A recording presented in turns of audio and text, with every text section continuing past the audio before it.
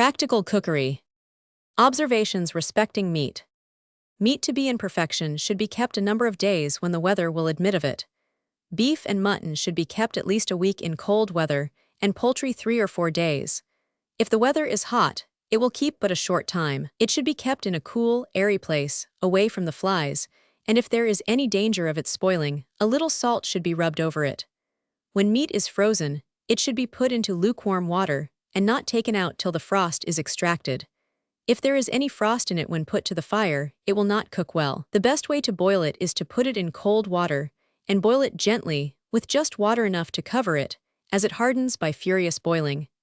The part that is to be up on the table should be down in the pot, as the scum that rises is apt to make the meat look dark.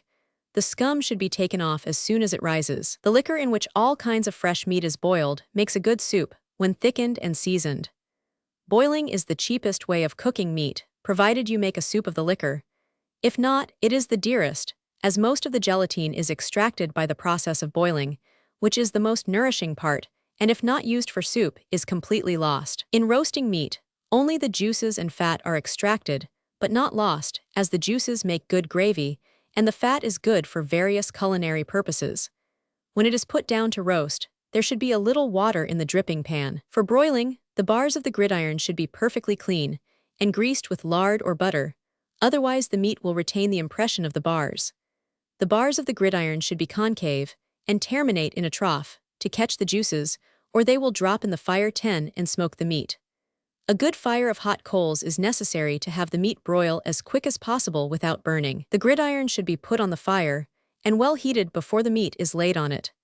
The dish should be very hot on which broiled meat is put, and it should not be seasoned till taken up. If you wish to fry meat, cut a small piece of pork into slices and fry them a light brown, then take them up and put in your meat, which should be perfectly dry. When the meat is sufficiently fried, take it up, remove the frying pan from the fire to cool. When so, turn in a little cold water for the gravy, put it on the fire. When it boils, stir in a little mixed flour and water, let it boil, then turn it over the meat. If not rich enough, add butter and catsup if you like. Roast beef. The tender loin and first and second cuts off the rack are the best roasting pieces. The third and fourth cuts are good. When the meat is put to the fire, a little salt should be sprinkled on it, and the bony side turned towards the fire first. When the bones get well heated through, turn the meat, and keep a brisk fire, baste it frequently while roasting. There should be a little water put into the dripping pan when the meat is put down to roast. If it is a thick piece, allow 15 minutes to each pound to roast it in. If thin, less time will be required. Beef steak. The tender loin is the best piece for broiling. A steak from the round or shoulder clod is good and comes cheaper. If the beef is not very tender, it should be laid on a board and pounded before broiling or frying it. Wash it in cold water, then lay it on a gridiron, place it on a hot bed of coals and broil it as quick as possible without burning it. If broiled slow, it will not be good. It takes from 15 to 20 minutes to broil a steak. For 7 or 8 pounds of beef, cut up about 1/4 pound of butter. Heat the platter very hot that the steak is to be put on, lay the butter on it, take up the steak, salt and pepper it on both sides. Beef steak to be good should be eaten as soon as cooked. A few slices of salt pork broiled with the steak makes a rich gravy leaven with a very little butter. There should always be a trough to catch the juices of the meat when broiled. The same pieces that are good broiled are good for frying. Fry a few slices of salt pork brown, then take them up and put in the beef. When brown on both sides, take it up, take the pan off from the fire to let the fat cool. When cool, turn in half a teacup of water, mix a couple of teaspoonsful of flour with a little water, stir it into the fat, put the pan back on the fire, stir it till it boils up, then turn it over the beef. Alamode beef. The round of beef is the best piece to alamode. The shoulder clod is good and comes lower. It is also good stewed, without any spices. For 5 pounds of beef, soak about 1 pound of bread in cold water till soft, then drain off the water, mash the bread fine, put in a piece of butter of the size of a hen's egg, half a teaspoonful of salt, the same quantity of ground cloves, allspice and pepper, half a nutmeg, a couple of eggs and a tablespoonful of flour. Mix the whole well together, then cut gashes in the beef, and fill them with about half of the dressing. Put the meat in a bake pan with lukewarm water enough to cover it, set it where it will stew gently for a couple of hours. Cover it with a heated bake pan 549. When it has stewed a couple of hours, turn the reserved dressing on top of the meat. Heat the bake pan lid hot enough to brown the dressing. Stew it an hour and a half longer. After the meat is taken up, if the gravy is not thick enough, mix a teaspoonful or two of flour with a little water and stir it into the gravy. Put in a little butter, a wine glass of wine, and turn it over the meat. Beef liver. Liver is very good fried, but the best way to cook it is to broil it 10 minutes with 4 or 5 slices of salt pork. Then take it, cut it into small strips together with the pork, put it in a stew pan with a little water, butter, and pepper. Stew it 4 or 5 minutes. To corned beef. To every gallon of cold water, put a quart of rock salt, 12 an ounce of saltpeter, quarter of a pound of brown sugar. Some people use molasses, but it is not as good. No boiling is necessary. Put the beef in the brine. As long as any salt remains at the bottom of the casket is strong enough. Whenever any scum rises, the brine should be scalded, skimmed, and more sugar, salt, and saltpeter added. When a piece of beef is put in the brine, rub a little salt over it. If the weather is hot, cut a gash to the bone of the meat and fill it with salt.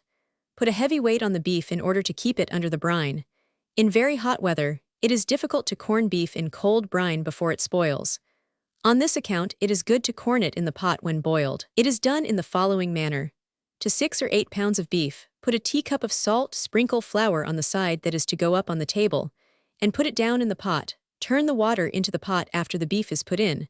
Boil it a couple of hours. Then turn in more cold water, and boil it an hour and a half longer. Mutton. The saddle is the best part to roast. The shoulder and leg are good roasted, but the best mode to cook the latter is to boil it with a piece of salt pork. A little rice boiled with it improves the looks of it. Mutton for roasting should have a little butter rubbed on it and a little salt and pepper sprinkled on it.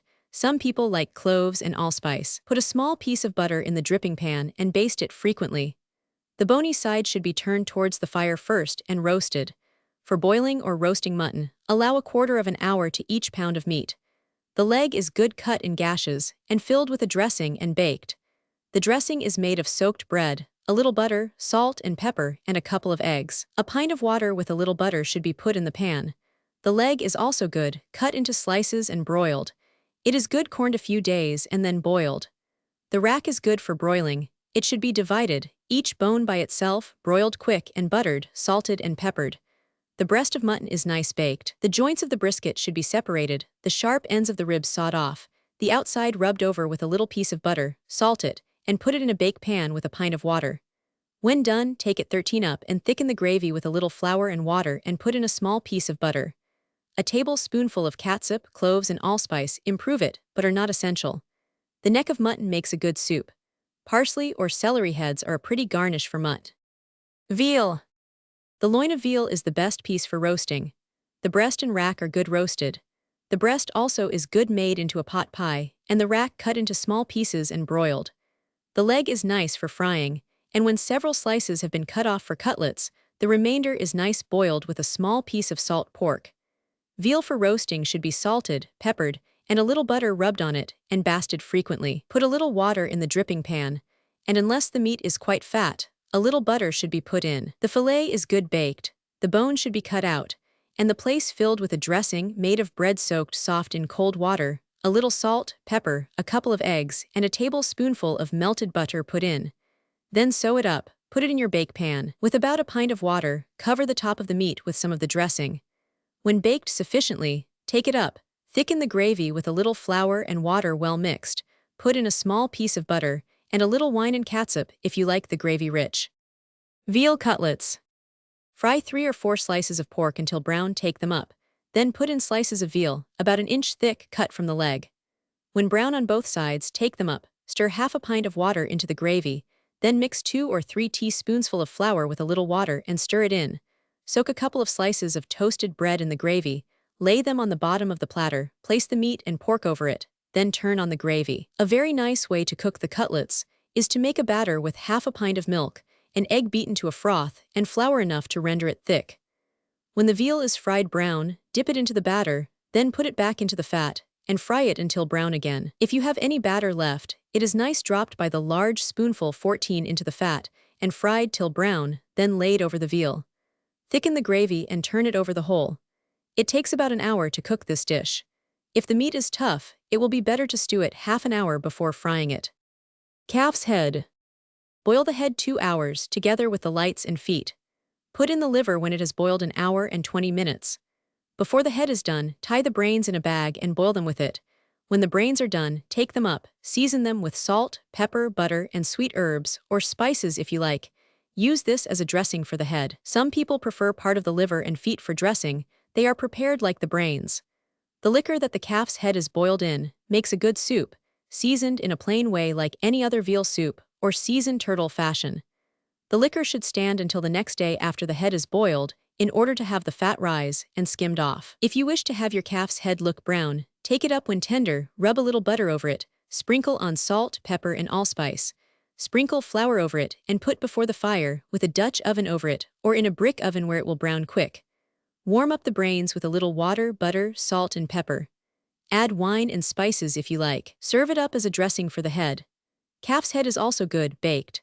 Have it, rub butter over it, put it in a pan with about a quart of water, then cover it with a dressing made of bread soaked soft, a little butter, an egg, and season it with salt, pepper, and powdered mace. Slice up the brains and lay them in the pan with the head. Bake it in a quick oven and garnish it with slices of lemon or force meat balls. Force meat balls. Chop a pound or two of veal fine. Mix it with 1 or 2 eggs, a little butter or raw pork chopped fine. Season it with salt and pepper or curry powder. Do them up into balls about the size of half an egg and fry them brown. Calf's feet. Boil them with the head until tender, then split and lay 15 them round the head, or dredge them with flour after they have been boiled tender and fry them brown. If you wish for gravy for them when you have taken them up, stir a little flour into the fat they were fried in. Season it with salt, pepper, and mace. Add a little butter and wine if you like, then turn it over the feet. Calf's liver and heart are good, broiled or fried. Some people like the liver stuffed and baked. Collops. Cut part of a leg of veal into pieces, 3 or 4 inches broad, sprinkle flour on them, fry them in butter until brown, then turn in water enough to cover the veal. When it boils, take off the scum, put in 2 or 3 onions, a blade of mace, a little salt and pepper.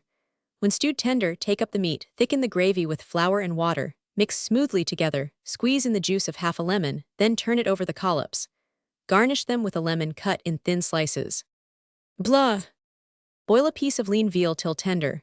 Take it up, cut it into strips 3 or 4 inches long, put it back into the pot, with the liquor it was boiled in with a teacup of rice to 3 pounds of veal. Put in a piece of butter of the size of a hen's egg, season it with salt, pepper, and sweet herbs if you like. Stew it gently till the rice is tender and the water nearly stewed away. A little curry powder in this converts it into a curry dish. A fillet of veal. Cut off the shank of a leg of veal and cut gashes in the remainder. Make a dressing of bread, soaked soft in cold water and mashed. Season it with salt, pepper, and sweet herbs. Chop a little raw pork fine, put it in the dressing, and if you have not pork, use a little butter instead. Fill the gashes in the meat with part of the dressing, put it in a bake pan, with just water enough to cover it. Put the remainder 16 of the dressing on top of the meat, and cover it with a heated bake pan 549. For 6 pounds of veal, allow 2 hours steady baking. A leg of veal is nice prepared in this manner and roasted. Lamb. The fore and hind quarters are good roasting pieces. Sprinkle salt and pepper on the lamb, turn the bony side towards the fire first. If not fat, rub a little butter on it and put a little in the dripping pan, baste it frequently. These pieces are good stuffed like a fillet of veal and roasted. The leg is also good, cooked in the same manner, but it is better boiled with a pound of salt pork. Allow 15 minutes boiling to each pound of meat. The breast of lamb is good roasted, broiled, or corned and boiled. It is also good made into a pot pie. The forequarter, with the ribs divided, is good broiled. The bones of this, as well as all kinds of meat, when put down to broil, should first be put towards the fire and browned before the other side is broiled. A little salt, pepper, and butter should be put on it when you take it up. Lamb is very apt to spoil in warm weather. If you wish to keep a leg several days, put it in brine.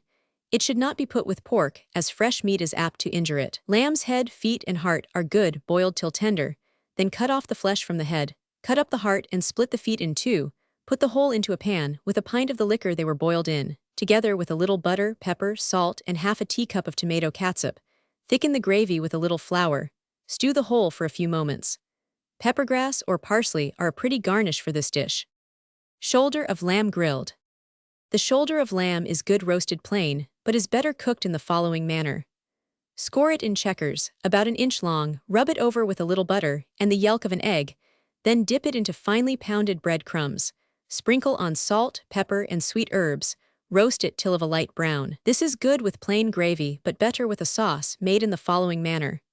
Take a quarter of a pint of the drippings from the meat, mix it with the same 17 quantity of water, set it on the fire.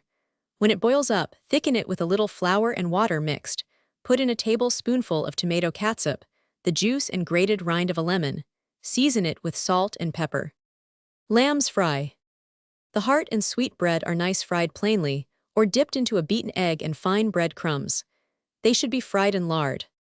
Turkey. Take out the inwards, wash both the inside and outside of the turkey. Prepare a dressing made of bread, soaked soft in cold water. The water should be drained from the bread and the bread mashed fine. Melt a small piece of butter and mix it with the dressing, or else put in salt pork, chopped fine. Season it with salt and pepper. Add sweet herbs if you like. An egg in the dressing makes it cut smoother. Any kind of cooked meat is nice minced fine and mixed with the dressing. If the inwards are used, they ought to be boiled very tender, as it is very difficult to cook them through while the turkey is roasting. Fill the crop and body of the turkey with the dressing, sew it up, tie up the legs and wings, rub on a little salt and butter. Roast it from 2 to 3 hours, according to its size. 25 minutes to every pound is a good rule. The turkey should be roasted slowly at first and basted frequently. A little water should be put into the dripping pan when the meat is put down to roast. For a gravy to the turkey, take the liquor that the inwards are boiled in, put into it a little of the turkey drippings, set it where it will boil, thicken it with a little flour and water, previously mixed smooth. Season it with salt, pepper, and sweet herbs if you like. Drawn butter is used for boiled turkey. A turkey for boiling should be prepared in the same manner as one for roasting. If you wish to have it look white, tie it up in a cloth unless you boil rice in the pot. If rice is used, put in 2/3 of a teacup. A pound or two of salt pork, boiled with the turkey, improves it. If you wish to make a soup of the liquor in which the turkey is boiled 18, let it remain until the next day, then skim off the fat. Heat and season it. Goose. If a goose is tender under the wing, and you can break the skin easily by running the head of a pin across the breast, there is no danger of its being tough. A goose should be dressed in the same manner, and roasted the same length of time as a turkey. Chickens. Chickens for roasting or boiling should have a dressing prepared like that for turkeys. Half a teacup of rice boiled with the chickens makes them look white.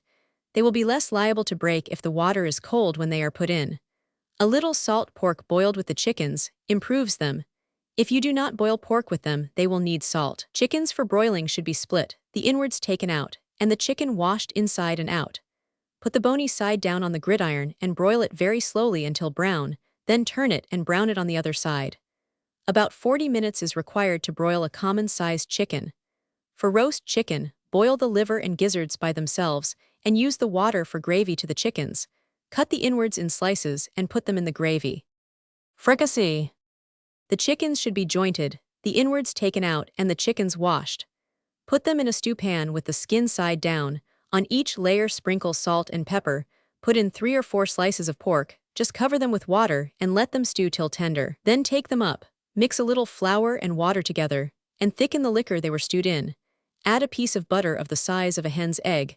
Then put the chickens back in the stew pan and let them stew 4 or 5 minutes longer. When you have taken up the chickens, soak 2 or 3 slices of toast in the gravy, then put them in your platter, lay the chickens over the toast and turn the gravy on them. If you wish to brown the chickens, stew them without the pork till tender, then fry the pork 19 brown, take it up, put in the chickens, and then fry until a light brown. Pigeons. Take out the inwards and stuff the pigeons with a dressing prepared like that for turkeys. Lay them in a pot with the breast side down. Turn in more than enough water to cover them. When stewed nearly tender, put in 1/4 of a pound of butter to every dozen of pigeons. Mix 2 or 3 teaspoonsful of flour with a little water and stir into the gravy. If you wish to brown them, put on a heated bake pan lid an hour before they are done, or else take them up when tender and fry them in pork fat. They are very good split open and stewed, with a dressing made and warmed up separately with a little of the gravy. Tender pigeons are good stuffed and roasted. It takes about 2 hours to cook tender pigeons and 3 hours tough ones. Roast pigeons should be buttered when put to the fire. Ducks are good stewed like pigeons or roasted. 2 or 3 onions in the dressing of wild ducks takes out the fishy taste they are apt to have. If ducks or any other fowls are slightly injured by being kept long, Dip them in weak saleratus water before cooking them. Baked or roast pig. A pig for roasting or baking should be small and fat. Take out the inwards and cut off the first joint of the feet and boil them till tender, then chop them. Prepare a dressing of bread soaked soft, the water squeezed out, and the bread mashed fine. Season it with salt, pepper, and sweet herbs. Add a little butter and fill the pig with the dressing. Rub a little butter on the outside of the pig to prevent its blistering. Bake or roast it from 2 hours and a half to 3 hours. The pan that the pig is baked in should have a little water put in it. When cooked, take out a little of the dressing and gravy from the pan, mix it with the chopped inwards and feet, put in a little butter, pepper, and salt, and use this for a sauce to 20 the pig. Expose the pig to the open air 2 or 3 minutes before it is put on the table to make it crispy. Sweet bread, liver, and heart. A very good way to cook the sweet bread is to fry 3 or 4 slices of pork till brown, then take them up and put in the sweet bread and fry it over a moderate fire. When you have taken up the sweet bread, mix a couple of teaspoonsful of flour with a little water and stir it into the fat. Let it boil, then turn it over the sweet bread. Another way is to parboil them and let them get cold, then cut them in pieces about an inch thick. Dip them in the yolk of an egg and fine bread crumbs, sprinkle salt, pepper, and sage on them before dipping them in the egg. Fry them a light brown. Make a gravy after you have taken them up. By stirring a little flour and water mixed smooth into the fat, add spices and wine if you like. The liver and heart are good cooked in the same manner or broiled. Pressed head. Pig's head is good baked with beans, or corned and smoked. It is also nice prepared with spices in the following manner. Boil the ears, forehead, and rind. The cheek is good, but it is better corned and smoked. Till the meat will almost drop from the bones, take them up. When cold, cut the meat in strips about an inch long, warm it in a little of the liquor in which the meat was boiled, season it with salt, pepper, cloves, nutmeg, and cinnamon. Put it while hot in a strong bag, put a heavy weight upon it, and let it remain till perfectly cold. When you wish to eat it, cut it in thin slices. Souse. Take pig's ears and feet, clean them thoroughly, then soak them in salt and water for several days. Boil them tender and split them, they are then good fried. If you wish to souse them when cold, turn boiling vinegar on them spiced with peppercorns and mace. Cloves improve the taste, but it turns them a dark color. Add a little salt. They will keep good pickled 5 or 6 weeks. Fry them in lard. Tripe.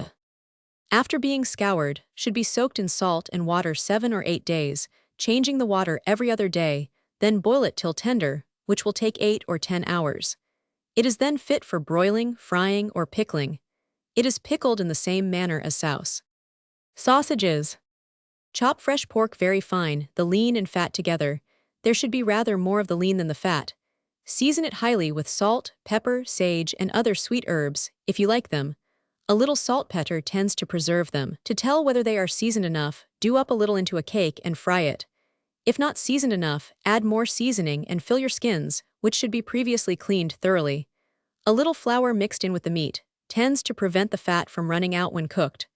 Sausage meat is good, done up in small cakes and fried. In summer, when fresh pork cannot be procured, very good sausage cakes may be made of raw beef, chopped fine with salt pork, and seasoned with pepper and sage. When sausages are fried, they should not be pricked, and they will cook nicer, to have a little fat put in the frying pan with them. They should be cooked slowly. If you do not like them very fat, take them out of the pan when nearly done, and finish cooking them on a gridiron. Bologna sausages are made of equal weight each, of ham, veal, and pork, chopped very fine, seasoned high, and boiled in casings till tender, then dried. Ham. A ham that weighs 10 pounds should be boiled 4 or 5 hours. If very salt, the water should be changed. Before it is put on the table, take off the rind.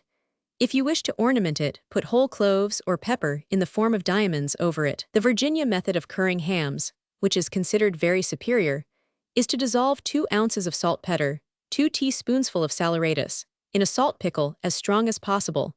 For every 16 pounds of ham 22 add molasses in the proportion of a gallon to a hogshead of brine. Then put in the hams, and let them remain 3 or 4 weeks.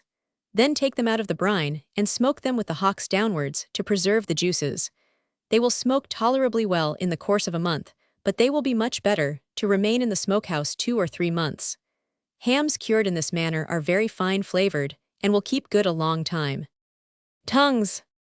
Cut off the roots of the tongues. They are not good smoked, but they make nice pies. Take out the pipes and veins, boil them till tender, mince them fine, Season the meat with salt, cloves, mace, and cinnamon, put in a little sugar and molasses.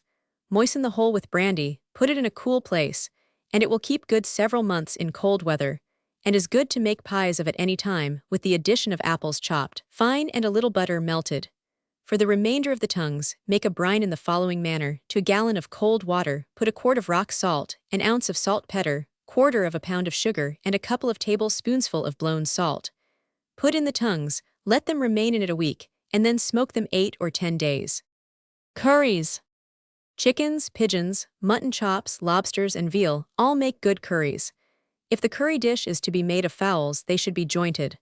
Boil the meat till tender, in just sufficient water to cover it, and add a little salt. Just before the meat is boiled enough to take up, fry 3 or 4 slices of pork till brown. Take them up and put in the chickens.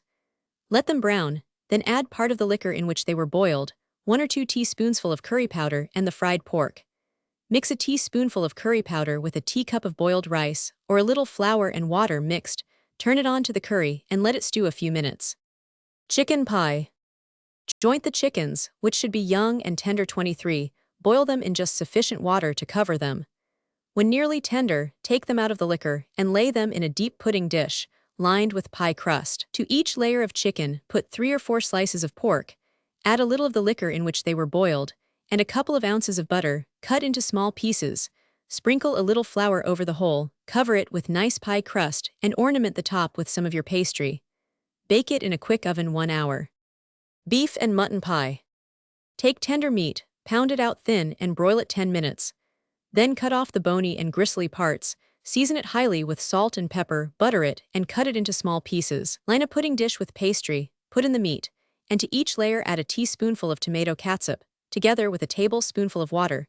Sprinkle over flour and cover it with pie crust and ornament as you please with pastry. Cold roast or boiled beef and mutton make a good pie by cutting them into bits and seasoning them highly with salt and pepper. Put them into a pie dish, turn a little melted butter over them or gravy, and pour in water till you can just see it at the top. Chicken and veal pot pie. If the pie is to be made of chickens, joint them, boil the meat until about half done.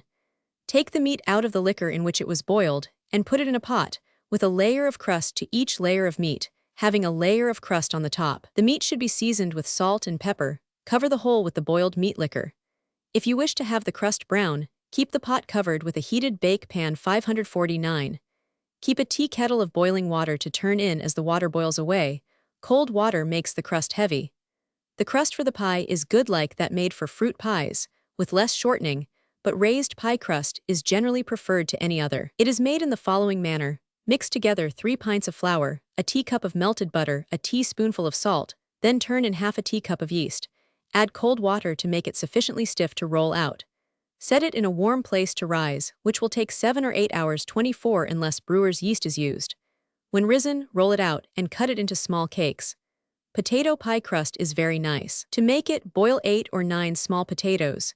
Peel and mash them fine. Mix with them a piece of butter, of the size of a hen's egg, a teaspoonful of salt, a tumbler full of milk, and flour to render it of the right consistency to roll out. When rolled out, cut them into cakes and put them with the meat. If you happen to have unbaked wheat dough, very good crust may be made of it by working into it a little lukewarm melted butter. Let it remain, after you have rolled and cut it into cakes, about 10 or 15 minutes before putting it with the meat. To frizzle beef. Take beef that is fresh smoked and tender, shave it off thin, put it in a stew pan with water enough to cover it, let it stew 10 or 15 minutes. 3 or 4 minutes before it is taken up, mix a little flour and water together and stir in to thicken the water, add a little butter and pepper. This makes a good dish for breakfast. Eggs are a nice accompaniment to it. Warmed over meats. Boiled or roasted veal makes a nice dish, chopped fine and warmed up with just sufficient water to moisten it, and a little butter, salt, and pepper added. A little nutmeg and the grated rind of a lemon improve it. None of the white part of the lemon should be used. When well heated through, take it up on a platter and garnish it with a couple of lemons cut in slices. Fresh or corned beef is good minced fine, with boiled potatoes and warmed up with salt, pepper, and a little water. Add butter just before you take it up. Some people use the gravy that they have left the day before for the meat, but it is not as good when warmed over, and there is no need of its being wasted as it can be clarified and used for other purposes. Boiled onions or turnips are good mixed with mincemeat instead of potatoes. Veal, lamb, and mutton are good cut into small strips and warmed with boiled potatoes cut in slices, pepper, salt, a little water. Add butter just before you take it up.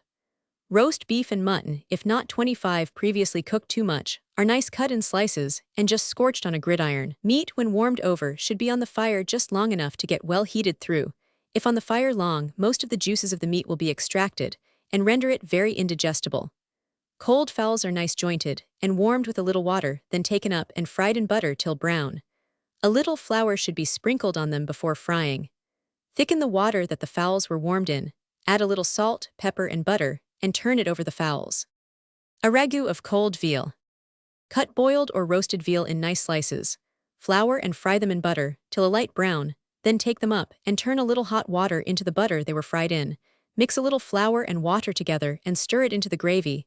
Season it with salt, pepper, nutmeg or catsup, and lemon juice. Put in the meat and stew it till very hot. Stew 2 or 3 onions with it if you like. Drawn butter. Mix 2 or 3 teaspoonsful of flour with a little cold water. Stir it till free from lumps. Thin it, and stir it into half a pint of boiling water. Let it boil 2 or 3 minutes. Then cut up about 1/4 pound of butter into small pieces and put it with the flour and water. Set it where it will melt gradually. If carefully mixed, it will be free from lumps. If not, strain it before it is put on the table.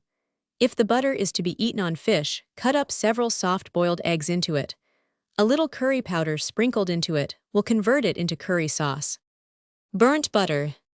Put a couple of ounces of butter into a frying pan, set it on the fire. When of a dark brown color, put in half a teacup full of vinegar, a little pepper and salt. This is nice for fish, salad, or eggs. Roast meat gravy. Meat, when put down to roast, should have about a pint of 26 water in the dripping pan. A little while before the meat is done, stir up the drippings, put it in a skillet, and set it where it will boil. Mix 2 or 3 teaspoonsful of flour smoothly with a little water and stir it in the gravy when it boils. Lamb and veal require a little butter in the gravy. The gravy for pork and geese should have a little of the dressing and sage mixed with it. If you wish to have your gravies look dark, scorch the flour that you thicken them with, which is easily done by putting it in a pan, setting it on a few coals, and stirring it constantly till it is a dark brown color, taking care that it does not burn. Enough can be burnt at once to last a long time. Sauce for cold meat, fish, or salad. Boil a couple of eggs 3 minutes, then mix it with a mustard spoonful of made mustard, a little salt, pepper, half a teacup of salad oil or melted butter, and half a teacup of vinegar. A tablespoonful of catsup improves it. Wine sauce for venison or mutton. Warm half a pint of the drippings or liquor the meat was boiled in. Mix a couple of teaspoonsful of scorched flour with a little water, and stir it in when the gravy boils. Season it with salt, pepper, and cloves. Stir a tablespoonful of currant jelly in, and just before you take it from the fire, half a tumbler of wine. Many people prefer melted currant jelly to any other sauce for venison or mutt. Rice sauce. Boil 1 onion and half a teacup of rice with a blade of mace till very soft in just water enough to cover it. Then stir in half a pint of milk, a little salt, and strain it. This is a nice accompaniment to game. Oyster sauce. Take the juice of the oysters, and to a pint put a couple of sticks of mace, a little salt and pepper. Set it on the fire. When it boils, stir in a couple of teaspoonsful of flour mixed with milk. When it has boiled several minutes, stir in half a pint of oysters, a piece of butter of 27 the size of a hen's egg. Let them scald through, then take them up. White celery sauce for boiled poultry. Take 5 or 6 heads of celery, cut off the green tops, cut up the remainder into small bits and boil it till tender in half a pint of water. Mix 2 or 3 teaspoonsful of flour smoothly with a little milk. Then add half a teacup more of milk, stir it in, add a small lump of butter and a little salt. When it boils, take it up. Brown sauce for poultry. Peel 2 or 3 onions, cut them in slices, flour and fry them brown in a little butter. Then sprinkle in a little flour, pepper, salt, and sage. Add half a pint of the liquor the poultry was boiled in, and a tablespoonful of catsup. Let it boil up, then stir in half a wine glass of wine if you like. Savory jelly for cold meat. Boil lean beef or veal till tender. If you have any beef or veal bones, crack and boil them with the meat. They should be boiled longer than the meat.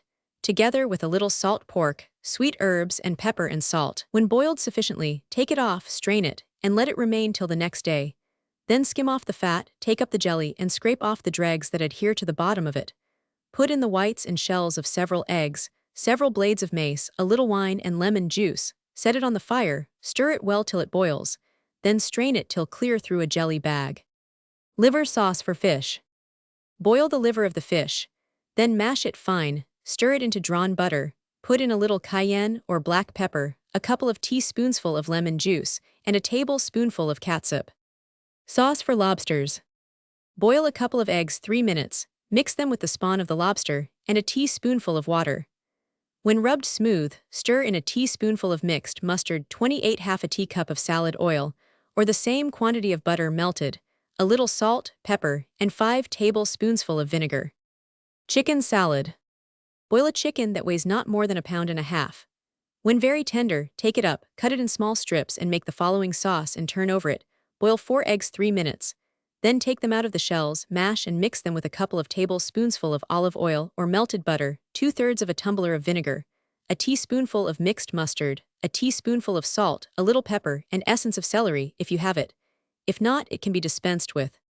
Sauce for turtle or calf's head. To half a pint of hot melted butter or beef gravy, put the juice and grated rind of half a lemon, a little sage, basil, or sweet marjoram, a little cayenne or black pepper and salt. Add a wine glass of white wine just before you take it up. Apple and cranberry sauce. Pare and quarter the apples. If not tart, stew them in cider. If tart enough, stew them in water. When stewed soft, put in a small piece of butter and sweeten it to the taste with sugar. Another way, which is very good, is to boil the apples without paring them with a few quinces and molasses in new cider till reduced to half the quantity. When cool, strain the sauce. This kind of sauce will keep good several months. It makes very good plain pies with the addition of a little cinnamon or cloves. To make cranberry sauce, nothing more is necessary than to stew the cranberries till soft, then stir in sugar and molasses to sweeten it. Let the sugar scald in it a few minutes. Strain it if you like, it is very good without straining. Pudding sauce. Stir to a cream a teacup of butter, with 2 of brown sugar, then add a wine glass of wine or cider. Flavor it with nutmeg, rosewater, or essence of lemon. If you wish to have 29 it liquid, heat 2/3 of a pint of water boiling hot, mix 2 or 3 teaspoonsful of flour with a little water, and stir it into the boiling water. As soon as it boils up well, stir it into the butter and sugar. Tomato soy. Take ripe tomatoes and prick them with a fork, lay them in a deep dish, and to each layer put a layer of salt. Let them remain in it 4 or 5 days, then take them out of the salt, and put them in vinegar and water for 1 night. Drain off the vinegar, and to each peck of tomatoes put half a pint of mustard seed, half an ounce of cloves, and the same quantity of pepper. The tomatoes should be put in a jar, with a layer of sliced onions to each layer of the tomatoes, and the spices sprinkled over each layer. In 10 days, they will be in good eating order. Tomato catsup. To a gallon of ripe tomatoes, put 4 tablespoonsful of salt, 4 of ground black pepper, 3 tablespoonsful of ground mustard, half a tablespoonful of allspice, half a spoonful of cloves, 6 red peppers ground fine. Simmer the whole slowly with a pint of vinegar 3 or 4 hours. Then strain it through a sieve, bottle, and cork it tight. The catsup should be made in a tin utensil, and the later in the season it is made, the less liable it will be to spoil. Mushroom catsup. Put a layer of fresh mushrooms in a deep dish. Sprinkle a little salt over them, then put in another layer of fresh mushrooms and salt, and so on till you get in all the mushrooms. Let them remain several days. Then mash them fine, and to each quart put a tablespoonful of vinegar, half a teaspoonful of black pepper, and a 1/4 of a teaspoonful of cloves. Turn it into a stone jar, set the jar in a pot of boiling water, and let it boil 2 hours, then strain it without squeezing the mushrooms. Boil the juice a 1/4 of an hour, skim it well, let it stand a few hours to settle, then turn it off carefully through a sieve, bottle, and cork it tight. Keep it in a cool place. Walnut catsup. Procure the walnuts by the last of June. Keep them in salt and water for a week, then bruise them, and turn boiling vinegar on them. Let them remain covered with vinegar for several days, stirring them up each day. Then boil them a 1/4 of an hour with a little more vinegar, strain it through a thick cloth, so that none of the coarse particles of the walnuts will go through. Season the vinegar highly with cloves, allspice, pepper, and salt. Boil the whole a few minutes, then bottle and cork it tight. Keep it in a cool place. Curry powder. Mix an ounce of ginger, 1 of mustard, 1 of pepper, 3 of coriander seed, the same quantity of turmeric, 1/4 of an ounce of cayenne pepper, 1/2 an ounce of cardamoms, and the same of cumin seed and cinnamon. Pound the whole fine, sift, and keep it in a bottle corked tight. Essence of celery. Steep an ounce of celery seed in 1/2 pint of brandy or vinegar. A few drops of this will give a fine flavor to soups and sauce for fowls. Soup herb spirit. Those who like a variety of herbs in soup will find it very convenient to have the following mixture. Take when in their prime, thyme, sweet marjoram, sweet basil, and summer savory. When thoroughly dried, pound and sift them. Steep them in brandy for a fortnight. The spirit will then be fit for use. Plain veal soup. A leg of veal, after enough has been cut off for cutlets, makes a soup nearly as good as calf's head. Boil it with a cup 2/3 full of rice, 1.5 pounds of pork. Season it with salt, pepper, and sweet herbs if you like. A little celery boiled in it gives the soup a fine flavor. Some people like onions, carrots, and parsley boiled in it. If you wish for balls in the soup, chop veal and a little raw salt pork 31 fine, mix it with a few bread crumbs and a couple of eggs. Season it with salt and pepper. Add a little curry powder if you like. Do it up into small balls and boil them in the soup. The veal should be taken up before the soup is seasoned.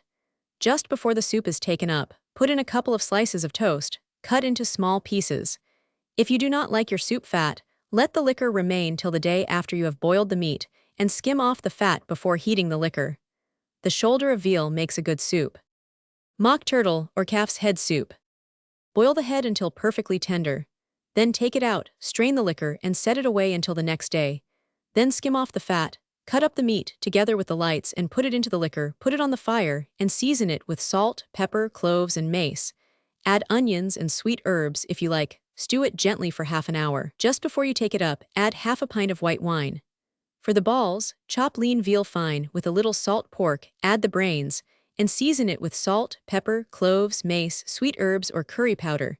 Make it up into balls about the size of 1/2 an egg, boil part in the soup, and fry the remainder, and put them in a dish by themselves. Beef or black soup. The shank of beef is the best part for soup. Cold roast beef bones and beef steak make very good soup. Boil the shank 4 or 5 hours in water, enough to cover it. 1/2 an hour before the soup is put on the table, take up the meat. Thicken the soup with scorched flour, mixed with cold water. Season it with salt, pepper, cloves, mace, a little walnut, or tomato catsup improves it. Put in sweet herbs or herb spirit if you like. Some cooks boil onions in the soup, but as they are very disagreeable to many persons, it is better to boil and serve them up in a dish by themselves. Make force meatballs of part of the beef and pork, season them with mace, cloves, pepper, and salt, and boil them in the soup 15 minutes. Chicken or turkey soup. The liquor that a turkey or chicken is boiled in makes a 32 good soup. If you do not like your soup fat, let the liquor remain till the day after the poultry has been boiled in it, then skim off the fat, set it where it will boil. If there was not any rice boiled with the meat, put in 1/2 teacup full when the liquor boils, or slice up a few potatoes and put in. Season it with salt and pepper, sweet herbs, and a little celery boiled in it improves it. Toast bread or crackers and put them in the soup when you take it up. Oyster soup. Separate the oysters from the liquor. To each quart of the liquor, put a pint of milk or water, set it on the fire with the oysters. Mix a heaping tablespoonful of flour with a little water, and stir it into the liquor as soon as it boils. Season it with salt, pepper, and a little walnut or butternut vinegar, if you have it. If not, common vinegar may be substituted. Put in a small lump of butter, and turn it as soon as it boils up again onto buttered toast, cut into small pieces.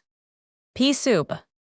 If you make your soup of dry peas, soak them overnight, in a warm place, using a quart of water to each quart of the peas. Early the next morning boil them an hour. Boil with them a teaspoonful of saleratus, 8 or 10 minutes, then take them out of the water they were soaking in, put them into fresh water with a pound of salt pork, and boil it till the peas are soft, which will be in the course of 3 or 4 hours. Green peas for soup require no soaking, and boiling only long enough to have the pork get thoroughly cooked, which will be in the course of an hour. Portable soup. Take beef or veal soup and let it get perfectly cold, then skim off every particle of the grease. Set it on the fire and let it boil till of a thick glutinous consistence. Care should be taken that it does not burn. Season it highly with salt, pepper, cloves, and mace, add a little wine or brandy, and then turn it on to earthen platters. It should not be more than 1/4 of an inch in thickness. Let it remain until cold, then cut it in pieces 3 inches square, set them in 33 the sun to dry, turning them frequently. When perfectly dry, put them in an earthen or tin vessel, having a layer of white paper between each layer. These, if the directions are strictly attended to, will keep good a long time. Whenever you wish to make a soup of them, nothing more is necessary than to put a quart of water to one of the cakes and heat it very hot. To boil eggs. They should be put into boiling water, and if you wish to have them soft, boil them only 3 minutes. If you wish to have them hard enough to cut in slices, boil them 5 minutes. Another way which is very nice is to break the shells and drop the eggs into a pan of scalding hot water, let it stand till the white has set, then put the pan on a moderate fire. When the water boils up, the eggs are cooked sufficiently. Eggs look very prettily cooked in this way, the yolk being just visible through the white. If you do not use the eggs for a garnish, serve them up with burnt butter. See receipt for making, number 42. Omelette. Beat the eggs to a froth, and to a dozen of eggs put 3 ounces of finely minced boiled ham, beef, or veal. If the latter meat is used, add a little salt. Melt 1/4 pound of butter, mix a little of it with the eggs. It should be just lukewarm. Set the remainder of the butter on the fire in a frying or tin pan. When quite hot, turn in the eggs beaten to a froth, stir them until they begin to set. When brown on the underside, it is sufficiently cooked. The omelette should be cooked on a moderate fire and in a pan small enough to have the omelette an inch thick. When you take them up, lay a flat dish on them, then turn the pan upside down. Poached eggs. Break the eggs into a pan, beat them to a froth, then put them into a buttered tin pan. Set the pan on a few coals, put in a small lump of butter, a little salt. Let them cook very slowly, stirring them constantly till they become quite thick, then turn them on to buttered toast. Directions for broiling, boiling, and frying fish. Fish for boiling or broiling are the best the day after they are caught. They should be cleaned when first caught, washed in cold water, and half a teacup of salt sprinkled on the inside of them. If they are to be broiled, sprinkle pepper on the inside of them. Keep them in a cool place. When fish is broiled, the bars of the gridiron should be rubbed over with a little butter, and the inside of the fish put towards the fire, and not turned till the fish is nearly cooked through. Then butter the skin side and turn it over. Fish should be broiled slowly. When fresh fish is to be boiled, it should either be laid on a fish strainer or sewed up in a cloth. If not, it is very difficult to take it out of the pot without breaking. Put the fish into cold water with the backbone down. To 8 or 10 pounds of fish, put half of a small teacup of salt. Boil the fish until you can draw out one of the fins easily. Most kinds of fish will boil sufficiently in the course of 20 or 30 minutes. Some kinds will boil in less time. Some cooks do not put their fish into the water till it boils, but it is not a good plan, as the outside gets cooked too much, and breaks to pieces before the inside is sufficiently done. Fish for frying, after being cleaned and washed, should be put into a cloth to have it absorb the moisture. They should be dried perfectly and a little flour rubbed over them. No salt should be put on them if you wish to have them brown well. For 5 or 6 pounds of fish, fry 3 or 4 slices of salt pork. When brown, take them up, and if they do not make fat sufficient to fry the fish in, add a little lard. When the fish are fried enough, take them up, and for good plain gravy, mix 2 or 3 teaspoonsful of flour with a little water, and stir it into the fat the fish was fried in. Put in a little butter, pepper, and salt. If you wish to have the gravy rich, add spices, catsup, and wine. Turn the gravy over the fish. Boiled fish should be served up with drawn butter or liver sauce.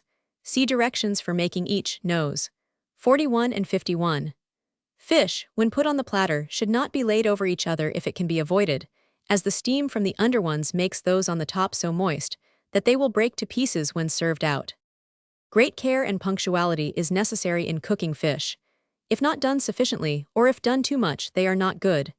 They should be eaten as soon as cooked.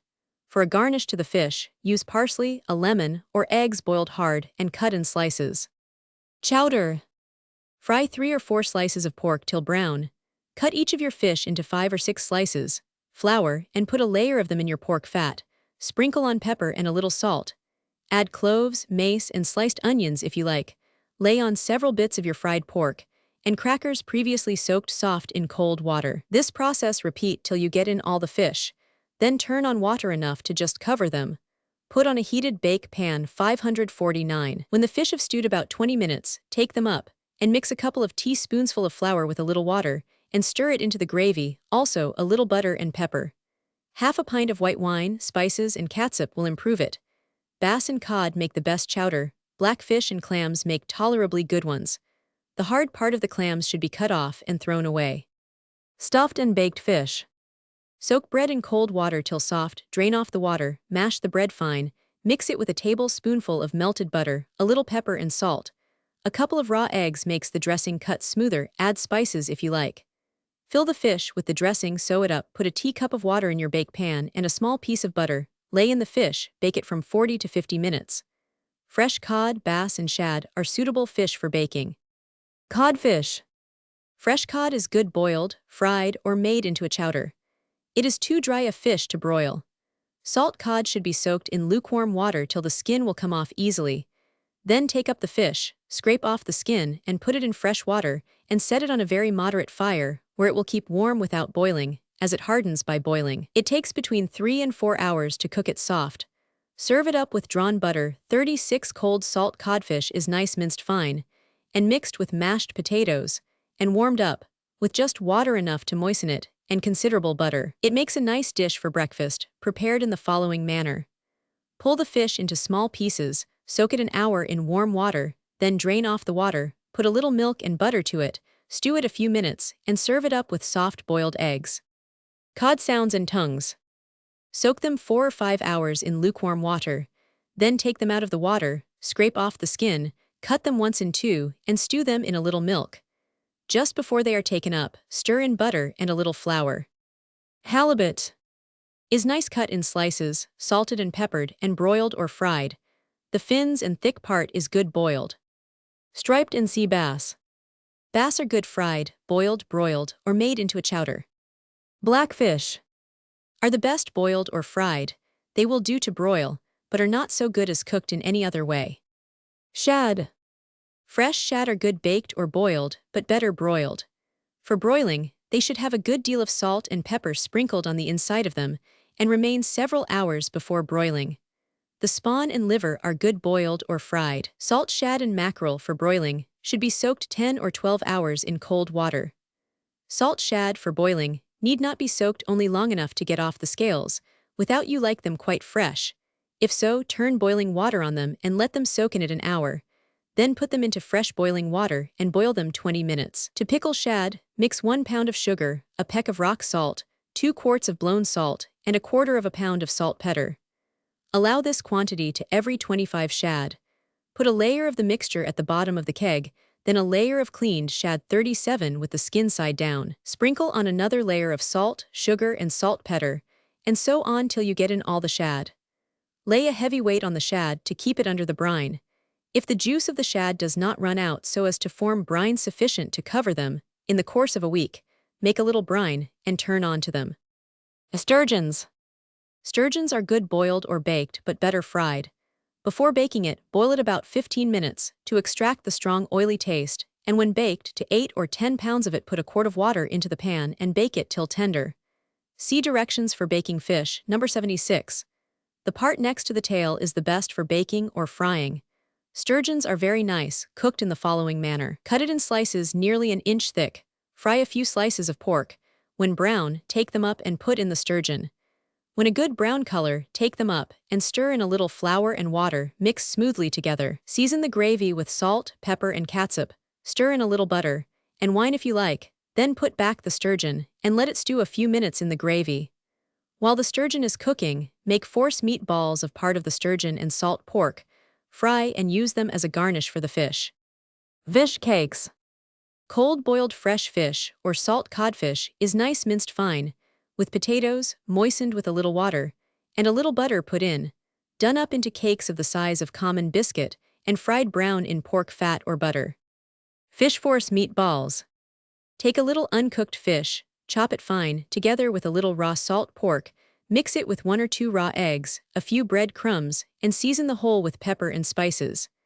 Add a little catsup if you like, do them up into small balls and fry them till brown. Lobsters and crabs. Put them into boiling water and boil them from half to 38 3/4 hour, according to their size. Boil half a teacup of salt with every 4 pounds of the fish. When cold, crack the shell and take out the meat, taking care to extract the blue veins, and what is called the lady in the lobster, as they are very unhealthy. If the fish are not eaten cold, warm them up with a little water, vinegar, salt, pepper, and butter. The following way of dressing lobsters looks very prettily. Pick out the spawn and red cord, mash them fine, rub them through a sieve, put in a little butter and salt. Cut the lobsters into squares and warm it together with the spawn over a moderate fire. When hot, take it up and garnish it with parsley. The cord and spawn are a handsome garnish for any kind of fish. Scallops are nice boiled and then fried or boiled and pickled in the same manner as oysters. Take them out of the shells. When boiled, pick out the hearts and throw the rest away, as the heart is the only part that is healthy to eat. Dip the hearts in flour and fry them in lard till brown. The hearts are good stewed, with a little water, butter, salt, and pepper. Eels. Eels, if very large, are best split open, cut into short pieces, and seasoned with salt and pepper, and broiled several hours after they have been salted. They are good cut into small strips, and laid in a deep dish with bits of salt pork, seasoned with salt and pepper, and covered with pounded rusked bread, then baked half an hour. Small eels are the best fried. Trout. Trout are good boiled, broiled, or fried. They are also good stewed a few minutes, with bits of salt pork, butter, and a little water. Trout, as well as all other kinds of freshwater fish, are apt to have an earthy taste. To remove it, soak them in salt and water a few minutes, after they are cleaned. Clams. Wash and put them in a pot, with just water enough to prevent the shells burning at the bottom of the pot. Heat them 39 till the shells open, take the clams out of them, and warm them with a little of the clam liquor, a little salt, butter, and pepper. Toast a slice or two of bread, soak it in the clam liquor, lay it in a deep dish, and turn the clams onto it. For clam pancakes, mix flour and milk together to form a thick batter. Some cooks use the clam liquor, but it does not make the pancakes as light as the milk. To each pint of the milk, put a couple of eggs and a few clams. They are good taken out of the shells without stewing, and chopped fine or stewed, and put into the cakes whole. Very large long clams are good taken out of the shells without stewing and broiled. Stewed oysters. Strain the oyster liquor, rinse the bits of shells off the oysters, then turn the liquor back onto the oysters and put them in a stew pan. Set them where they will boil up, then turn them on to buttered toast, salt, pepper, and butter them to your taste. Some cooks add a little walnut catsup or vinegar. The oysters should not be cooked till just before they are to be eaten. To fry oysters. Take those that are large, dip them in beaten eggs, and then in flour or fine breadcrumbs, fry them in lard till of a light brown. They are a nice garnish for fish. They will keep good for several months if fried when first caught, salted and peppered, then put into a bottle and corked tight. Whenever they are to be eaten, warm them in a little water. Oyster pancakes. Mix equal quantities of milk and oyster juice together. To a pint of the liquor when mixed, put a pint of wheat flour, a few oysters, a couple of eggs, and a little salt. Drop it by the large spoonful into hot lard. Oyster pie. Line a deep pie plate with pie crust. Fill it with dry pieces of bread, cover it over with puff paste, bake it till a light brown, either in a quick oven or bake pan. Have the oysters just stewed. By the time the crust is done, take off the 40 upper crust, remove the pieces of bread, put in the oysters, season them with salt, pepper, and butter. A little walnut catsup improves the pie, but is not essential. Cover it with the crust. Scalloped oysters. Pound rusked bread or crackers fine, butter scallop shells or tins, sprinkle on the breadcrumbs, then put in a layer of oysters, a small lump of butter, pepper, salt, and a little of the oyster juice. Then put on another layer of crumbs and oysters, and so on till the shells are filled, having a layer of crumbs at the top. Bake them till a light brown. Potatoes. The best way to cook Irish potatoes is to pare and put them in a pot, with just boiling water enough to prevent their burning, and a little salt. Cover them tight, and let them stew till you can stick a fork through them easily. If any water remains in the pot, turn it off, put the pot where it will keep moderately warm, and let the potatoes steam a few moments longer. The easiest way to cook them is to put them in boiling water, with the skins on, and boiled constantly till done. They will not be mealy if they lie soaking in the water without boiling. They are more mealy to peel them as soon as tender, and then put back in the pot without any water, and set in a warm place where they will steam, with the lid of the pot off. Old and poor potatoes are best boiled till soft, then peeled and mashed fine, with a little salt, butter, and very little milk put in. Then put into a dish, smoothed over with a knife, a little flour sprinkled over it, and put where it will brown. Cold mashed or whole boiled potatoes are nice cut in slices and fried with just butter or lard enough to prevent their burning. When brown on both sides, take them up, salt and butter them. Most potatoes will boil in the course of half an hour, new ones will boil in less time. Sweet potatoes are better baked than boiled. Potato snowballs. Take the white mealy kind of potatoes, pare them, and put them into just boiling water enough to cover them. Add 41 a little salt. When boiled tender, drain off the water and let them steam till they break to pieces. Take them up, put 2 or 3 at a time compactly together in a strong cloth, and press them tight in the form of a ball. Then lay them in your potato dish carefully so as not to fall apart. Turnips. White turnips require about as much boiling as potatoes. When tender, take them up, peel and mash them, season them with a little salt and butter.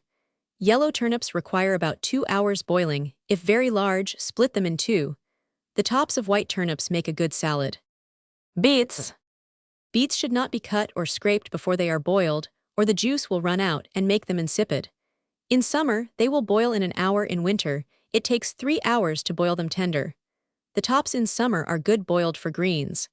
Boiled beets cut in slices and put in cold spiced vinegar for several days are very nice. Parsnips and carrots. Wash them and split them in 2, lay them in a stew pan with the flat side down, turn on boiling water enough to cover them, boil them till tender, then take them up and take off the skin and butter them. Many cooks boil them whole, but it is not a good plan as the outside gets done too much before the inside is cooked sufficiently. Cold boiled parsnips are good cut in slices and fried brown. Onions. Peel and put them in boiling milk.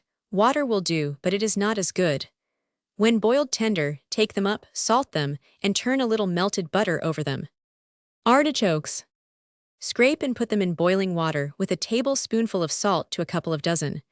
When boiled tender, which will be in about 2 hours, take them up, salt and butter each one. Squashes. Summer squashes, if very young, may be boiled whole. If not, they should be pared, quartered, and the seeds taken out. When boiled very tender, take them up, put them in a strong cloth and press out all the water, mash them, salt and butter them to your taste. The neck part of the winter squash is the best. Cut it in narrow strips, take off the rind, and boil the squash in salt and water till tender. Then drain off the water, and let the pumpkin steam over a moderate fire for 10 or 12 minutes. It is good not mashed. If mashed, add a little butter. Cabbage and cauliflowers. Trim off the loose leaves of the cabbage, cut the stalky in quarters, to the heart of the cabbage, boil it an hour. If not boiled with corned beef, put a little salt in the water in which they are boiled. White cauliflowers are the best. Take off the outside leaves, cut the stalk close to the leaves, let them lie in salt and cold water for half an hour before boiling them. Boil them 15 or 20 minutes, according to their size. Milk and water is the best to boil them in, but clear water does very well. Put a little salt in the pot in which they are boiled. Asparagus. Cut the white part of the stalks off and throw it away. Cut the lower part of the stalks in thin slices if tough, and boil them 8 or 10 minutes before the upper part is put in. Lay the remainder compactly together, tie it carefully in small bundles, and boil it from 15 to 20 minutes, according to its age. Boil a little salt with them, and a quarter of a teaspoonful of saleratus to 2 or 3 quarts of water to preserve their fresh green color. Just before your asparagus is done, toast a slice of bread, moisten it with a little of the asparagus liquor, lay it in your asparagus dish and butter it.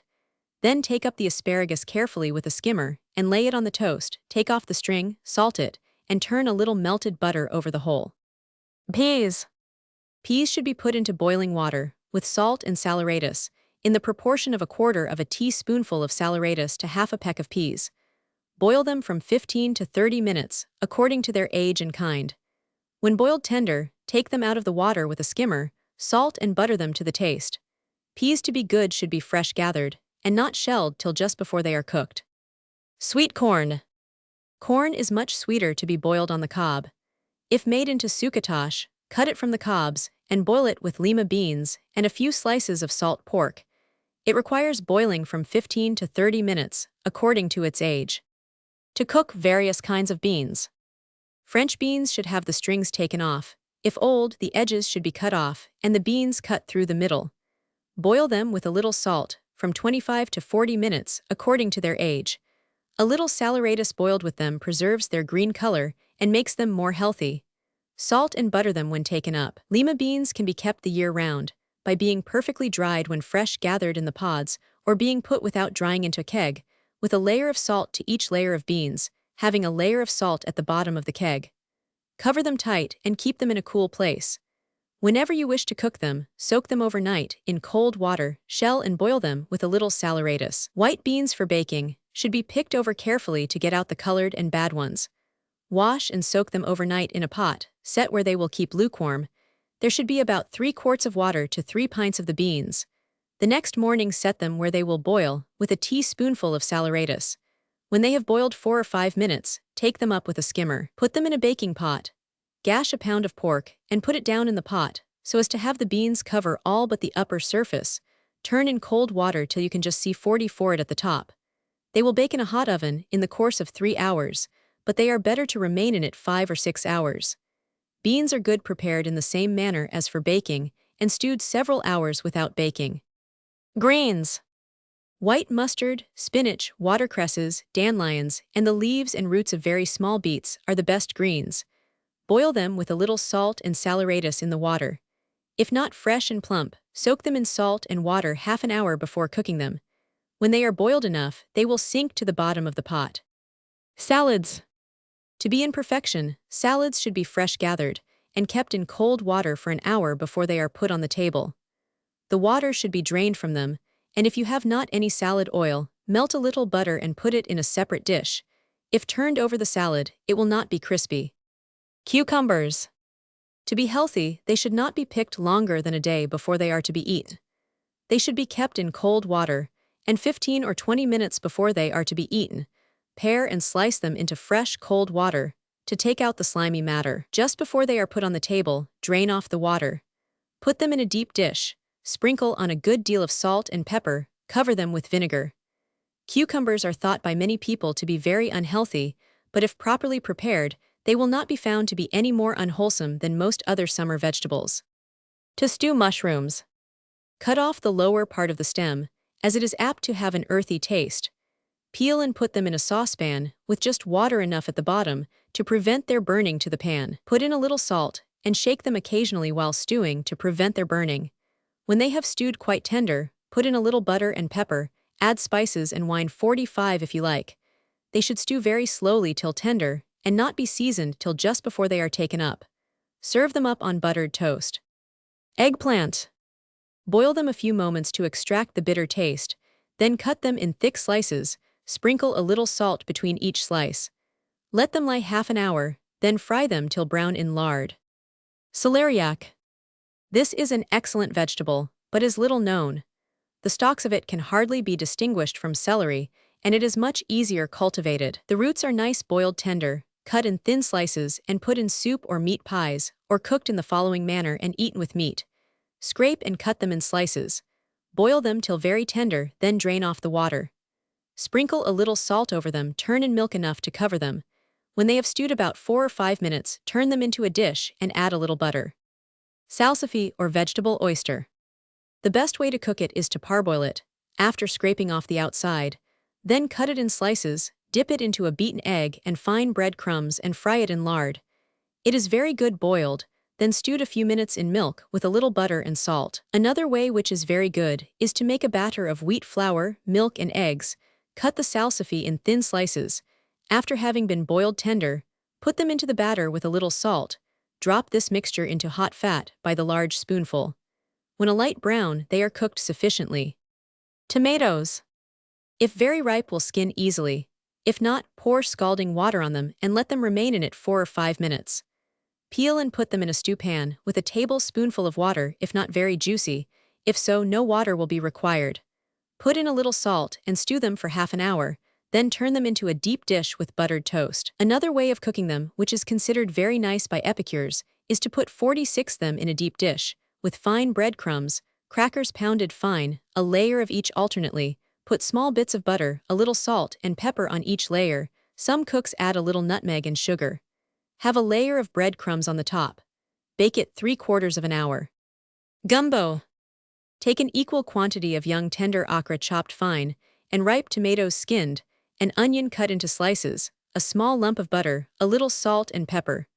Put the whole in a stew pan with a tablespoonful of water and stew it till tender. Southern manner of boiling rice. Pick over the rice, rinse it in cold water a number of times to get it perfectly clean, drain off the water, then put it in a pot of boiling water with a little salt. Allow as much as a quart of water to a teacup of rice, as it absorbs the water very much while boiling. Boil it 17 minutes, then turn the water off very close. Set the pot over a few coals and let it steam 15 minutes with the lid of the pot off. The beauty of rice boiled in this way is that each kernel stands out by itself, while it is quite tender. Great care is necessary to be used in the time of boiling and steaming it, as a few moments variation in the time makes a great deal of difference in the looks of it. The water should boil hard when the rice is put in, and not suffered to stop boiling till turned off to have the rice steamed. The water that the rice is boiled in makes good starch for muslin if boiled a few minutes by itself. Directions for pickling. Vinegar for pickling should be good, but not of the sharpest kind. Brass utensils should be used for pickling. They should be thoroughly cleaned before using, and no vinegar should be allowed to cool in them, as the rust formed by so doing is very poisonous. Boil alum and salt in the vinegar, in the proportion of half a teacup of salt, and a tablespoonful of alum to 3 gallons of vinegar. Stone and wooden vessels are the only kinds of utensils that are good to keep pickles in. Vessels that have had any grease in will not do for pickles, as no washing will kill the grease that the pot has 47 absorbed. All kinds of pickles should be stirred up occasionally. If there is any soft ones among them, they should be taken out, the vinegar scalded, and turned back while hot. If very weak, throw it away and use fresh vinegar. Whenever any scum rises, the vinegar needs scalding. If you do not wish to have all your pickles spiced, it is a good plan to keep a stone pot of spiced vinegar by itself, and put in a few of your pickles a short time before they are to be eaten. To pickle peppers. Procure those that are fresh and green. If you do not like them very fiery, cut a small slit in them and take the seeds out carefully with a small knife, so as not to mangle the pepper. Soak them in salt and water 8 or 9 days, changing the water each day. Keep them in a warm place. If you like them stuffed, chop white cabbage fine, season it highly with cloves, cinnamon, mace, and fill the peppers with it. Add nasturtiums if you like, sew them up carefully, and put them in cold spiced vinegar. Tomatoes, when very small and green, are good pickled with the peppers. Mangoes. Procure muskmelons as late in the season as possible. If pickled early, they are not apt to keep well. Cut a small piece from the side that lies upon the ground while growing, take out the seeds, and if the citron or nutmeg melons are used for mangoes, the rough part should be scraped off. The long common muskmelons make the best mangoes. Soak the melons in salt and water 3 or 4 days, then take them out of the water, sprinkle on the inside of the melons powdered cloves, pepper, nutmeg, fill them with small strips of horseradish, cinnamon, and small string beans. Flag root, nasturtiums, and radish tops are also nice to fill them with. Fill the crevices with American mustard seed. Put back the pieces of melon that were cut off, and bind the melon up tight with white cotton cloth, sew it on. Lay the melons in a stone jar, with the part that the covers are on, up. Put into vinegar for the mangoes, alum, salt, and peppercorns, in the same proportion as for cucumbers. Heat it scald 48ing hot, then turn it on to the melons. Barberries or radish tops pickled in bunches are a pretty garnish for mangoes. The barberries preserve their natural color best by being first dried. Whenever you wish to use them, turn boiling vinegar on them and let them lie in it several hours to swell out. To pickle butternuts and walnuts. The nuts for pickling should be gathered as early as July, unless the season is very backward. When a pin will go through them easily, they are young enough to pickle. Soak them in salt and water a week, then drain it off. Rub them with a cloth to get off the roughness. To a gallon of vinegar, put a teacup of salt, a tablespoonful of powdered cloves and mace, mix together, half an ounce of allspice and peppercorns. Boil the vinegar and spices and turn it while hot on to the nuts. In the course of a week, scald the vinegar and turn it back on them while hot. They will be fit to eat in the course of a fortnight. Peaches and apricots. Take those of a full growth but perfectly green, put them in salt and water strong enough to bear up an egg. When they have been in a week, take them out and wipe them carefully with a soft cloth. Lay them in a pickle jar. Put to a gallon of vinegar half an ounce of cloves, the same quantity of peppercorns, sliced ginger and mustard seed, add salt and boil the vinegar. Then turn it on to the peaches scalding hot. Turn the vinegar from them several times.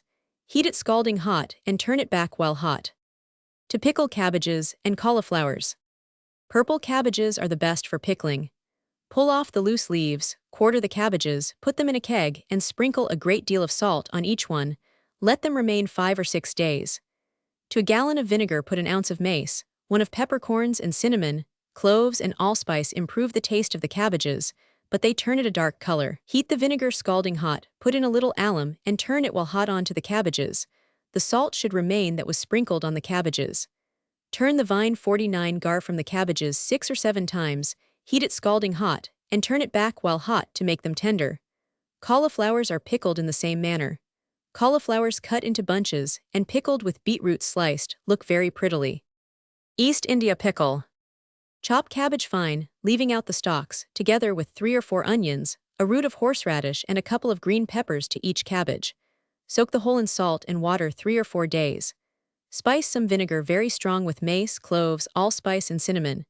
Heat it scalding hot, add alum and salt, and turn it onto the cabbage, onions and pepper, which should previously have all the brine drained from them. This pickle will be fit to eat in the course of 3 or 4 weeks. French beans and radish pods. Gather them while quite small and tender. Keep them in salt and water till you get through collecting them, changing the water as often as once in 4 or 5 days. Then scald them with hot salt and water, let them lie in it till cool, then turn on hot vinegar spiced with peppercorns, mace and allspice. The radish top, if pickled in small bunches, are a pretty garnish for other pickles. Nasturtium. Take them when small and green, put them in salt and water, change the water once in 3 days. When you have done collecting the nasturtiums, turn off the brine and pour on scalding hot vinegar. Samphire. Procure samphire that is fresh and green, let it lay in salt for 3 days, then take it out, and for a peck of samphire spice a gallon of vinegar with a couple of dozen of peppercorns, add half a teacup of salt. Heat the vinegar scalding hot, and turn it onto the samphire while hot, cover it close. In the course of 10 days, turn the vinegar from the samphire, heat it scalding hot, and turn it back. Onions. Peel and boil them in milk and water 10 minutes. To a gallon of vinegar put half an ounce of cinnamon and mace, a quarter of an ounce of cloves, a small teacup of salt and half an ounce of alum. Heat the vinegar together with the spices, scalding hot, and turn it onto the onions, which should previously have the water and milk drained from them. Cover them tight till cold. Artichokes. Soak the artichokes in salt and water for several days, then drain and rub them till you get all the skin off. Turn boiling vinegar on them with salt, alum, and peppercorns in it, in the same proportion as for cucumbers. Let them remain a week, then turn off the vinegar, scald it, and turn it back while hot onto the artichokes. Continue to turn boiling vinegar onto the artichokes till thoroughly pickled. Cucumbers. Gather those that are small and green and of a quick growth. Turn boiling water on them as soon as picked. Let them remain in it 4 or 5 hours, then put them in cold vinegar, with alum and salt, in the proportion of a tablespoonful of the former and a teacup of the latter, to every gallon of vinegar. When you have done collecting the cucumbers for pickling, turn the vinegar from the cucumbers, scald and skim it till clear, then put in the pickles, let them scald without boiling, for a few minutes, then turn them while hot into the vessel you intend to keep them in. A few peppers or peppercorns improve the taste of the cucumbers. Cucumbers to be brittle need scalding several times. If the vinegar is weak, it should be thrown away, and fresh put to the cucumbers with more alum and salt. Another method of pickling cucumbers which is good is to put them in salt and water as you pick them, changing the salt and water once in 3 or 4 days. When you have done collecting your cucumbers for pickling, take them out of the salt and water, turn on scalding hot vinegar with alum, salt, and peppercorns in it. Gherkins. Put them in strong brine, keep them in a warm place. When they turn yellow, drain off the brine and turn hot vinegar on them. Let them remain in it till they turn green, keeping them in a warm place. Then turn off the vinegar, add fresh scalding hot vinegar, spiced with mace, allspice, and peppercorns, add alum and salt, in the same proportion as for cucumbers. To pickle oysters. Take the oysters from the liquor, strain and boil it. Rinse the oysters if there are any bits of the shells attached to them. Put them into the liquor while boiling. Boil them 1 minute, then take them out of it, and to the liquor put a few peppercorns, cloves, and a blade or 2 of mace. Add a little salt and the same quantity of vinegar as oyster juice. Let the whole boil 15 minutes, then turn it on to the oysters. If you wish to keep the oysters for a number of weeks, bottle and cork them tight as soon as cold. To pickle mushrooms. Peel and stew them with just water enough to prevent their sticking at the bottom of the pan. Shake them occasionally to prevent their burning. When tender, take them up and put them in scalding hot vinegar, spiced with mace, cloves, and peppercorns. Add a little salt. Bottle and cork them tight if you wish to keep them long. Wheat bread. For 6 common-sized loaves of bread, take 3 pints of boiling water and mix it with 5 or 6 quarts of flour. When thoroughly mixed, add 3 pints of cold water. Stir it till the whole of the dough is of the same temperature. When lukewarm, stir in half a pint of family yeast. If brewer's yeast is used, a less quantity will answer. A tablespoonful of salt. Knead in flour till stiff enough to mold up and free from lumps. The more the bread is kneaded, the better it will be. Cover it over with a thick cloth, and if the wee 52 there is cold, set it near a fire. To ascertain when it has risen, cut it through the middle with a knife. If full of small holes like a sponge, it is sufficiently light for baking. It should be baked as soon as light. If your bread should get sour before you are ready to bake it, dissolve 2 or more teaspoonsful of saleratus, according to the acidity of it, in a teacup of milk or water. Strain it onto the dough, work it in well. Then cut off enough for a loaf of bread. Mold it up well, slash it on both sides to prevent its cracking when baked.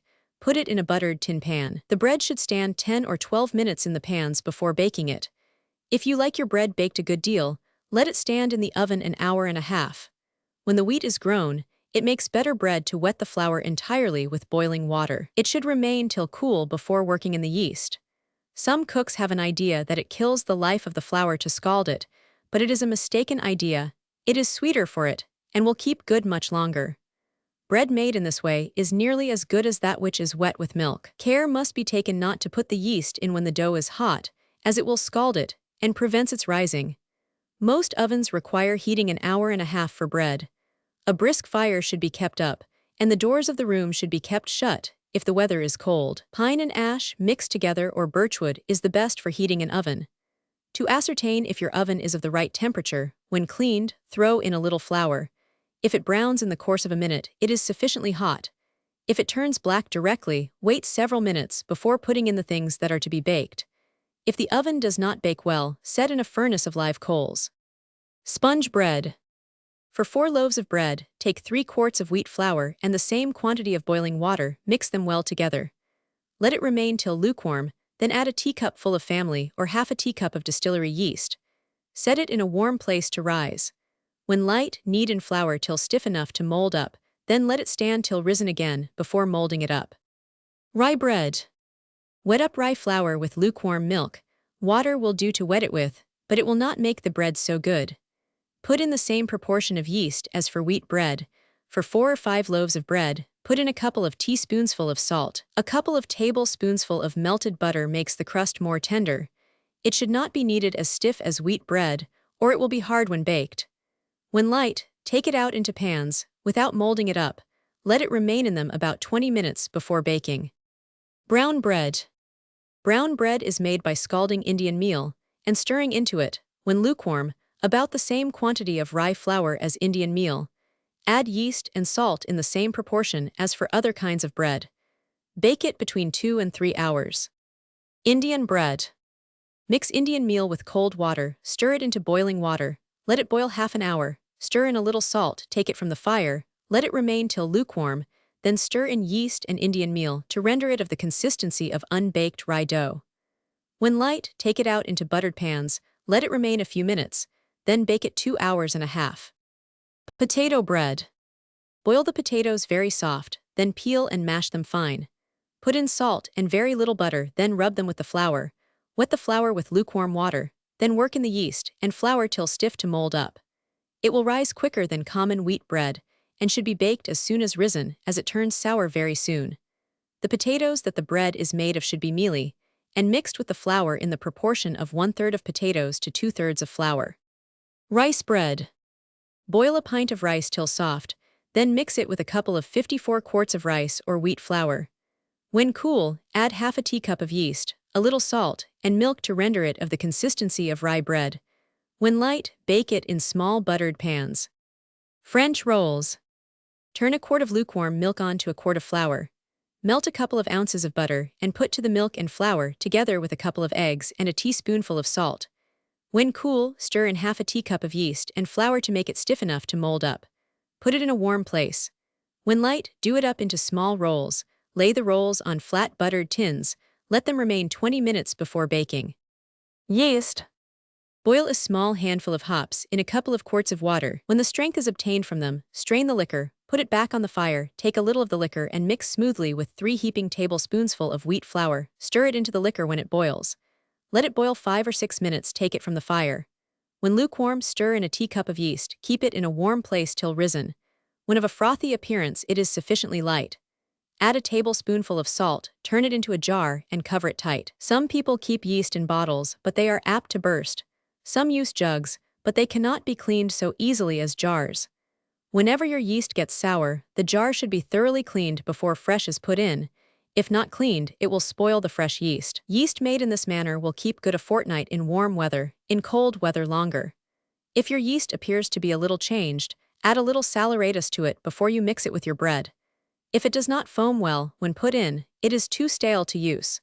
Milk yeast makes sweeter bread than any other kind of yeast, but it will not keep good long.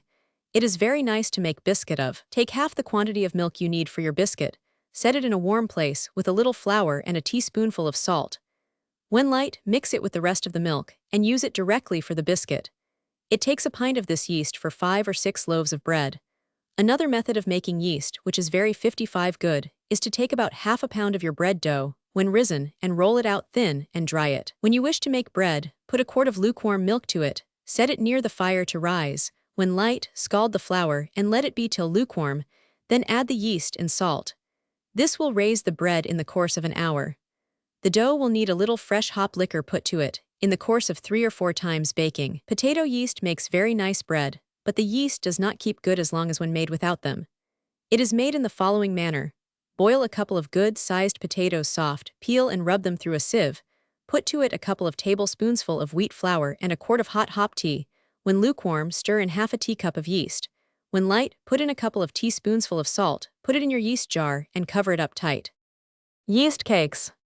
Stir into a pint of good lively yeast a tablespoonful of salt, and rye or wheat flour to make a thick batter.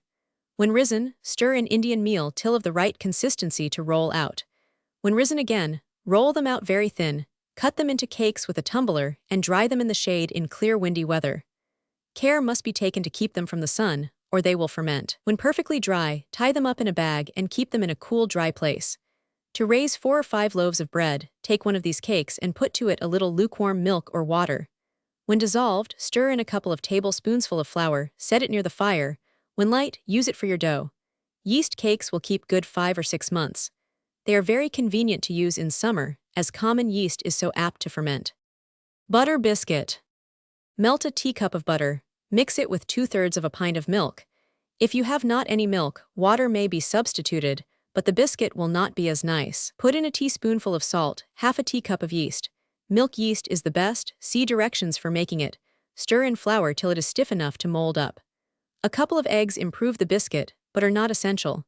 Set the dough in a warm place. When risen 56, mold the dough with the hand into small cakes, lay them on flat tins that have been buttered. Let them remain half an hour before they are baked. Buttermilk biscuit.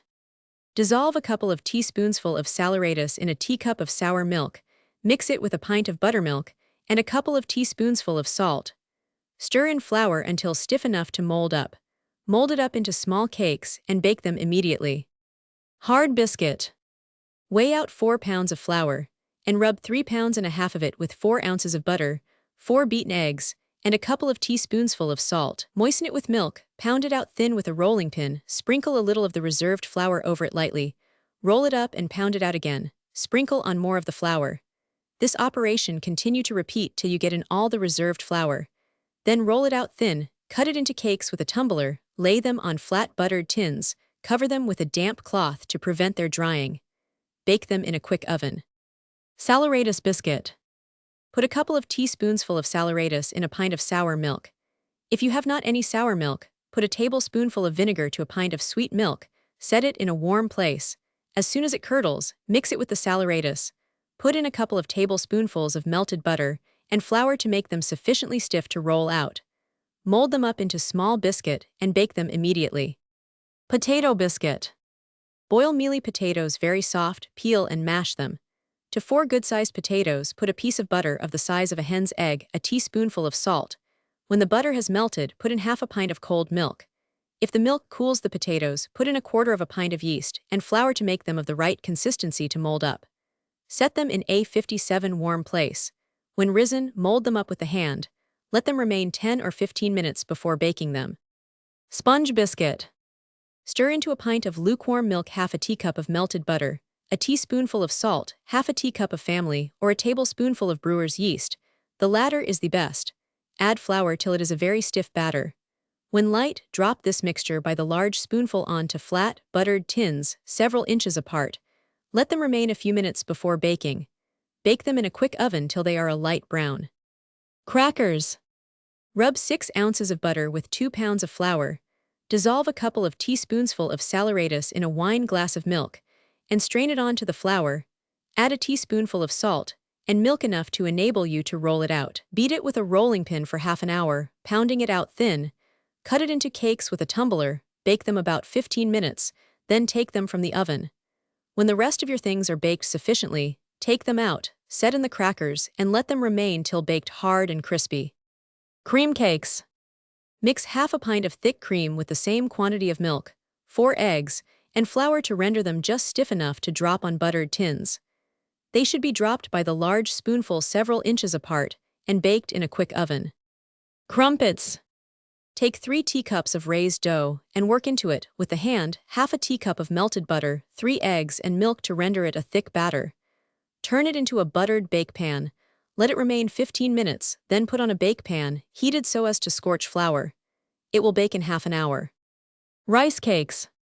Mix a pint of rice boiled soft with a pint of milk, a teaspoonful of salt, and 3 eggs, beaten to a froth. Stir in 58 rice or wheat flour till of the right consistency to fry.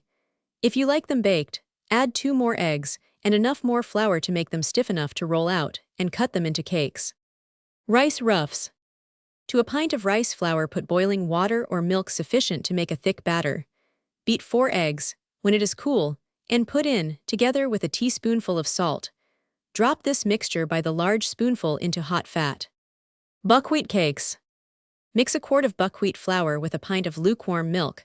Water will do, but is not as good, and a teacup of yeast. Set it in a warm place to rise. When light, which will be in the course of 8 or 10 hours if family yeast is used, if brewer's yeast is used, they will rise much quicker. Add a teaspoonful of salt.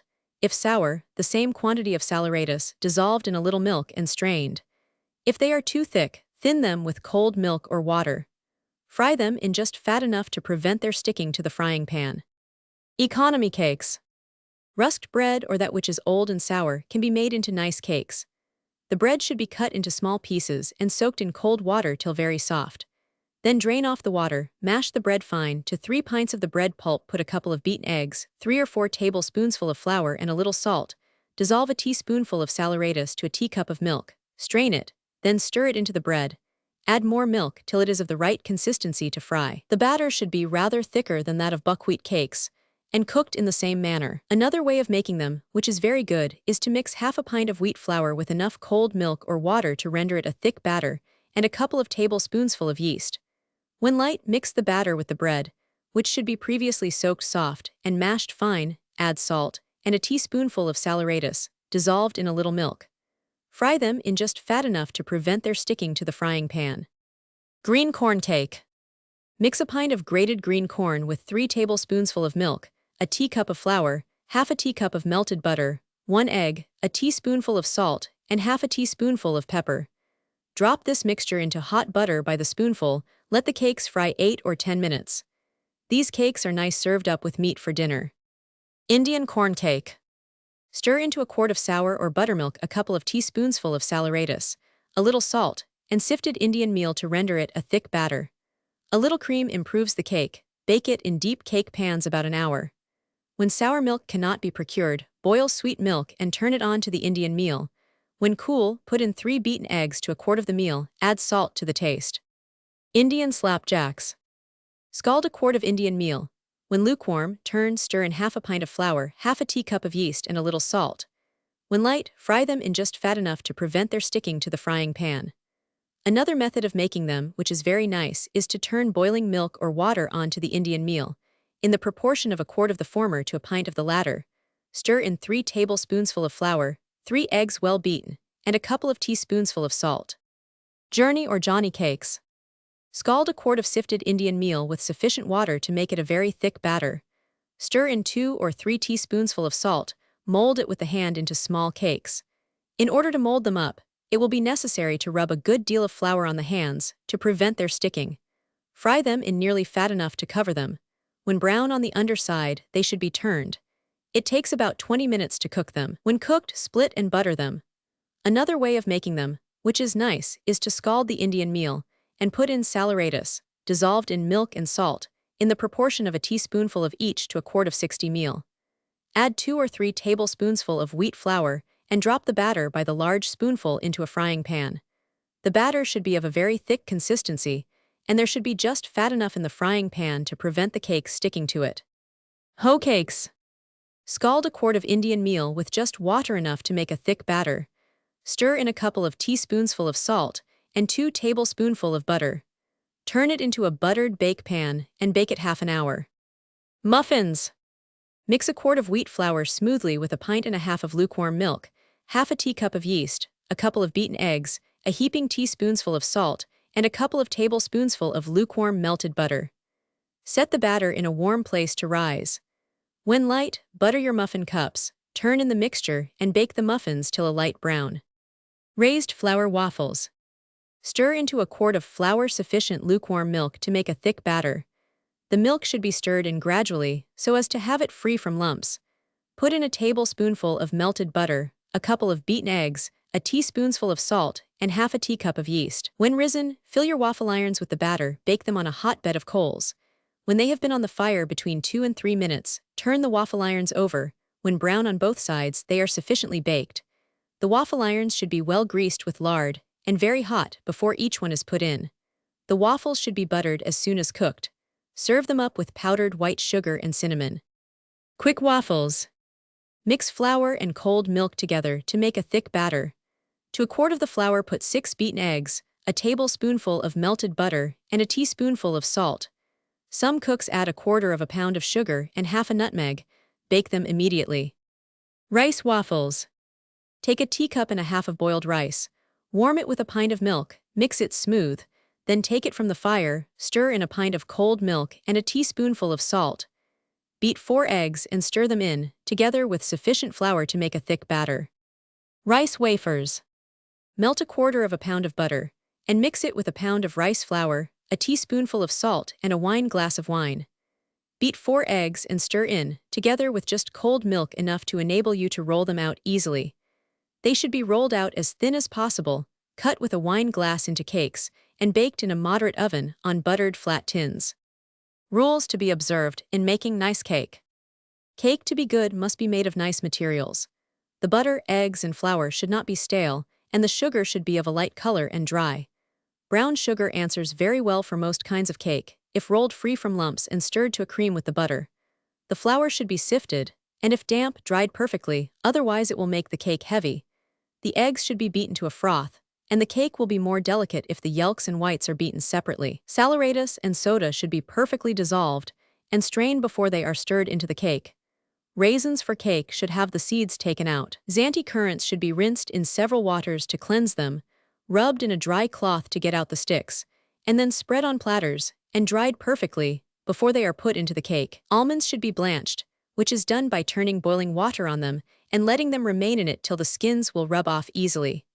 When blanched, dry them, then pound them fine with rosewater to prevent their oiling. When the weather is cold, the materials for cake should be moderately warmed before mixing them together. All kinds of cake that are made without yeast are better for being stirred till just before they are baked. The butter and sugar should be stirred together till white, then the eggs 62 flour and spice added. Saleratus and cream should not be put in till just before the cake is baked. Add the fruit last. Butter the cake pans well. The cake will be less liable to burn if the pans are lined with white buttered paper. The cake should not be moved while baking if it can be avoided, as moving it is apt to make it heavy. The quicker most kinds of cake are baked, the lighter and better they will be. But the oven should not be of such a furious heat as to burn them. It is impossible to give any exact rules as to the time to be allowed for baking various kinds of cake, as so much depends on the heat of the oven. It should be narrowly watched while in the oven, and if it browns too fast, it should be covered with a thick paper. To ascertain when rich cake is sufficiently baked, stick a clean broom splinter through the thickest part of the loaf. If none of the cake adheres to the splinter, it is sufficiently baked. When cake that is baked on flat tins moves easily on them, it is sufficiently baked. Frosting for cake. Allow for the white of 1 egg 9 heaping teaspoonsful of double refined sugar and 1 of nice Poland starch. The sugar and starch should be pounded and sifted through a very fine sieve. Beat the whites of eggs to a stiff froth so that you can turn the plate upside down without the eggs falling from it. Then stir in the sugar gradually with a wooden spoon. Stir it 10 or 15 minutes without any cessation. Then add a teaspoonful of lemon juice. Vinegar will answer, but is not as nice. Put in sufficient rosewater to flavor it. If you wish to color it pink, stir in a few grains of cochineal powder or rose pink. If you wish to have it of a blue tinge, add a little of what is called the powder blue. Lay the frosting on the cake with a knife. Soon after it is taken from the oven, smooth it over and let it remain in a cool place till hard. To frost a common-sized loaf of cake, allow the white of 1 egg and half of another. Sponge gingerbread. Melt a piece of butter of the size of a hen's egg. Mix it with a pint of nice molasses, a tablespoonful of ginger, and a quart of flour. Dissolve a heaping tablespoonful of Sal 63 Iratus in half a pint of milk. Strain and mix it with the rest of the ingredients. Add sufficient flour to enable you to roll it out easily. Roll it out about ½ an inch thick, and bake it on flat tins in a quick oven. Gingerbread made in this manner will be light and spongy if baked quick, and made of nice molasses, but it will not keep good so long as hard gingerbread. Hard molasses gingerbread. To a pint of molasses put ½ a teacup of melted butter, a tablespoonful of ginger, and a quart of flour. Dissolve a teaspoonful of saleratus in ½ a pint of water and stir it in, together with flour sufficient to enable you to roll it out. Bake it in a moderately warm oven. Soft molasses gingerbread. Melt a teacup of butter, mix it with a pint of molasses, a tablespoonful of ginger, a pint of flour, and a couple of beaten eggs. Fresh lemon peel, cut into small strips, improves it. Dissolve a couple of teaspoonsful of saleratus in ½ a pint of milk and stir it into the cake. Add flour to render it of the consistency of unbaked pound cake. Bake it in deep pans about ½ an hour. Sugar gingerbread. Mix a pound of sugar with 6 ounces of butter. Beat 4 eggs and stir them into the butter and sugar, together with 3 teaspoonsful of ginger. Stir in gradually a pound and a half of flour. Dissolve a teaspoonful of saleratus in a wine glass of milk, and stir it in, and bake the gingerbread immediately. Ginger snaps. Melt a quarter of a pound of butter, the same quantity of lard. Mix them with a quarter of a pound of brown sugar, a pint of molasses, a couple of tablespoonsful of ginger, and a quart of flour. Dissolve a couple of teaspoonsful of saleratus in a wine glass of milk, and strain it into the cake. Add sufficient flour to enable you to roll it out very thin. Cut it into small cakes and bake them in a slow oven. Spice cakes. Melt a teacup of butter, mix it with a teacup of sugar and ½ a teacup of molasses. Stir in a teaspoonful of cinnamon, the same quantity of ginger, a grated nutmeg, and a teaspoonful each of caraway and coriander seed. Put in a teaspoonful of saleratus, dissolved in ½ a teacup of water. Stir in flour till stiff enough to roll out thin, cut it into cakes, and bake them in a slow oven. Cider cake. Stir together a teacup of butter, 3 of sugar, beat 4 eggs, and put into the cake, together with 2 teacups of flour and a grated nutmeg. Dissolve a teaspoonful of saleratus in ½ a teacup of milk, strain it, and mix it with the above ingredients. Stir in a teacup of cider and 4 more cups of flour. Bannock or Indian meal cakes. Stir to a cream a pound and a quarter of brown sugar, a pound of butter. Beat 6 eggs and mix them with the sugar and butter. Add a teaspoonful of cinnamon or ginger, stir in a pound and 3/4 of white Indian meal, and a quarter of a pound of wheat flour. The meal should be sifted. Bake it in small cups and let it remain in them till cold. Rich cookies. Rub together till white, a teacup of butter, 2 of sugar. Then stir in a couple of beaten eggs, a little flour, grate in a nutmeg. Dissolve a teaspoonful of saleratus in a teacup of milk or water, strain it onto the cake, then add flour till stiff enough to roll out easily. If you cannot roll out the cake without it sticking to the board and rolling pin, which should be previously floured, work in more flour, stamp and cut it into cakes, bake them in a moderately warm oven. Plain tea cakes. Mix thoroughly a teacup and a half of sugar, half a teacup of butter, stir in a little flour and half a nutmeg. Dissolve a teaspoonful of saleratus in a teacup of milk, strain 65 and mix it with the cake, add flour till stiff enough to roll out. Roll it out half an inch thick, cut it into cakes, bake them on flat buttered tins in a quick oven. If baked slow, they will not be good. New Year's cookies. Weigh out a pound of sugar, 3/4 of a pound of butter, stir them to a cream, then add 3 beaten eggs, a grated nutmeg, 2 tablespoonfuls of caraway seed and a pint of flour. Dissolve a teaspoonful of saleratus in a teacup of milk, strain and mix it with half a teacup of cider and stir it into the cookies. Then add flour to make them sufficiently stiff to roll out. Bake them as soon as cut into cakes in a quick oven till a light brown. Shrewsbury cake. Stir together 3/4 of a pound of sugar, half a pound of butter. When white, add 5 beaten eggs, a teaspoonful of rosewater or a nutmeg, and a pound of flour. Drop it with a large spoon onto flat tins that have been buttered, sift sugar over them. Tunbridge cake. 6 ounces of butter, the same quantity of sugar, 3/4 of a pound of flour, a couple of eggs, and a teaspoonful of rosewater. Stir to a cream the butter and sugar, then add the eggs, flour, and spice. Roll it out thin and cut it into small cakes. Jumbles. Stir together till of a light color a pound of sugar and half the weight of butter. Then add 8 eggs, beaten to a froth, essence of lemon or rosewater to the taste, and flour to make them sufficiently stiff to roll out.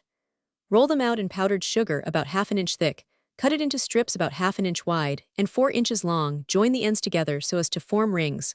Lay them on flat tins that have been buttered, bake them in a quick oven. Composition cake. 5 teacups of flour, 3 of sugar, 2 of butter, 5 66 eggs, a teaspoonful of saleratus, a teacup of milk, a wine glass of wine or brandy, 1 nutmeg, a pound of raisins. Stir the sugar and butter to a cream, then add the eggs, beaten to a froth, and part of the flour and the spice. Dissolve the saleratus in the milk, strain and mix it with the brandy, stir it into the cake, with the rest of the flour. Add the raisins just before the cake is put into the pans. Rusk. Melt half a pound of butter, and mix it with 2/3 of a pint of milk, flour to make a thick batter. Add 3 tablespoonfuls of yeast, and set the batter in a warm place to rise. When light, beat 2 eggs with half a pound of rolled sugar, work it into the batter with the hand, add a teaspoonful of salt, a teaspoonful of cinnamon, and flour to make them sufficiently stiff to mold up. Mold them up into cakes of the size you would make biscuit, lay them on flat tins, previously buttered, let them remain till of a spongy lightness before baking. They will bake in a quick oven in the course of 15 minutes. Wigs. Mix half a pound of sugar with 6 ounces of butter, a couple of beaten eggs, a teaspoonful of cinnamon. Stir in 2 pounds of flour, a teacup of yeast, and milk sufficient to make a thick batter. When light, bake them in small cups. Nut cakes. Heat a pint of milk just lukewarm, stir into it a teacup of lard, the lard should be melted. Stir in flour till it is a thick batter, then add a small teacup of yeast. Set it in a warm place. When light, work in 2 teacups and a half of rolled sugar, 4 eggs beaten to a froth, 2 teaspoonfuls of cinnamon, and 1 of salt. Knead in flour to make it sufficiently stiff to roll out, keep it in a warm place till risen again. When it appears of a spongy lightness, roll it out about half an inch thick, cut it into cakes with a wine glass, let them remain 15 or 20 minutes before boiling them. Boil them in a pot, with about a couple of pounds of lard. The fat should be hot enough to boil up as they are put in, and a brisk fire kept under the pot. It should be shaken constantly while they are boiling. Only a few should be boiled at once. If crowded, they will not fry well. If you wish to have them look nice, dip them into powdered white sugar as soon as fried. The same lard, with a little more added, will answer to fry several batches of cakes in, if not burnt. Crullers. Dissolve a teaspoonful of saleratus in 4 tablespoonfuls of milk, or leave out 1 spoonful of milk, and substitute 1 of wine. Strain it onto half a pint of flour, 4 tablespoonfuls of melted butter, or lard, and a teaspoonful of salt. Beat 4 eggs with 6 heaping tablespoonfuls of rolled sugar, work them into the rest of the ingredients, together with a grated nutmeg. Add flour to make them stiff enough to roll out easily. They should be rolled out about half an inch thick, cut with a jagging iron or knife into strips about half an inch wide, and twisted so as to form small cakes. Heat a pound of lard in a deep pot or kettle. Some cooks use a frying pan to fry crullers in, but they are more apt to burn when fried in a pan. The fat should boil up as the cakes are laid in, and they should be constantly watched while frying. When brown on the underside, turn them. When brown on both sides, they are sufficiently cooked. Molasses dough cake. Melt half a teacup of butter, mix it with a teacup of molasses, the juice and chopped rind of a fresh lemon, a teaspoonful of cinnamon. Work the whole with the hand into 3 teacups of raised dough, together with a couple of beaten eggs. Work it with the hand for 10 or 12 minutes, then put it into buttered pans. Let it remain 10 or 15 minutes before baking it. Sugar dough cake. Dissolve a teaspoonful of saleratus in a wine glass of wine, or milk. Strain it on to 3 teacups of raised dough. Work into the dough a teacup of lukewarm melted butter, 2 teacups of rolled sugar, 3 eggs well beaten, and a 68 couple of teaspoonsful of cinnamon. Work the whole well together for a quarter of an hour, then put it into cake pans. Let it stand in a warm place 15 or 20 minutes before baking it. Measure cake. Stir to a cream a teacup of butter, 2 of sugar, then stir in 4 eggs beaten to a froth, a grated nutmeg, and a pint of flour. Stir it until just before it is baked. It is good either baked in cups or pans. French cake. 1 pound of sugar, 3/4 of a pound of butter, 1.5 pounds of flour, 12 eggs, a gill each of wine, brandy, and of milk. Mix the sugar and butter together. When white, add the eggs, beaten to a froth. The whites and yolks should be separated. Then stir in the flour, the milk and wine, and 1/4 of a grated nutmeg. Just before it is baked, add 3/4 of a pound of seeded raisins, 1/4 of a pound of citron, and 1/4 of a pound of almonds, blanched and pounded fine. To blanch almonds, see directions in number 168. Washington cake. Stir together till quite white, a pound of sugar, 3/4 of a pound of butter, then add 4 beaten eggs. Stir in gradually 1.5 pounds of flour. Dissolve a teaspoonful of saleratus in a teacup of milk, strain and mix it with a glass of wine, then stir it into the cake, together with a teaspoonful of rosewater and half a nutmeg. Just before it is baked, add a pound of seeded raisins. Cupcake. Mix 3 teacups of sugar with 1.5 of butter. When white, beat 3 eggs and stir them into the butter and sugar, together with 3 teacups of sifted flour and rosewater or essence of lemon to the taste. Dissolve a teaspoonful of saleratus in a teacup of milk, strain it into the cake, then add 3 more teacups of sifted flour.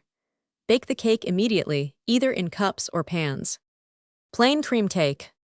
Dissolve a teaspoonful of saleratus in a wine glass of milk, strain it on to a little sifted flour, beat 3 eggs with a teacup of rolled sugar, mix them with the above ingredients, together with half a grated nutmeg. Add a teacup of thick cream and sifted flour to render it of the consistency of unbaked pound cake. Bake it as soon as the cream and flour are well mixed in, as stirring the cream much decomposes it. Rich cream cake. Stir together till very white 1/2 pound of butter, 3/4 of a pound of sugar. Beat the whites and yolks of 7 eggs separately to a froth, stir them into the cake, put in a wine glass of brandy, a grated nutmeg, and 1.5 pounds of sifted flour. Just before it is baked, add 1/2 pint of thick cream and 1 pound of seeded raisins. Symbols. 1/2 pound of sugar, 1/4 pound of butter, a couple of eggs, half a nutmeg, a teaspoonful of saleratus, half a teacup of milk. Stir the butter and sugar together, then add the eggs and a little flour, stir in the milk and saleratus which should be previously strained, then add enough flour to make it stiff enough to roll out. Roll it out 1/2 inch thick in pounded white sugar, cut it with a tumbler into cakes, and bake them on flat buttered tins. Rich loaf cake. Stir gradually into a pint of lukewarm milk, a pound of sifted wheat flour, add a small teacup of yeast, and set it where it will rise quick. When of a spongy lightness, weigh out 1 pound of butter, 1.25 pounds of nice sugar, stir them to a cream, then work them with the hand into the sponge.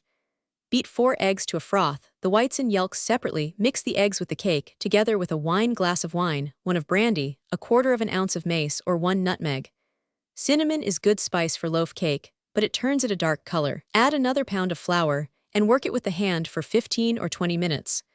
The 70 longer it is worked, the more delicate will be the cake. Let it remain till risen again. When perfectly light, beat it a few minutes with the hand, then add a couple of pounds of seeded raisins, 1/4 pound of citron or almonds blanched and pounded fine. Butter 3 common-sized cake pans and put the cake into them. Let them remain half an hour in a warm place before setting them in the oven. Bake the cake in a quick but not a furious oven from 1 hour and 15 to 30 minutes, according to the heat of the oven. If it browns too fast, Cover it while baking with thick paper. Plain loaf cake. Mix together a pint of lukewarm milk, 2 quarts of sifted flour, a small teacup of yeast. Set the batter where it will rise quick. When perfectly light, work in with the hand 4 beaten eggs, a teaspoonful of salt, 2 of cinnamon, a wine glass of brandy or wine. Stir a pound of sugar with 3/4 of a pound of butter. When white, work it into the cake, add another quart of sifted flour, and beat the whole well with the hand 10 or 15 minutes, then set it where it will rise again. When of a spongy lightness, put it into buttered cake pans, and let them stand 15 or 20 minutes before baking. Add if you like 1.5 pounds of raisins, just before putting the cake into the pans. Shella or quick loaf cake. Melt 1/2 pound of butter. When cool, work it into 1.5 pounds of raised dough. Beat 4 eggs with 3/4 of a pound of rolled sugar, mix it with the dough, together with a wine glass of wine, or brandy, a teaspoonful of cinnamon, and a grated nutmeg. Dissolve a teaspoonful of saleratus in a small teacup of milk, strain it onto the dough, work the whole well together for 1/4 hour, then add a pound of seeded raisins, and put it into cake pans. Let them remain 20 minutes before setting them in the oven. Rice cake. Mix 10 ounces of ground rice, 3 of wheat flour, 8 ounces of powdered white sugar. Sift the whole by degrees 71 into the beaten yolks of 8 eggs. Add the whites of the eggs, beaten to a stiff froth, and 1/2 a grated nutmeg. Bake the cake in deep pans as soon as the ingredients are well mixed in. The cake will bake sufficiently in the course of 20 minutes if the oven is hot. Diet bread. Sift a pound of flour, mix it with a pound of rolled sugar. Beat 8 eggs to a froth and stir the flour and sugar in very gradually. Season it to the taste with essence of lemon or rosewater. Bake it from 15 to 20 minutes. Lemon cake. Stir together till very white a pound of sugar, 1/2 pound of butter. Then add 8 eggs, beaten to a froth. The whites and yolks should be beaten separately, the grated rind of 2 lemons and the juice of 1/2 a lemon. Stir in gradually a pound of sifted flour. Line a couple of cake pans with white buttered paper, turn the cake into them, and bake it in a quick oven. Scotch cake. Stir to a cream a pound of sugar and 3/4 of a pound of butter. Put in the juice and grated rind of a lemon, a wine glass of brandy. Separate the whites and yolks of 9 eggs, beat them to a froth, and stir them into the cake. Then add a pound of sifted flour, and just before it is put in the cake pans, a pound of seeded raisins. Pound cake. Mix a pound of sugar with 3/4 of a pound of butter. When worked white, stir in the yolks of 8 eggs, beaten to a froth, then the whites. Add a pound of sifted flour and mace or nutmeg to the taste. If you wish to have your cake particularly nice, stir in, just before you put it into the pans, 1/4 of a pound of citron or almonds blanched and powdered fine in rosewater. Confectioner's pound cake. Stir together 1 pound and 1/4 of sugar, 3/4 72 of a pound of butter. When of a light color, stir in 12 beaten eggs, 1.5 pounds of sifted flour, and mace or nutmeg to the taste. Queen's cake. Rub together till very white a pound of sugar, 3/4 of a pound of butter. Mix a wine glass of wine, 1 of brandy, 1 of milk, and if you wish to have the cake look dark, put in a teaspoonful of saleratus. Stir them into the butter and sugar, together with a pound of flour, a teaspoonful of rosewater or essence of lemon, 1/4 ounce of mace. Beat the whites and yolks separately of 6 eggs. If no saleratus is used, 2 more eggs will be necessary. When beaten to a froth, mix them with the cake. Stir the whole well together. Then add, just before baking it, 1/2 pound of seeded raisins, the same weight of Zante currants, 1/4 pound of citron or almonds blanched, and pounded fine in rosewater. The fruit should be stirred in gradually, a handful of each alternately.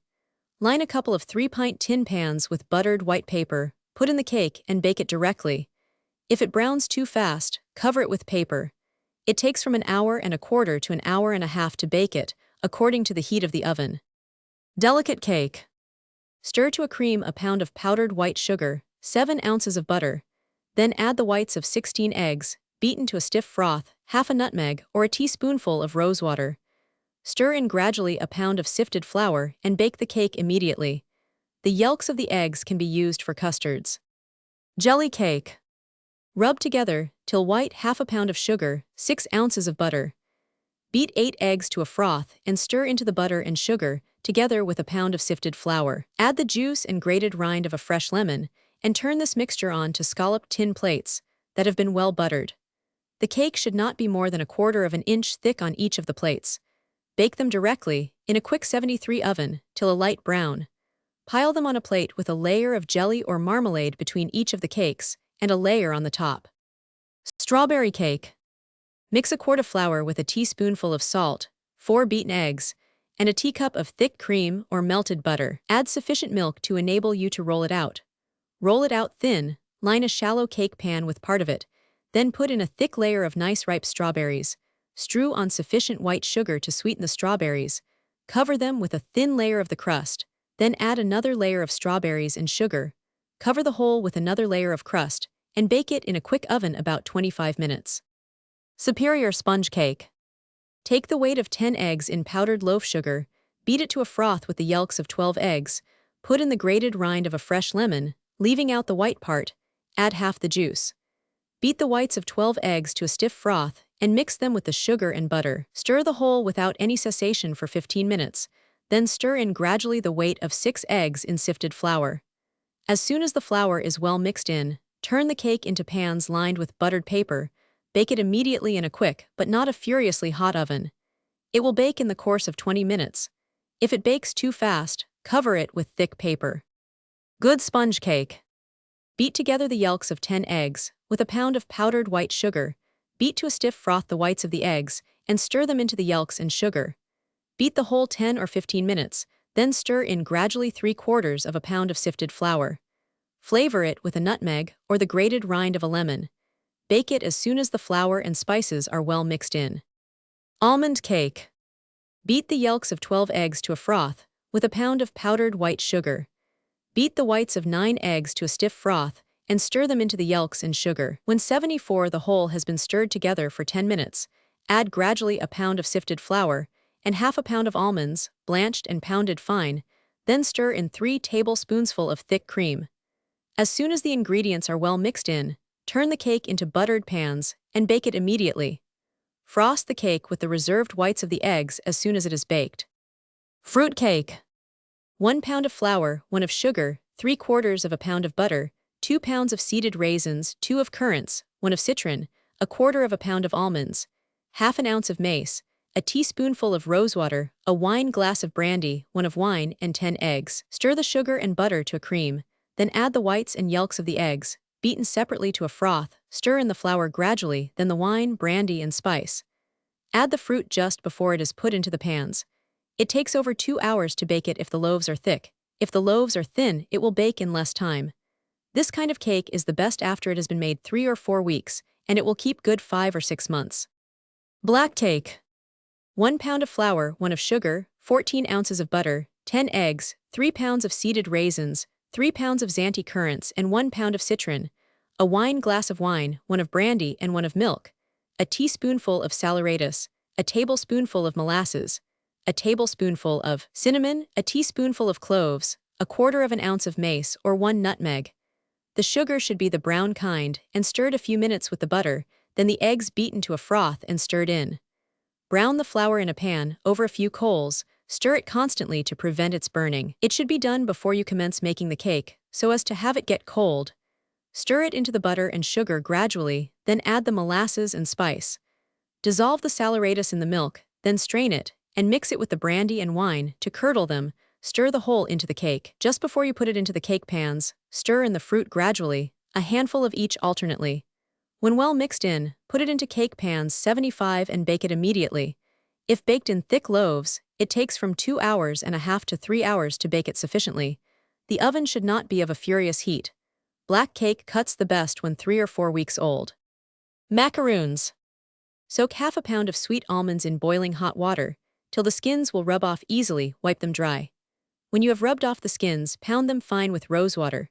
Beat the whites of 3 eggs to a stiff froth, then stir in gradually half a pound of powdered white sugar, then add the almonds. When the almonds are well mixed in, drop the mixture in small parcels on buttered baking plates, several inches apart, sift sugar over them, and bake them in a slow oven. Coconut cakes. Take equal weights of grated coconut and powdered white sugar. The brown part of the coconut should be cut off before grating it. Add the whites of eggs beaten to a stiff froth, in the proportion of half a dozen to a pound each of coconut and sugar. There should be just eggs enough to wet up the whole stiff. Drop the mixture onto buttered plates, in parcels of the size of a cent, several inches apart. Bake them immediately in a moderately warm oven. Tory wafers.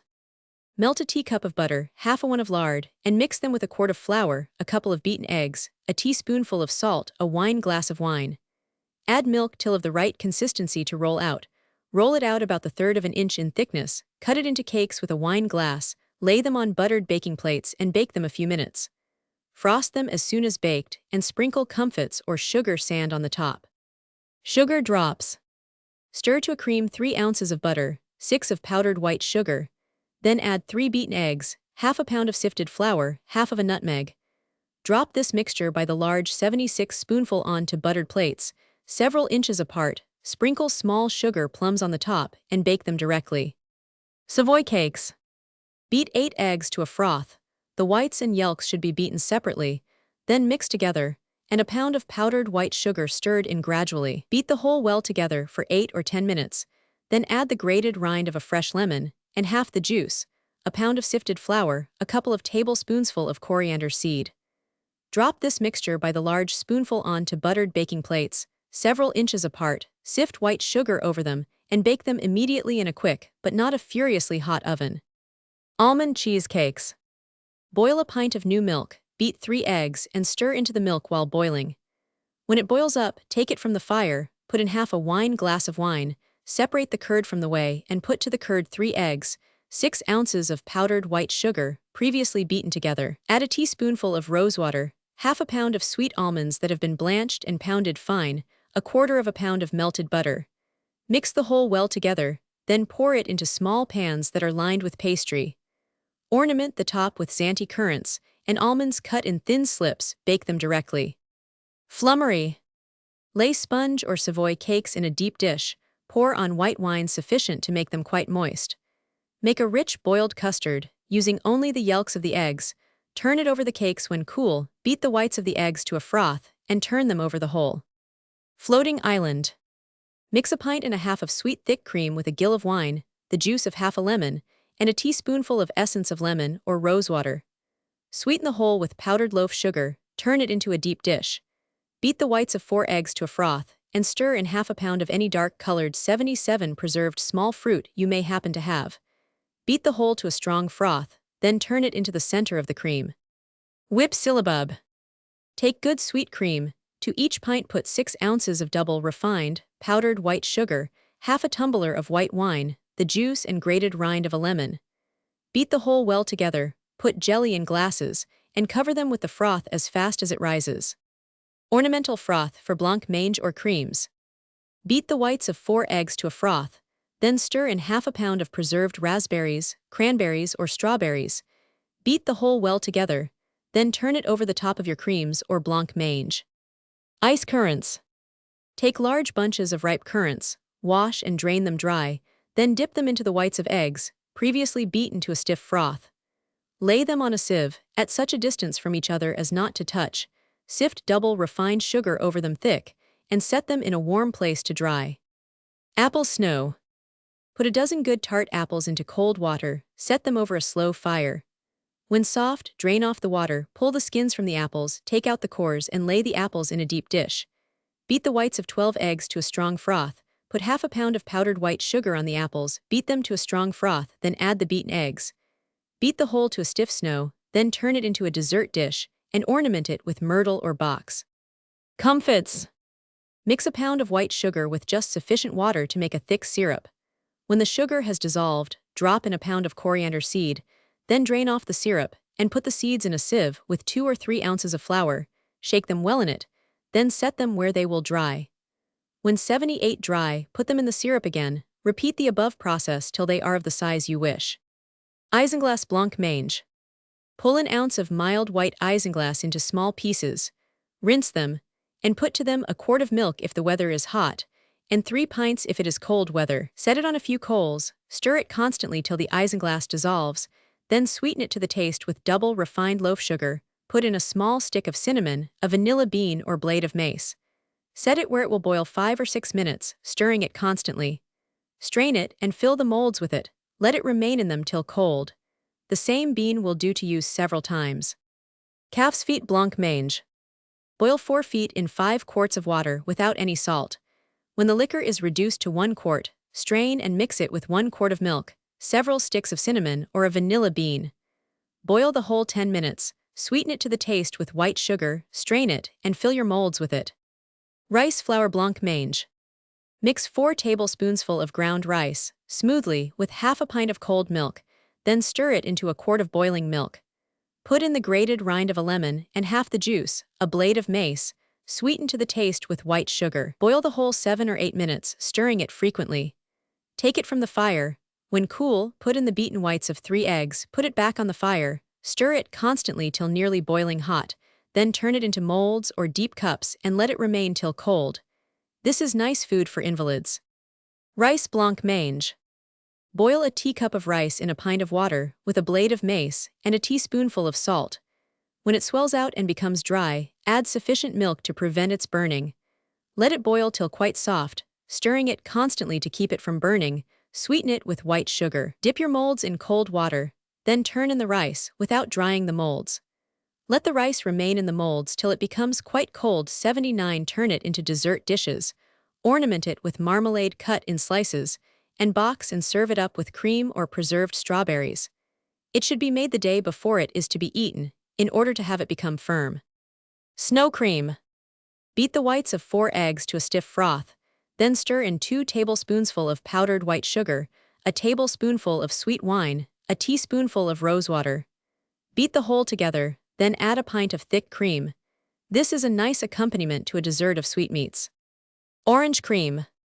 Beat the yolks of 8 eggs and the whites of 2 to a froth, then stir in half a pound of powdered white sugar, add half a pint of wine, and the juice of 6 fresh oranges and the juice of 1 lemon. Flavor it with orange flower water, strain it, and set it on a few coals, stir it till it thickens, then add a piece of butter of the size of a nutmeg. When the butter has melted, take it from the fire, continue to stir it till cool, then fill your glasses with it. Beat up the whites of the eggs to a froth and lay the froth on top of the glasses of cream. Lemon cream.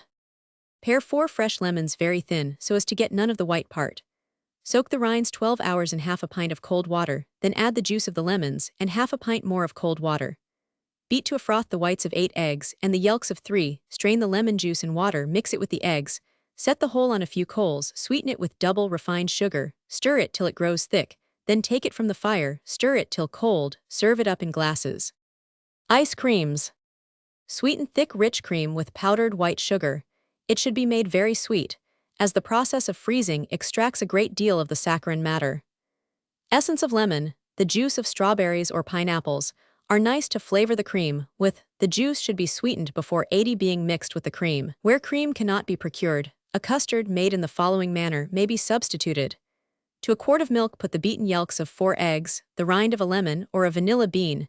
Set it on a few coals, make it extremely sweet, with white sugar, stir it constantly till scalding hot. Care must be taken that it does not boil. Take it from the fire, take out the bean or lemon peel. When perfectly cold, put it in an ice cream form. If one cannot be procured, a milk kettle with a tight cover may be substituted. Set the form into the center of a tub that is large enough to leave a space of 5 inches from the form to the outside of the tub. Fill the space round the form with alternate layers of finely cracked ice and rock salt, having a layer of ice last, and the whole should be just as high as the form. Care should be taken to keep the salt from the cream. The tub should be covered with a woolen cloth while the cream is freezing, and the form should be constantly shaken. If you wish to shape the cream, turn it into molds as soon as it freezes, set them in the tub, let them remain till just before they are to be eaten, then dip them in warm water, and take them out instantly, and turn them into dessert dishes. Pastry. For a good common pie crust, allow half a pound of shortening to a pound of flour. If liked quite short, allow 3/4 of a pound of shortening to a pound of the flour. Pie crust looks the nicest made entirely of lard, but it does not taste so good as it does to have some butter used in making it. In winter, beef shortening, mixed with butter, makes good plain pie crust. Rub half of the shortening with 2/3 of the flour. To each pound of flour put a teaspoonful of salt. When the shortening is thoroughly mixed with the flour, add just sufficient cold water to render it moist enough to roll out easily. Divide the crust into 2 equal portions. Lay one of them one side for the upper crust, take the other, Roll it out quite thin, flouring your rolling board and pin so that the crust will not stick to them, and line your pie plates, which should be previously buttered. Fill your plates with your fruit, then roll out the upper crust as thin as possible, spread on the reserved shortening, sprinkle over the 81 flour, roll it up, and cut it into as many pieces as you have pies to cover. Roll each one out about half an inch thick, and cover the pies. Trim the edges off neatly with a knife, and press the crust down, round the edge of the plate with a jagging iron, so that the juices of the fruit may not run out while baking. Pastry, to be nice, should be baked in a quick oven. In cold weather it is necessary to warm the shortening before using it for pie crust, but it must not be melted, or the crust will not be flaky. Puff paste, or confectioner's pastry. Weigh out 1 1/4 pounds of sifted flour, and 1 pound of butter.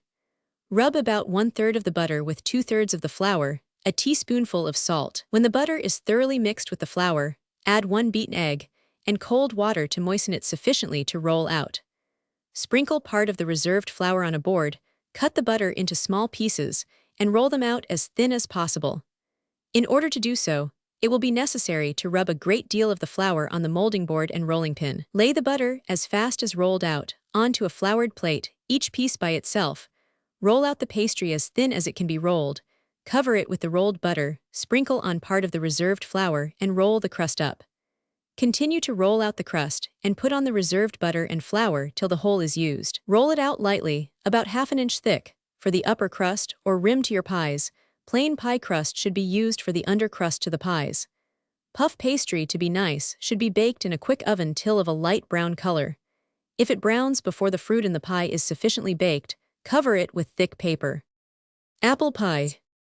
When apples are very small and green, they are nice stewed whole, with the skins on and strained when soft and sweetened. Pare, quarter, and take out the cores of the apples when of a large size. If they are not ripe, stew them with just water enough to prevent their burning. When soft, sweeten and season them to the taste. When apples are ripe, they make better pies not to be stewed before baking. 82. Fill your pie plates.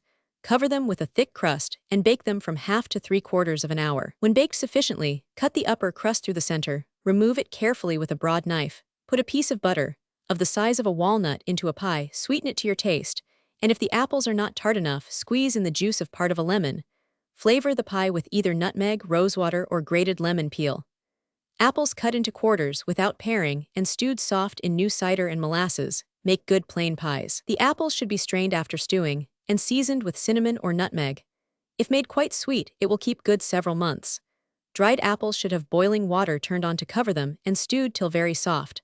If they are not tart enough, turn in sour cider when they are partly stewed. A little orange peel stewed with the apples gives them a fine flavor. Season them, when soft, with sugar and nutmeg, and strain them if you like. Mince pie. The best kind of meat for mince pies is neat's tongue and feet. The shank of beef makes very good pies. Boil the meat till perfectly tender, then take it up, clear it from the bones and gristle, chop it fine enough to strain through a sieve, mix it with an equal weight of tart apples, chopped very fine. If the meat is not fat, put in a little suet or melted butter. Moisten the whole with cider, sweeten it to the taste with sugar and very little molasses. Add mace, cinnamon, cloves, and salt to the taste. If you wish to make your pies rich, put in wine or brandy to the taste, and raisins, citron, and Zante currants. The grated rind and juice of lemons improve the pie. Make the pies on shallow plates with apertures in the upper crust, and bake them from half to 3/4 of an hour, according to the heat of the oven. Meat prepared for pies in the following manner will keep good several months if kept in a cool, dry place. To a pound of finely chopped meat, 1/4 pound of suet, put half an ounce of mace, 1 ounce of cinnamon, 1/4 ounce of cloves, 2 teaspoonsful of salt. Add, if you like, the following fruits: half a pound of seeded raisins, half a pound of Zante currants, 1/4 pound of citron. 83. Put in half a pint of French brandy or wine, 3 tablespoonsful of molasses, and sugar sufficient to make it quite sweet. Put the whole in a stone pot, cover it with a paper wet in brandy. When you wish to use any of it for pies, put to what meat you use an equal weight of apples, pared and chopped fine. If not seasoned high enough, add more spice and sugar. If the apples are not tart, put in lemon juice or sour cider. Rice pie. To a quart of boiling water, put a small teacup of rice. Boil it till very soft, then take it from the fire and add a quart of cold milk. Put in a teaspoonful of salt, a grated nutmeg, 5 eggs beaten to a froth, add sugar to the taste, and strain it through a sieve. Bake it in deep pie plates with an undercrust and rim of pastry. Add, if you like, a few raisins. Peach pie. Take mellow, juicy peaches, wash and put them in a deep pie plate, lined with pie crust. Sprinkle a thick layer of sugar on each layer of peaches, put in about a tablespoonful of water, and sprinkle a little flour over the top. Cover it with a thick crust, and bake the pie from 50 to 60 minutes. Pies made in this manner are much better than with the stones taken out, as the prussic acid of the stone gives the pie a fine flavor. If the peaches are not mellow, they will require stewing before being made into a pie. Dried peaches should be stewed soft and sweetened before they are made into a pie. They do not require any spice. Tart pie. Sour apples, cranberries, and peaches all make nice tarts. Stew and strain them when soft. Peach tarts require a little lemon juice without they are sour. Grate in lemon peel, add brown sugar to the taste. Put in each pie 1 beaten egg to make it cut smooth. Bake the pies on shallow plates with an undercrust and rim of pastry. Ornament the pie with very small strips of pastry. When the crust is done, remove the pies from the oven. Rhubarb pies. Take the tender stalks of the rhubarb, strip off the skin, and cut the stalks into thin slices. Line deep plates with pie crust, then put in the rhubarb, with a thick layer of sugar to each layer of rhubarb.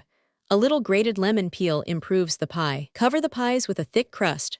Press it down tight round the edge of the plate and prick the crust with a fork so that the crust will not burst while baking, and let out the juices of the pie. Rhubarb pies should be baked about an hour in a slow oven. It will not do to bake them quick. Some cooks stew the rhubarb before making it into pies, but it is not so good as when used without stewing. Tomato pie. Take green tomatoes, turn boiling water on them, and let them remain in it a few minutes. Then strip off the skin, cut the tomatoes in slices and put them in deep pie plates. Sprinkle sugar over each layer and a little ginger. Grated lemon peel and the juice of a lemon improve the pie. Cover the pies with a thick crust and bake them slowly for about an hour. Lemon pie. For 1 pie, take a couple of good-sized fresh lemons, squeeze out the juice, and mix it with half a pint of molasses or sufficient sugar to make the juice sweet. Chop the peel fine, line a deep pie plate with your pastry, then sprinkle on a layer of your chopped lemon peel, turn in part of the mixed sugar or molasses, and juice, then cover the whole with pie crust, rolled very thin. Put in another layer of peel, sweetened juice and crust, and so on till all the lemon is used. Cover the whole with a thick crust and bake the pie about half an hour. Cherry and blackberry pie. Cherries and blackberries for pies should be ripe. Bake them in deep pie plates, sweeten them with sugar, and put in cloves or cinnamon to the taste. Bake them about half an hour. Grape pie. Grapes make the best pies when very tender and green. If not very small, they should be stewed and strained to get out the seeds before they are made into pies. Sweeten them to the taste when stewed. They do not require any spice. If made into a pie without stewing, put to each layer of grapes a thick layer of sugar and a tablespoonful of water. Currant and gooseberry pie. Currants and gooseberries are the best for pies when of a full growth, just before they begin to turn red. They are tolerably good when ripe. Currants mixed with ripe raspberries or mulberries make very nice pies. Green currants and gooseberries for pies are not apt to be sweet enough without the sugar is scalded in before they are baked, as the juice of the currants is apt to run out while they are baking, and leave the fruit dry. Stew them on a moderate fire, with a teacup of water to a couple of quarts of currants. As soon as they begin to break, add the sugar and let it scald in a few minutes. When baked without stewing, put to each layer of fruit a thick layer of sugar. There should be as much as a quarter of a pound of sugar to a pint of currants to make them sufficiently sweet. Green currant pies are good sweetened with molasses and sugar mixed. Prune pie. Prunes that are too dry to eat without stewing can be made into good pies. Turn enough boiling water on the prunes to cover them, set them on a few coals, and let them remain till swelled out plump. If there is not water sufficient to make a nice syrup for the pies, add more, and season them with cinnamon or cloves. The juice and grated peel of a lemon gives them a fine flavor. Add sugar to the taste, and bake them in deep pie plates. Pumpkin pie. Have the pumpkin, take out the seeds, rinse the pumpkin and cut it into small strips. Stew them, over a moderate fire in just sufficient water to prevent their burning to the bottom 86 of the pot. When stewed soft, turn off the water and let the pumpkin steam over a slow fire for 15 or 20 minutes, taking care that it does not burn. Take it from the fire and strain it when cool through a sieve. If you wish to have the pies very rich, put to a quart of the stewed pumpkin 2 quarts of milk and 12 eggs. If you like them plain, put to a quart of the pumpkin 1 quart of milk and 3 eggs. The thicker the pie is of the pumpkin, the less will be the number of eggs required for them. 1 egg with a tablespoonful of flour will answer for a quart of the pumpkin if very little milk is used. Sweeten the pumpkin with sugar and very little molasses. The sugar and eggs should be beaten together. Ginger, the grated rind of a lemon, or nutmeg, is good spice for the pies. Pumpkin pies require a very hot oven. The rim of the pies is apt to get burnt before the inside is baked sufficiently. On this account, it is a good plan to heat the pumpkin scalding hot when prepared for pies, before turning it into the pie plates. The pies should be baked as soon as the plates are filled, or the undercrust to the pies will be clammy. The more the number of eggs in the pies, the less time will be required to bake them. If you have pumpkins that have begun to decay, or those that are frozen, they can be kept several months in cold weather by cutting the good part up, stewing it till soft, then stirring it, and adding sugar and molasses to make it very sweet. Make it strong of ginger, then scald the seasoning in well. Keep it in a stone jar in a cool place. Whenever you wish to use any of it for pies, take out the quantity you wish and put milk and eggs to it.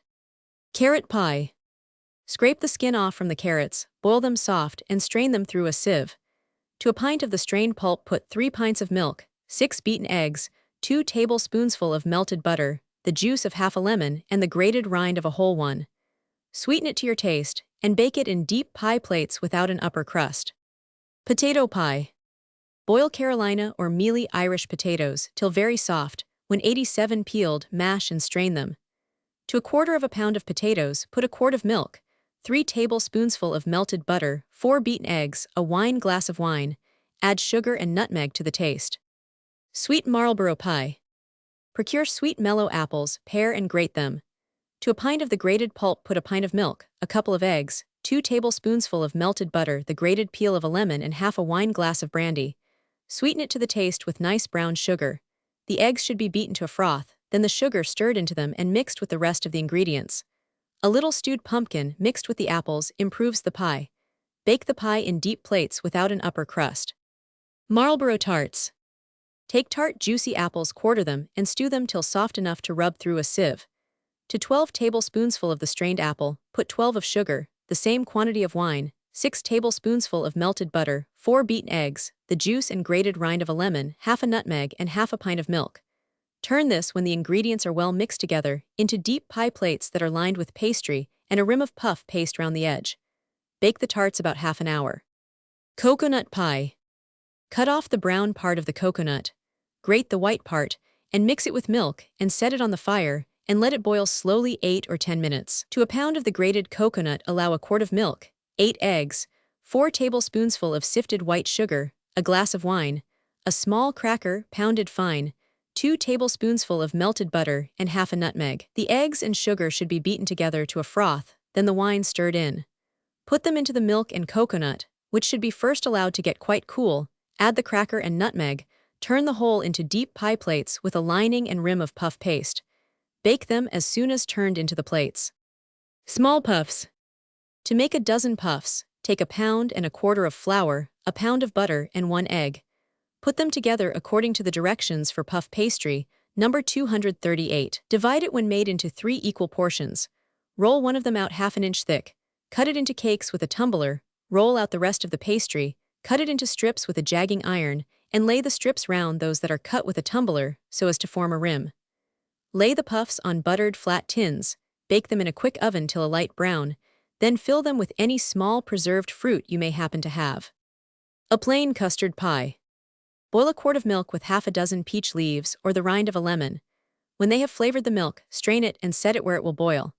Mix a tablespoonful of flour smoothly with a couple of tablespoonfuls of milk and stir it into the boiling milk. Let it boil a minute, stirring it constantly, take it from the fire and when cool, put in 3 beaten eggs, sweeten it to the taste, turn it into deep pie plates and bake the pies directly in a quick oven. A rich baked custard. Beat 7 eggs with 3 tablespoonfuls of rolled sugar. When beaten to a froth, mix them with a quart of milk, flavor it with nutmeg. Turn it into cups or else into deep pie plates that have a lining and rim of pastry, bake them directly in a quick oven. To ascertain when the custards are sufficiently baked, stick a clean broom splinter into them. If none of the custard adheres to the splinter, it is sufficiently baked. Boiled custards. Put your milk on the fire and let it boil up. then remove it from the fire and let it cool. Beat for each quart of the milk, if liked rich, the yolks and half the whites of 6 eggs, with 3 tablespoonfuls of rolled sugar. Stir them into the milk when it is cool. If you wish to have your custards very plain, 4 eggs to a quart of the milk is sufficient. 89. Season the custard with nutmeg or rosewater, and set it on a few coals, and stir it constantly until it thickens and becomes scalding hot. Take it from the fire before it gets to boiling, and stir it a few minutes, then turn it into the cups. Beat the reserved whites of the eggs to a froth, and turn them on the top of the custards just before they are to be eaten. Mottled custards. Stir into a quart of milk, while boiling, the beaten yolks of 6 eggs. Beat the whites of the eggs with 3 tablespoonfuls of powdered white sugar if the custards are liked very sweet. If not, a less quantity will answer. Stir in the whites of the eggs a minute after the yolks have set so as to be thick. Season the custard with essence of lemon or rosewater, stir it till it becomes thick and lumpy, then turn it into cups. Cream custards. Sweeten a pint of cream with powdered white sugar, set it on a few coals. When hot, stir in white wine until it curdles, add rosewater or essence of lemon to the taste, and turn it into cups. Another way of making them, which is very nice, is to mix a pint of cream with 1 of milk, 5 beaten eggs, a tablespoonful of flour, and 3 of sugar. Add nutmeg to the taste, and bake the custards in cups or pie plates in a quick oven. Almond custards. Blanch and pound fine with a tablespoonful of rosewater 4 ounces of almonds. Boil them 4 or 5 minutes in a quart of milk, with sufficient white sugar to sweeten the milk. Take it from the fire, and when lukewarm, stir in the beaten yolks of 8 and the whites of 4 eggs. Set the whole on the fire and stir it constantly until it thickens. Then take it up, stir it till partly cooled, and turn it into cups. If you wish to have the custards cool quick, set the cups into a pan of cold water. As fast as it gets warm, change it. Just before the custards are to be eaten, beat the reserved whites of the eggs to a froth and cover the top of the custards with them. Apple custards. Take half a dozen tart mellow apples, pare and quarter them and take out the cores. Put them in a pan with half a teacup of water, set them on a few coals. When they begin to grow soft, turn them into a pudding dish, sprinkle sugar on them. Beat 8 eggs with rolled brown sugar, mix them with 3 pints of milk, grate in half a nutmeg, and turn the whole over the apples. Bake the custard between 20 and 30 minutes. Directions for making puddings. A bag that is used for boiling puddings should be made of thick cotton cloth. Before the pudding is turned in, the bag should be dipped into water, wrung out, and the inside of it floured.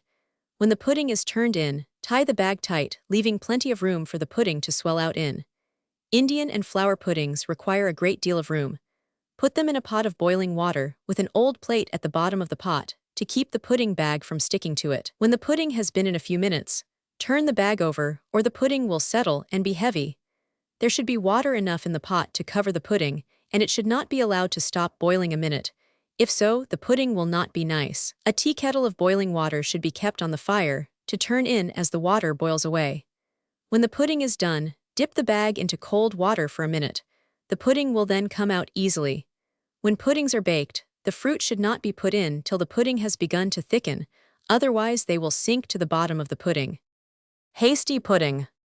Wet sifted Indian meal with cold water to make a thick batter. Stir it into a pot of boiling water gradually. Boil it an hour, then stir in sifted Indian meal by the handful till it becomes quite thick, and so that the pudding stick may be made to stand up in it. It should be stirred in very gradually so that the pudding may not be lumpy. Add salt to the taste. Let it boil slowly, and stir it frequently, to keep it 91 from burning on the inside of the pot. If you do not wish to fry the pudding, it will boil sufficiently in the course of an hour and a half. If it is to be fried, it will be necessary to boil it an hour longer, and a little flour stirred in just before it is taken up will make it fry better. It must get perfectly cold before it is fried. When you wish to fry it, cut it in slices half an inch thick, flour them, and fry them brown in a little lard.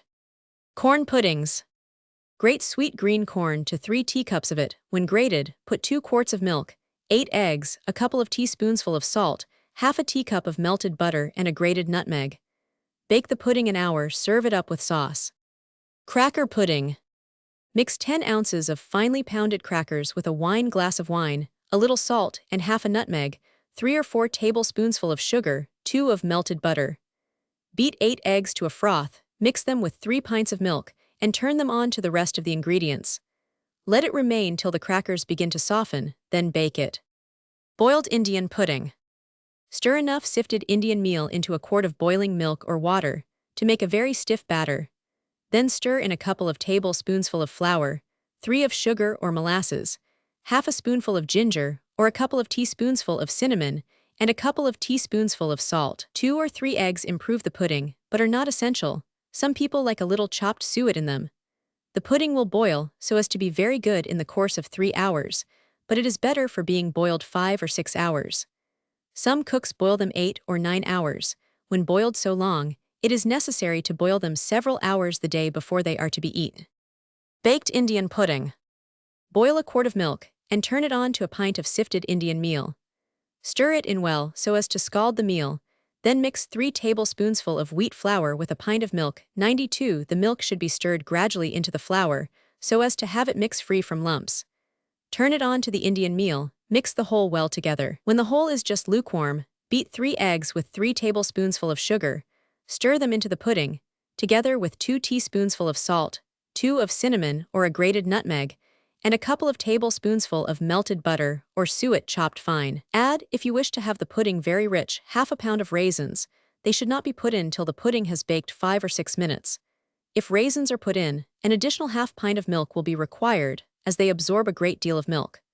A very good Indian pudding may be made without eggs, if half a pint more of meal is used and no flour. It takes 3 hours to bake an Indian pudding without eggs.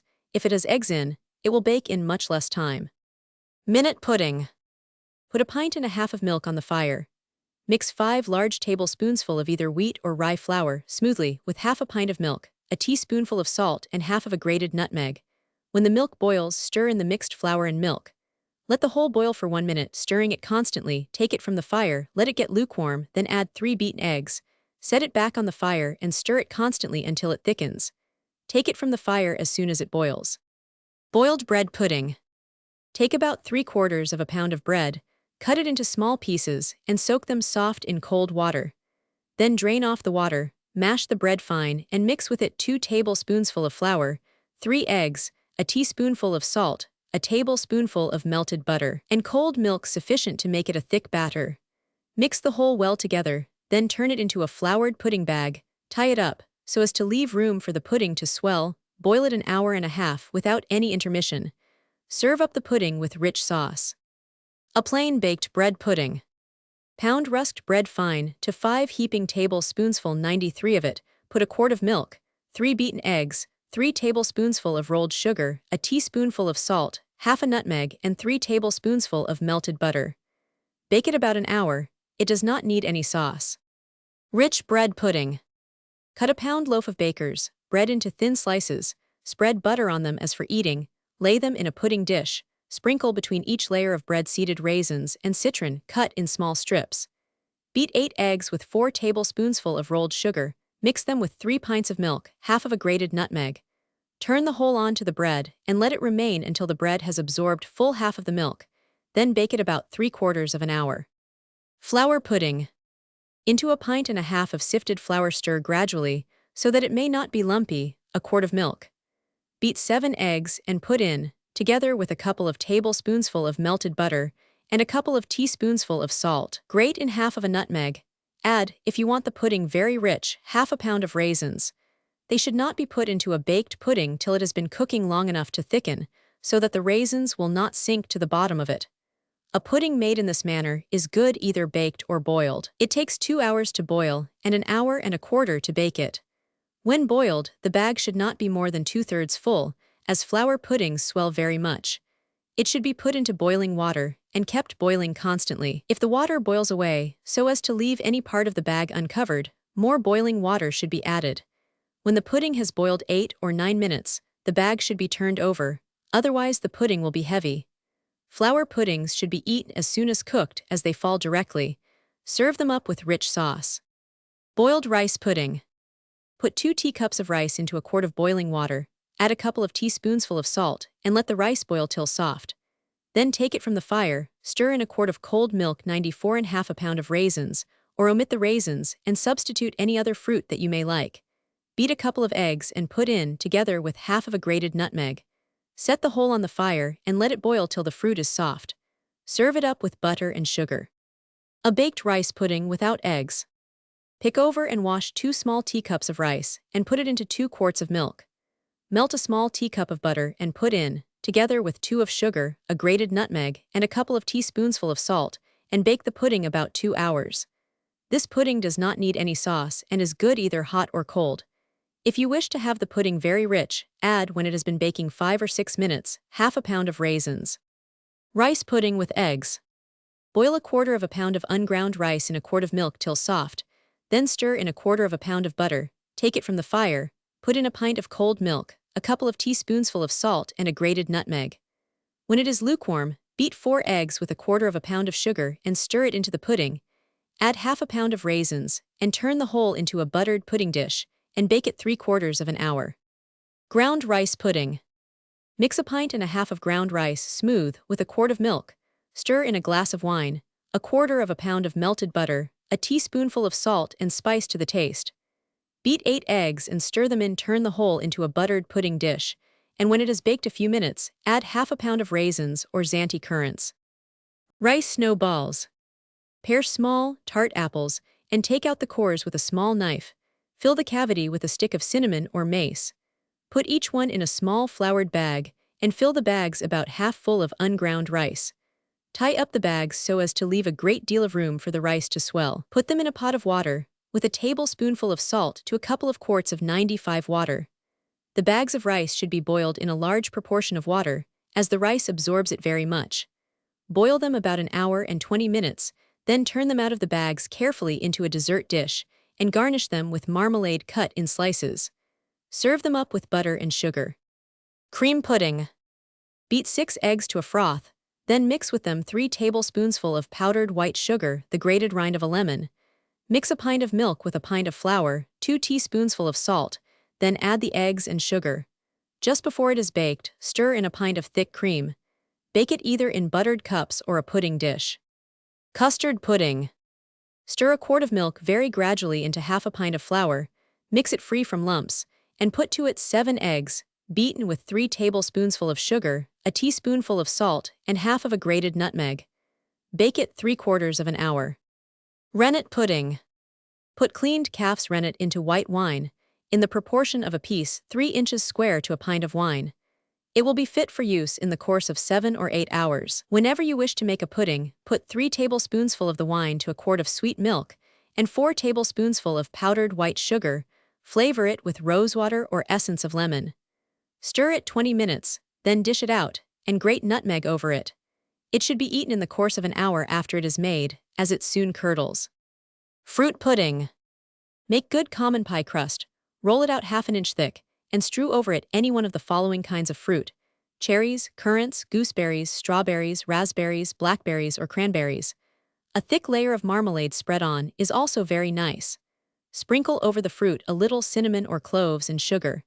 If the pudding is made of gooseberries, currants, or cranberries, a great deal of sugar will be necessary. Roll the crust up carefully, join the ends 96 so that the fruit will not drop out, and lay the pudding in a thick white towel that has been previously dipped into water and floured. Baste up the towel and lay it carefully in a pot of boiling water, with a plate at the bottom of it. Boil it an hour and serve it up with rich liquid sauce. For a baked fruit pudding, make a batter of wheat flour or Indian meal with milk and eggs. Mix the ingredients in the proportion of a pint of flour and 6 eggs to a quart of milk. Put to each quart of milk a pint of fruit and sugar to the taste. A quaking pudding. Slice up 3/4 of a pound of baker's bread. Beat 8 eggs to a froth, stir in several large spoonsful of sugar, and mix it with a quart of milk, a grated nutmeg. Turn it on to the sliced bread. Let the whole remain till the bread has soaked up most of the milk. Then stir in a couple of tablespoonsful of flour, a teaspoonful of salt, and turn it into a pudding bag and boil it an hour. Serve it up with rich sauce. Lemon pudding. Grate the rind of 2 fresh lemons, being careful not to grate any off the white part. Squeeze the juice out of the lemons and strain it to separate it from the seeds. Mix it with 6 large spoonsful of fine white sugar. Take a quart of milk and mix it with the rind of the lemons, a couple of tablespoonsful of pounded crackers, and a tablespoonful of melted butter. Beat 6 eggs to a froth and stir them into the milk. Stir in the lemon juice and sugar last, and then turn the whole into a pudding dish that has a lining and rim of puff paste. Bake it from 25 to 30 minutes. It should not be eaten till it is cold. Almond pudding. Turn boiling water on 3/4 of a pound of sweet almonds. Let them remain in it till the skins will slip off easily. Rub the skins off with a dry cloth. When they are perfectly dry, pound them fine with a tablespoonful of rosewater. Beat 6 eggs to a froth, then mix them with 497 tablespoonsful of powdered sugar. Put them into a quart of milk, with 3 tablespoonsful of pounded crackers, 1/4 of a pound of melted butter, 4 ounces of citron, and the pounded almonds. Line a pudding dish with pastry, put round it a rim of puff paste, turn in the pudding, and bake it about half an hour. The pudding should be eaten cold. Tapioca pudding. To a quart of warm milk, put 8 tablespoonsful of tapioca. Let it soak till it softens, then stir it up, and put to it a couple of tablespoonsful of melted butter, 4 beaten eggs, and cinnamon or mace to the taste.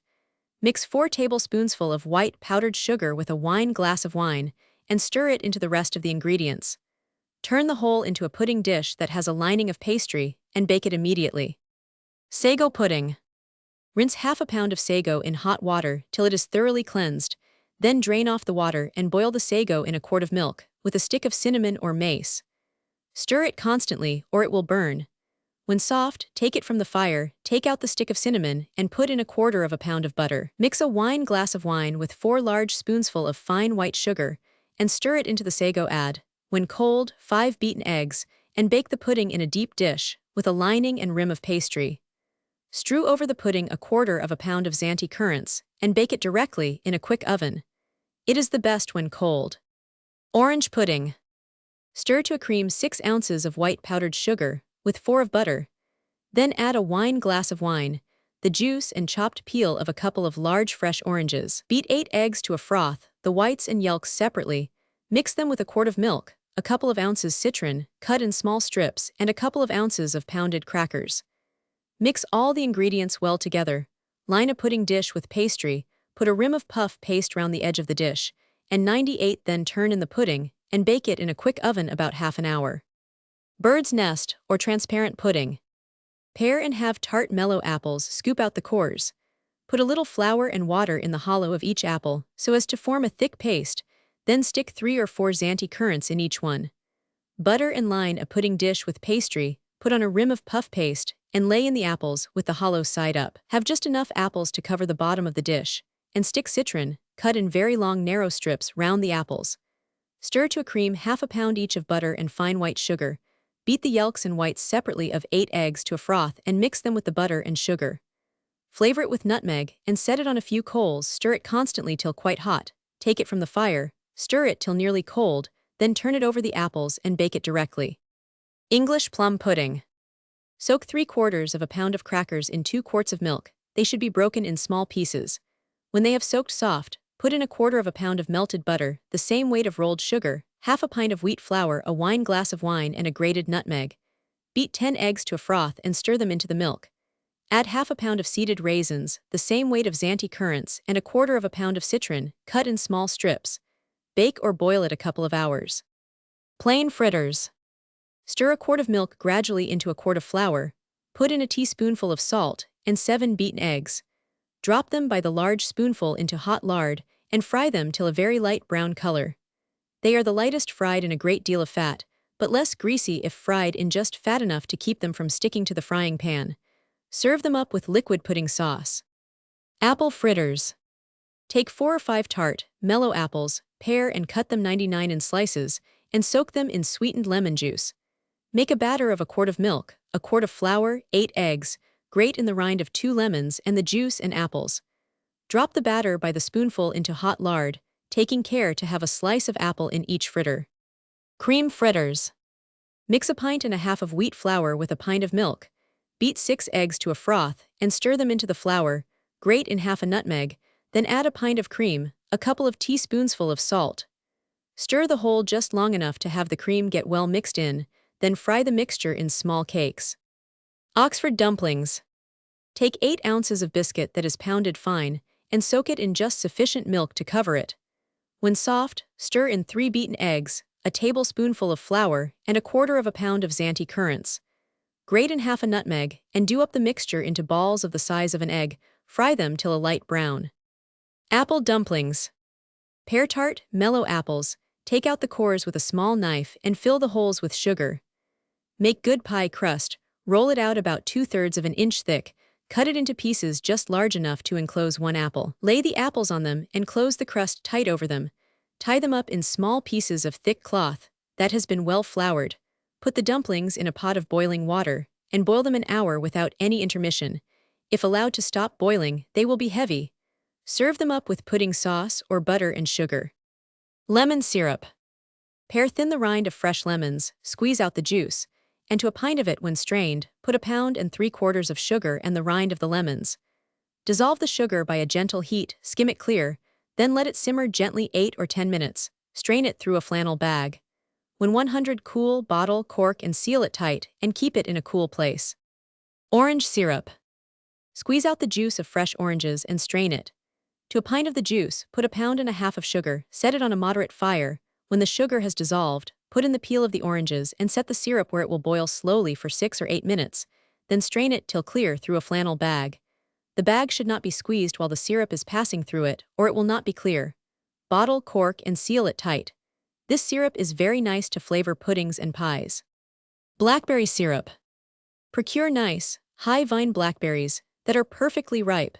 The low vine blackberries will not answer for syrup, as they do not possess the medicinal properties of the high vine blackberries. Set them on a moderate fire and let them simmer till they break to pieces. Then strain them through a flannel cloth. To each pint of juice put 1 pound of white sugar, 1/2 ounce of cinnamon, powdered fine, 1/4 ounce of finely powdered mace, and a couple of teaspoonsful of powdered cloves. Boil the whole together 15 minutes, strain it, and when cool, add to each pint of syrup a wine glass of French brandy.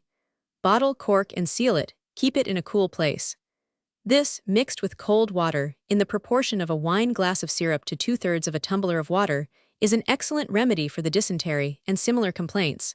It is also a very pleasant summer beverage. Elderberry syrup.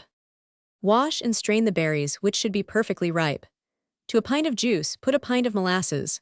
Boil it 20 minutes, stirring it constantly, then take it from the fire. When cold, add to each quart 4 tablespoonsful of French brandy, bottle and cork it tight. This is an excellent remedy for a tight cough. Molasses syrup, for preserving. Mix 8 pounds of light sugar house or New Orleans 101 molasses, 8 pounds of water, 1 pound of powdered charcoal. Boil the whole together 20 minutes, then strain it through a flannel bag. When lukewarm, put in the beaten whites of a couple of eggs and put it on the fire.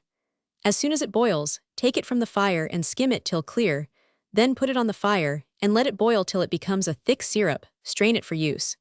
This syrup does very well to preserve fruit in for common use. To clarify syrup for sweetmeats.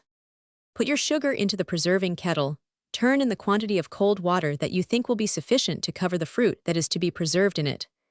Beat the whites of eggs to a froth, allowing 1 white of an egg to 3 pounds of sugar. Mix the whites of the eggs with the sugar and water, set it on a slow fire, and let the sugar dissolve, then stir the whole up well together, and set it where it will boil. As soon as it boils up well, take it from the fire, let it remain for a minute, then take off the scum, set it back on the fire and let it boil a minute, then take it off and skim it again. This operation repeat till the syrup is clear. Put in the fruit when the syrup is cold. The fruit should not be crowded while preserving, and if there is not syrup enough to cover the fruit, take it out of the syrup and put in more water and boil it with the syrup before putting back the fruit. Directions for making sweetmeats. 1 pound of sugar to 1 pound of fruit is sufficient to preserve most kinds of fruit. Some kinds of fruit require more, and some will do with less, than an equal weight of sugar. White sugar makes the most delicate sweetmeats. Nice brown sugar answers very well for most kinds of fruit. The West India sugar house syrup is better than sugar to preserve fruit, on account of its never fermenting. When brown sugar is used, clarify it, as in direction for clarifying syrup, number 303, then put in the fruit. Nice white sugar does not need clarifying. All kinds of fireproof ware will do to preserve in, excepting iron ware. The fruit should not be crowded while preserving, and should boil gently. The fruit should be turned out of the preserving kettles as soon as done, and set away 102 in a cool place, otherwise they will not be nice. Keep the sweetmeats in stone or china jars that have never been used for other purposes. Glass jars are the best for delicate sweetmeats such as strawberries or cherries. Preserves should be covered tight and kept in a cool place. A paper wet in brandy and laid over the sweetmeats has a tendency to keep them from fermenting. They should be looked to frequently to see that they do not ferment. Whenever they do, the syrup should be turned from them, scalded, and turned back on them while hot. To preserve quinces. Quinces, if very ripe, are best preserved in the following manner. Pare and cut them in slices. An inch thick, take out the cores carefully, so as to have the slices in the form of a ring. Allow a pound of nice white sugar for each pound of the fruit. Dissolve it in cold water, having a quart of the latter to a pound of sugar, then put in the sliced quinces, and let them soak in it 10 or 12 hours. Put them in a preserving kettle, and put it on a moderate fire, cover them over, and let the quinces boil gently. There should be more than enough syrup to cover the quinces. When a broom splinter will go through them easily, take them from the fire and turn them out. In the course of a week, turn the syrup from them and boil it down, so that there will be just enough to cover the fruit. Quinces preserved in this manner retain their natural flavor better than when preserved in any other manner, but they must be very ripe to preserve in this way, otherwise they will not be tender. When not very ripe, pare and cut them either in rings or quarters, take out the cores and boil the quinces in fair water till they begin to grow tender, take them up, and strain the water in which they are boiled. Put in either brown or white sugar, add a little cold water. When lukewarm, put in the whites of eggs and clarify it.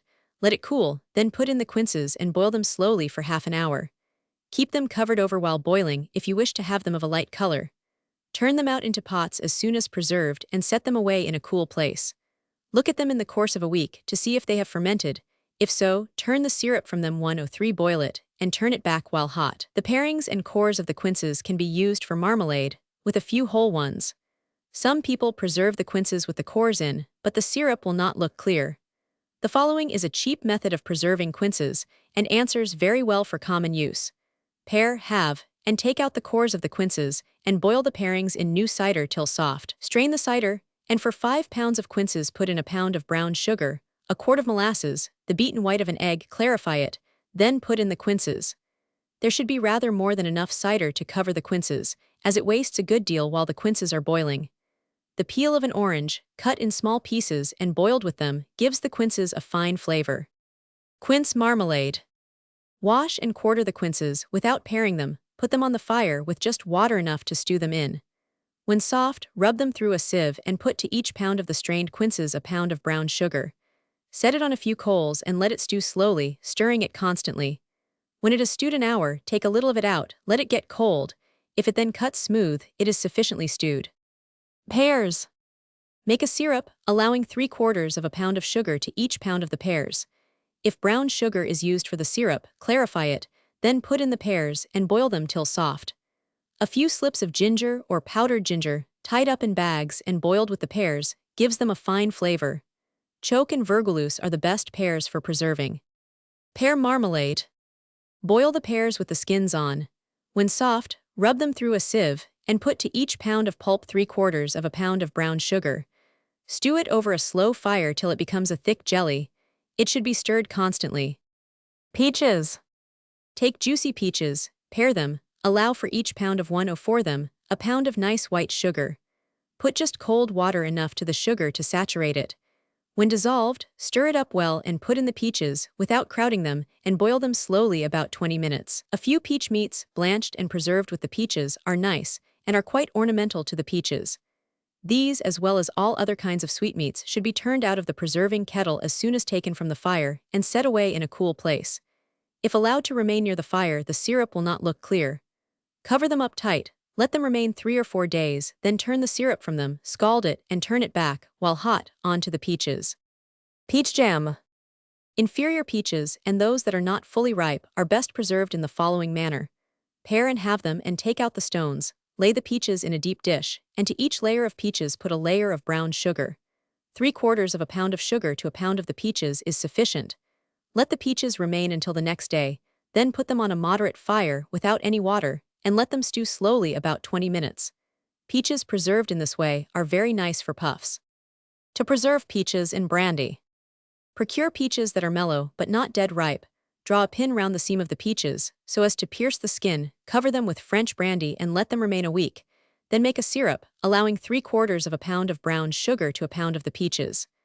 Clarify the syrup, then boil the peaches in it. When tender, take them out of the syrup, let it remain till cool, then mix it with the brandy and turn the whole onto the peaches. To preserve raspberries.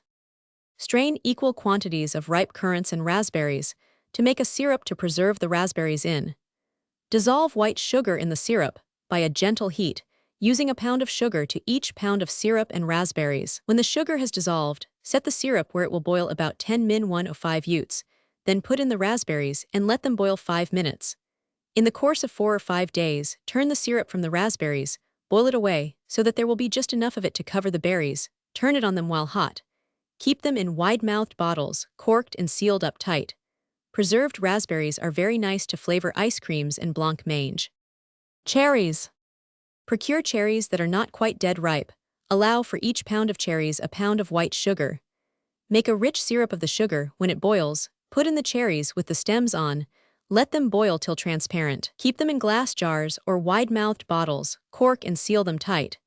If you wish to preserve them without the stones, take those that are very ripe, take out the stones carefully, save the juice. Make a syrup of the juice, white sugar, and very little water, then put in the cherries and boil them to a thick consistency. Currants. Take the currants when ripe and in their prime, let them remain on the stalks, picking off the bad ones. Make a syrup of sugar and very little water, allowing a pound of sugar to each pound of currants. Clarify it, then put in the currants and let them boil a few minutes. In the course of a few days, turn the syrup from them, scald it, and turn it back, while hot, onto the currants. Preserved currants, mixed with water, is an excellent drink in fevers. Dried currants are also good for the same purpose, if made into a tea. To preserve prunes.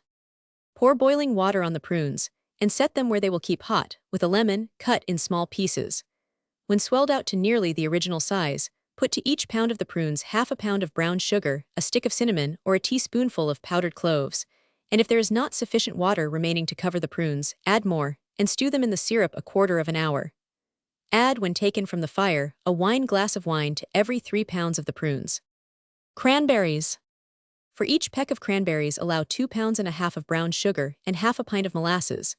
Make a syrup of the molasses, sugar, and a little water. When it boils, put in the cranberries and let them boil till transparent. To make cranberry marmalade, boil the cranberries in just water enough to prevent their burning. Strain them when soft, and add to each pound a pound and a half of brown sugar.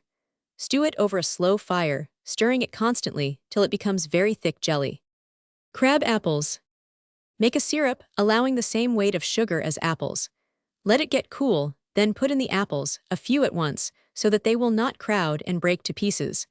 Boil them till they begin to break, then take them out of the preserving kettle carefully.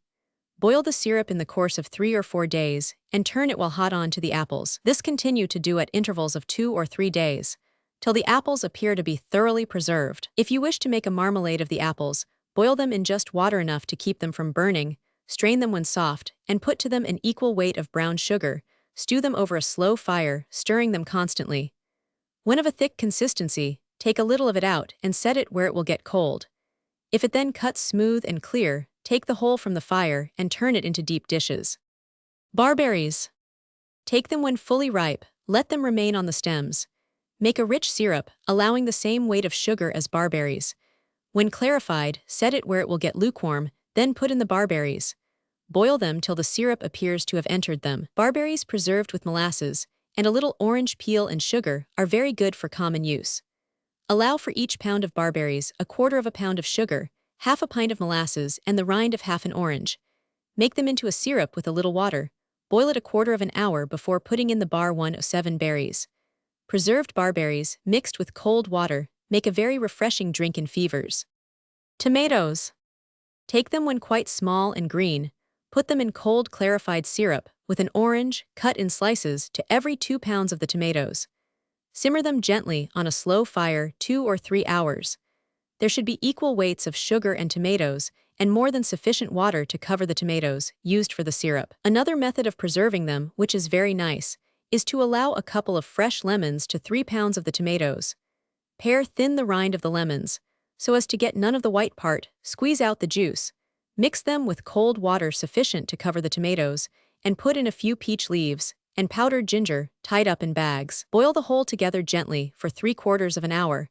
Then take up the tomatoes, strain the liquor, and put to it 1.5 pounds of white sugar for each pound of tomatoes.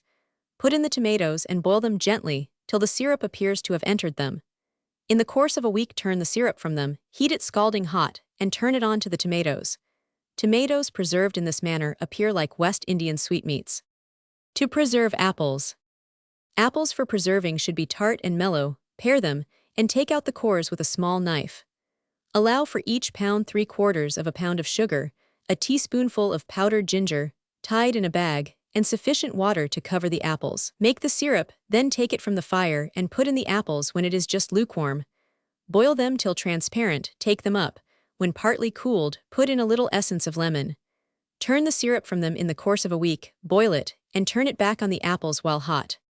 Cymbalines or mock citron. Cut into small pieces and scrape the rind of cymbalines.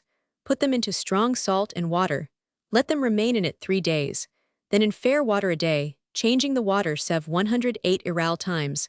Soak them in alum water an hour. Tie up oyster shells in a cloth and boil them with the cymbalines. When the cymbalines are tender, take them up and put them back into the alum water. Make the syrup for them, allowing 1.5 pounds of sugar to one of the cymbalines. When clarified, let it get cold, then rinse the cymbalines and boil them 3/4 of an hour. When partly cooled, put in a little essence of lemon to flavor them. These are good eaten like any other sweetmeats, or used instead of citron for cake. Watermelon rinds. Take the rind of a nice ripe watermelon, cut it into small strips, and boil them till they begin to grow tender in water with saleratus and peach leaves in it, in the proportion of a teaspoonful of saleratus and a dozen peach leaves to a couple of quarts of water. Take the rinds out of the water and soak them in alum water an hour. Make a syrup, allowing the same weight of sugar as rinds. When clarified and cooled, rinse the rinds and put them in the syrup together with powdered ginger tied up in a small bag. Boil them till they are quite soft. When partly cooled, add a little essence of lemon. Turn the syrup from them in the course of 2 or 3 days, take out the bags of ginger, and boil the syrup till there is just sufficient of it to cover the rinds, and turn it on them while hot. Muskmelons. Procure muskmelons that are perfectly green and of a quick growth and as late in the season as possible. If preserved while the weather is very hot, they are apt to ferment. Scrape off the skin of the rind, being careful not to scrape any of the green part. Cut them through the middle and take out the seeds, then cut them in rings an inch in thickness.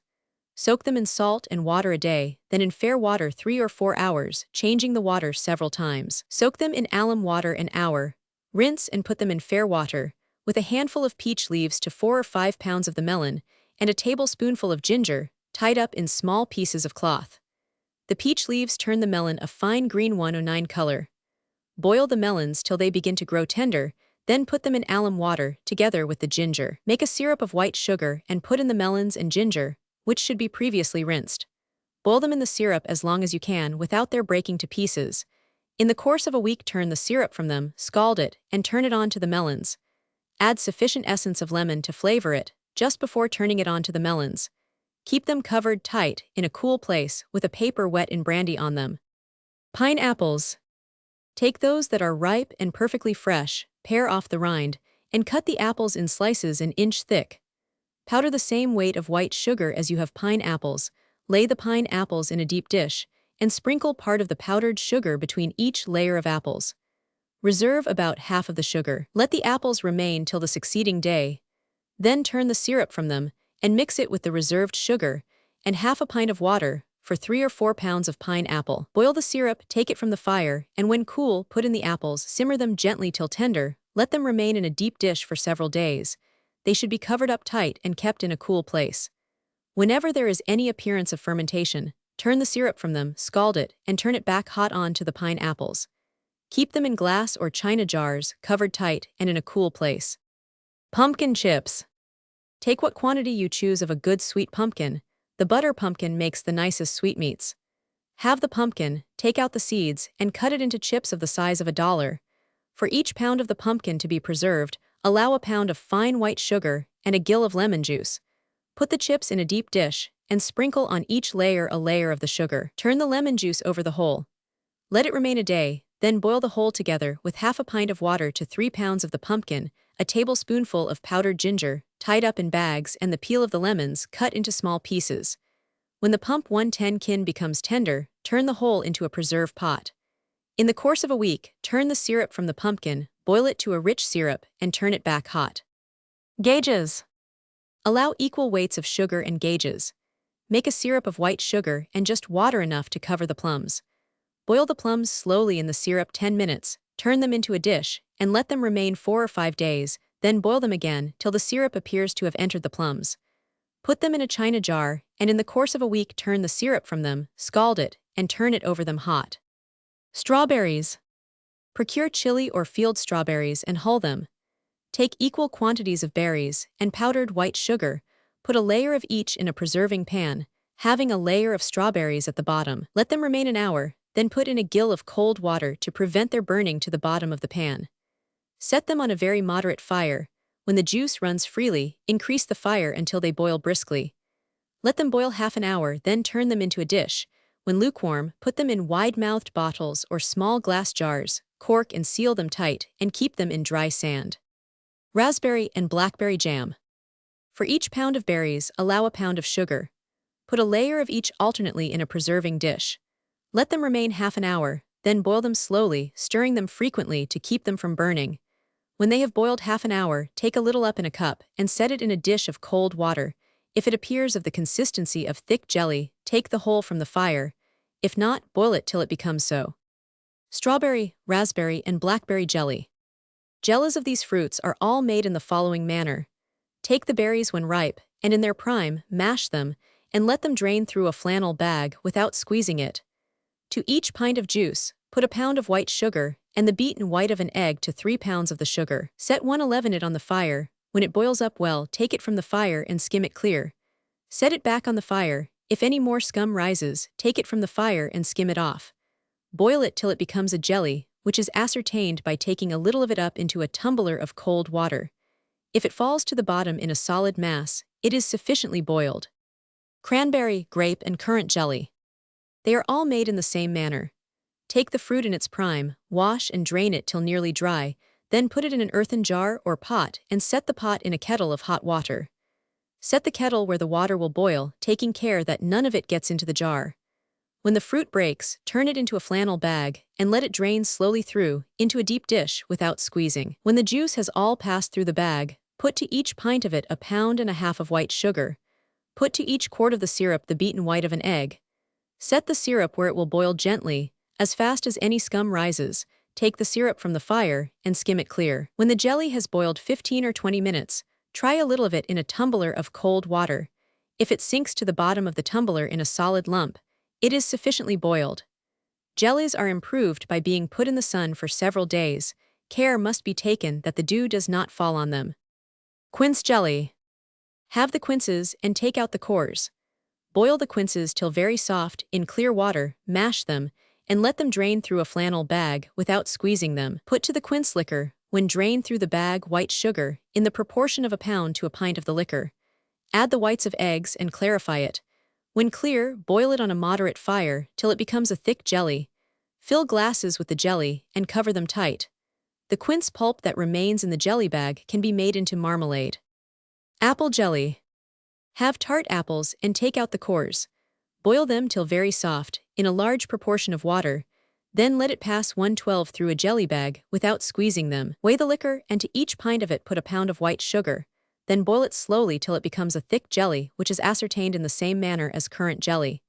If you wish to have it of a red tinge, put in, when taken from the fire, a little cranberry or beet juice. If you wish to have it a straw color, put in a little tincture of saffron. If green, use the expressed juice of spinach leaves. Let it pass through the jelly bag again. When cool, turn it into glasses. Lemon jelly. Put on a slow fire an ounce of white isinglass, pulled into small pieces and rinsed, a pint of water with the rind of 6 lemons. Stir it constantly till dissolved, then add a pint of lemon juice and sweeten it to the taste with nice white sugar. Boil the whole 4 or 5 minutes, then color it with tincture of saffron, and let it pass through a flannel bag without squeezing it. Fill your jelly glasses with it when partly cooled. Calf's feet jelly. Take 4 feet, that have been perfectly cleaned, and boil them in 4 quarts of water till very soft, and the water is reduced to 1 quart. Take it from the fire, and let it remain till perfectly cold, then take off all the fat and scrape off the dregs that adhere to the jelly. Put the jelly in a preserving kettle, set it on a slow fire. When it melts, take it from the fire and mix with it half a pint of white wine, the juice and grated rind of a couple of fresh lemons, and a stick of cinnamon or mace. Wash and wipe dry 6 eggs, take the whites of them and beat them to a froth, stir them into the jelly when it is cool, bruise the shells and mix them with the jelly, then set it on a few coals. Sweeten it when hot to the taste. White sugar is the best, but brown answers very well. Let the whole boil slowly 15 minutes without stirring it. Suspend a flannel bag on a nail and let the jelly drain through it into a deep dish or pitcher. If it is not clear the first time, let it pass through the bag till it becomes so. The bag should not be squeezed, otherwise the jelly will not look clear. When transparent, turn it into glasses and set 1/13 the glasses if the weather is hot into cold water and keep them in a cool place. This kind of jelly will keep but a few days in warm weather. A knuckle of veal and sheep's feet make a nice jelly, prepared in the same manner as calf's feet. Hartshorn jelly. Boil 4 ounces of hartshorn shavings in a couple of quarts of water, till it becomes a thick jelly. Then strain and put to it the juice and rind of a couple of lemons, a wine glass of white wine, and a stick of cinnamon. Wash 4 fresh eggs, wipe them dry, separate the whites from the yolks, beat the whites to a froth, bruise the shells and mix them with the hartshorn. Set the whole on a moderate fire, sweeten it to the taste when hot. Boil it till it becomes quite thick, then let it drain through a jelly bag till clear. Coffee. Old Java and mocha coffee are the best kinds. Coffee should be put in an iron pot and dried over a moderate fire for several hours before it is roasted. It should be put at such a distance from the fire as to be in no danger of burning. When it has dried 3 or 4 hours, set the pot on a hot bed of coals and stir it constantly until sufficiently roasted, which is ascertained by biting one of the lightest colored kernels. If it is brittle, the whole is done. Turn it out of the pot immediately, into a box. Cover it tight to keep in the steam. A coffee roaster is better than a pot to roast coffee in, as it preserves the fine aromatic flavor of the coffee, which in a great measure escapes with the steam of the coffee when roasted in an open pot. To make good common coffee, allow a tablespoonful of it, when ground, to each pint of water. Turn on the water boiling hot and boil the coffee in a tin pot from 20 to 25 minutes. If boiled longer, it will not taste fresh and lively. Let it stand, after being taken from the fire, 4 or 5 minutes to settle, then turn it off carefully from the grounds, into a coffee pot or urn. When the coffee is put on the fire to boil, a piece of fish skin or isinglass of the size of a 9pence should be put in, or else the white and shell of half an egg to a couple of quarts of coffee. Many persons dislike to clear coffee 1/14 with fish skin, thinking that it imparts an unpleasant taste to coffee, but it will not if properly prepared. The skin should be taken from mild codfish that has not been soaked, as the skin loses its clearing properties by soaking. Rinse it in cold water and dry it perfectly. When dried, cut it into pieces of the size of a 9pence. If torn off as it is wanted for use, too much is apt to be put in at once and give the coffee a bad taste. A piece of the size of a 12.5-cent piece is sufficient to settle a couple of quarts of water. French coffee is made in a German filter. The water is turned on boiling hot, and 1/3 more coffee is necessary than when boiled in the common way.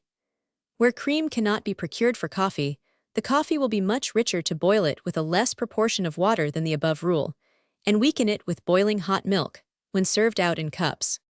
Tea. Scald the teapot, and if the tea is a strong kind, a teaspoonful for a pint of water is sufficient. If it is a weak kind, more will be required. Pour on just enough boiling water to cover the tea and let it steep. Green tea should not steep more than 5 or 6 minutes before drinking. If steeped longer, it will not be lively. Black tea requires steeping 10 or 12 minutes to extract the strength. Chocolate. Scrape the chocolate off fine, mix it smooth with water. If liked very rich, make the chocolate entirely of milk, if not, use half water. Boil water and milk together, then stir in the chocolate, previously mixed with water, stir it till it boils, then sweeten it to your taste and take it up. If liked rich, grate in a little nutmeg. A tablespoonful of chocolate to a pint of water or milk is about the right proportion. Hop beer. Put to 6 ounces of hops 5 quarts of water, and boil them 3 hours. Then strain off the liquor, and put to the hops 4 quarts more of water, a teacup full of ginger, and boil the hops 3 hours longer. Strain and mix it with the 1/15 rest of the liquor, and stir in a couple of quarts of molasses. Take about half a pound of bread and brown it very slowly. When very brown and dry, put it in the liquor to enrich the beer. Rusked bread is the best for this purpose, but a loaf of bread cut in slices and toasted till brittle will do very well. When rusked bread is used, pound it fine, and brown it in a pot as you would coffee, stirring it constantly. When the hop liquor cools so as to be just lukewarm, add a pint of new yeast that has no salt in it. Keep the beer covered in a temperate situation till it has ceased fermenting, which is ascertained by the subsiding of the froth. Turn it off carefully into a beer keg or bottles. The beer should not be corked very tight or it will burst the bottles. It should be kept in a cool place. Beer of essential oils. Mix a couple of quarts of boiling water with a pint and a half of molasses. Stir in 5 quarts of cold water, then add 10 drops of the oil of sassafras, 10 of spruce, 15 of wintergreen, and a teaspoonful of essence of ginger. When just lukewarm, put in half a pint of fresh lively yeast. When fermented, bottle and cork it and keep it in a cool place. It will be fit to drink in the course of 2 or 3 days. Spring beer. Take a small bunch of all, or part of the following: sweet fern, sarsaparilla, wintergreen, sassafras, prince's pine, and spicewood. Boil them with 2 or 3 ounces of hops to 3 or 4 gallons of water, and 2 or 3 raw potatoes, pared and cut in slices. The strength of the roots and hops is obtained more thoroughly by boiling them in 2 waters, for when the liquor is strongly saturated with the hops, it will rather bind up the roots than extract their juices. The roots should be boiled 5 or 6 hours. The liquor should then be strained, and a quart of molasses put to 3 gallons of the beer. If you wish to have the beer very rich, brown half a pound of bread and put it into the liquor. If the liquor is too thick, dilute it with cold water. When just lukewarm, put in a pint of fresh lively yeast that has no salt in it.